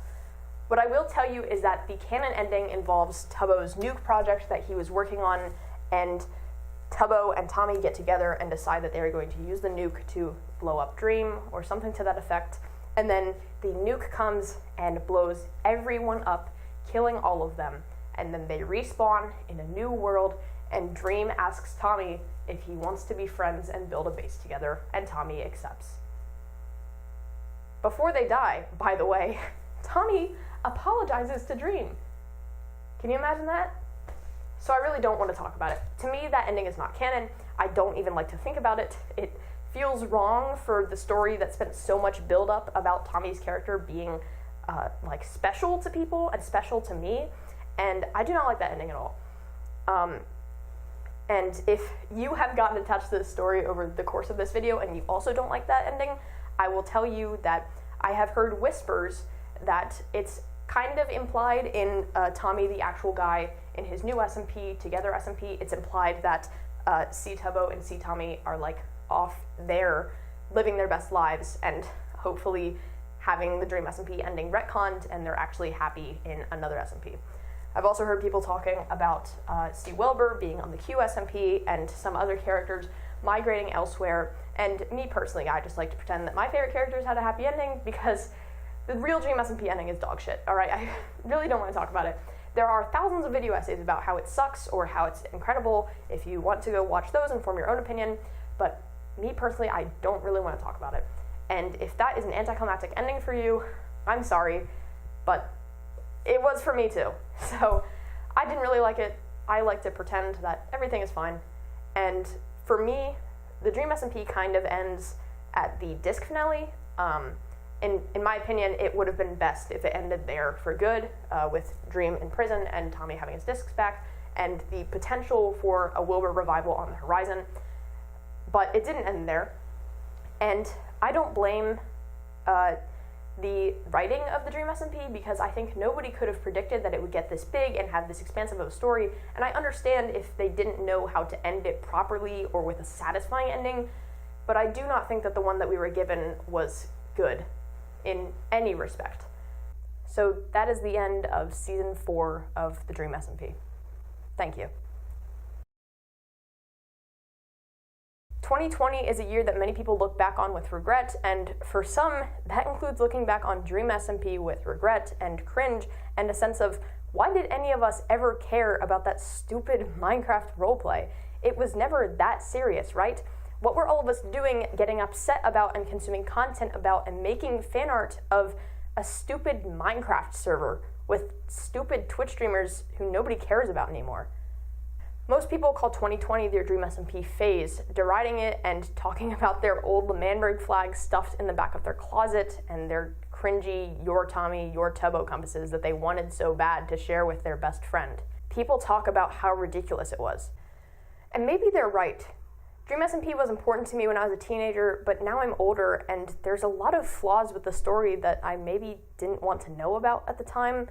And for some people, Dream SMP was nothing. It was a flash in the pan, something that got popular when it shouldn't have. No media is perfect, but Dream SMP certainly was not. And why did anyone care about it anyways?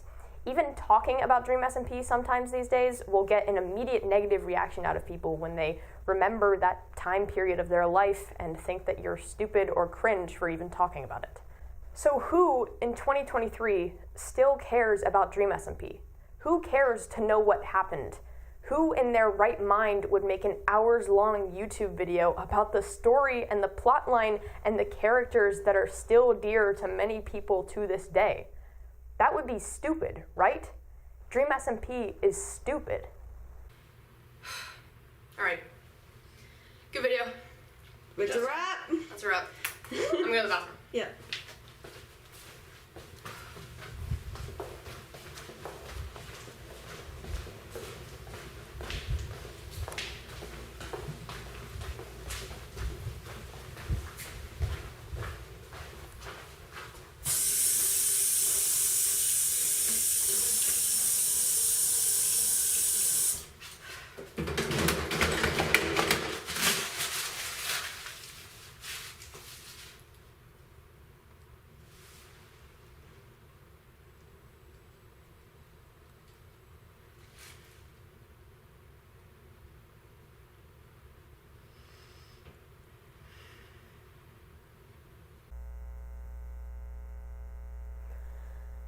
So, Dream SMP was really important to me.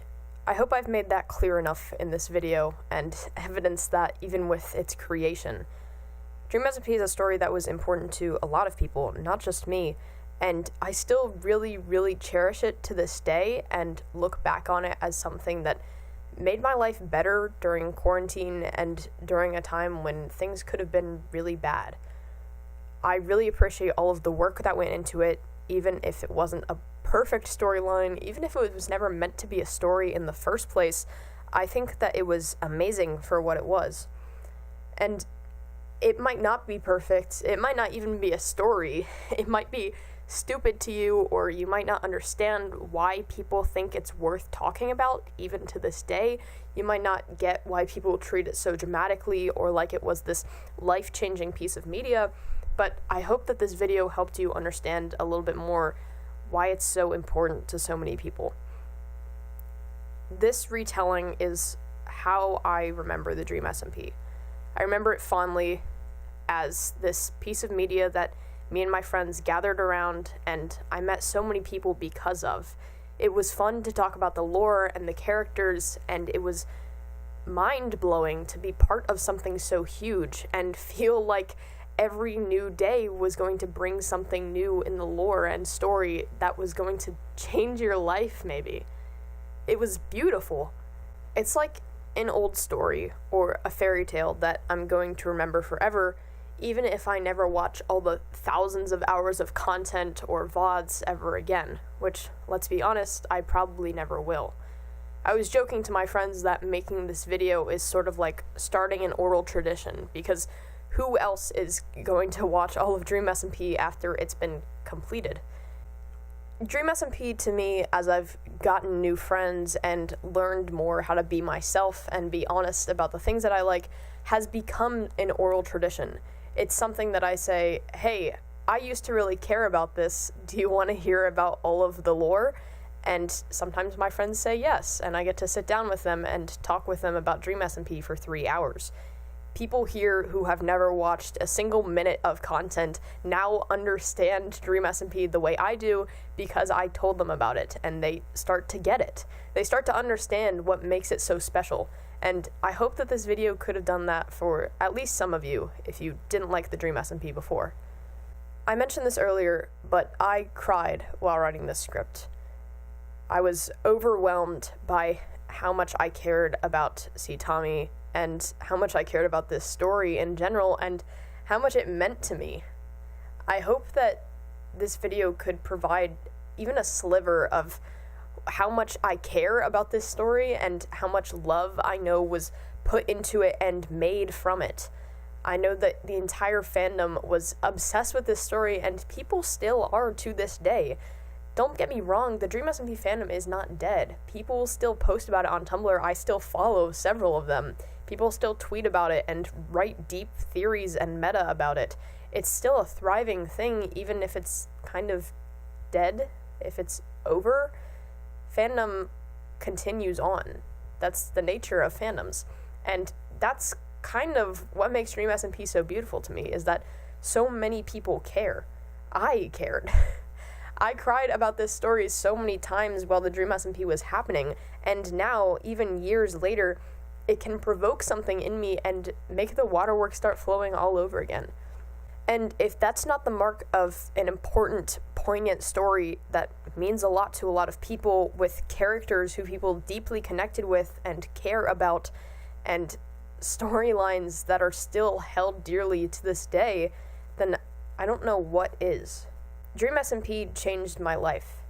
It got me back into writing for fun, something that I had kind of stopped doing, and now I've done pretty much every day for the past 3 or so years. It's helped me through a lot of stuff, and it's helped me understand a lot of things about myself. Tommy as a main character was easy for me to connect with because he's such a teenager, and I was his same age when I was watching the Dream SMP. Tommy's story is about not wanting to age out of being a kid, and it's also about trying to understand that the world around you isn't perfect, and the people around you aren't going to be perfect all of the time, and hell, you aren't going to be perfect all the time, and you can still make mistakes and cause messes, and at the end of the day, there will still be people who care about you and want to see you work through it. The Dream SMP is about love. On a story level, on a meta level, and on a fandom level. The Dream SMP is about what happens when people care enough to make a story that people care about. I care about this story. Millions cared about this story when it was still going on, and people still do to this day. Otherwise, there wouldn't be like 1 billion people posting for November 16th saying happy anniversary of Wilbur's death day just like a few days ago. The love surrounding this story and inside of this story is kind of incredible to me. And I hope that this doesn't sound cheesy or sappy about a Minecraft roleplay, but it's more than that to me. It's incredible, and for so many people, it's just changed so much for the better. I mean, it's what created this channel. I am here and have a platform on YouTube because of the Dream SMP. In some part, I'm sure that it's gotten me where I am today and changed my mind about a lot of things. It let me meet friends who are halfway across the world, but was still able to bond with me over what was happening in the lore of the Dream SMP, and I remember fondly those nights that we spent staying up wondering what was going to happen next. It's a bit like gathering around a campfire and talking about stories, and scary stories, ghost stories, whatever it is. It has a certain measure of camaraderie, and it encourages you to talk about it with other people because it's just so big that you want to hear from other people about it. It's social. It creates even more after it's already created a storyline.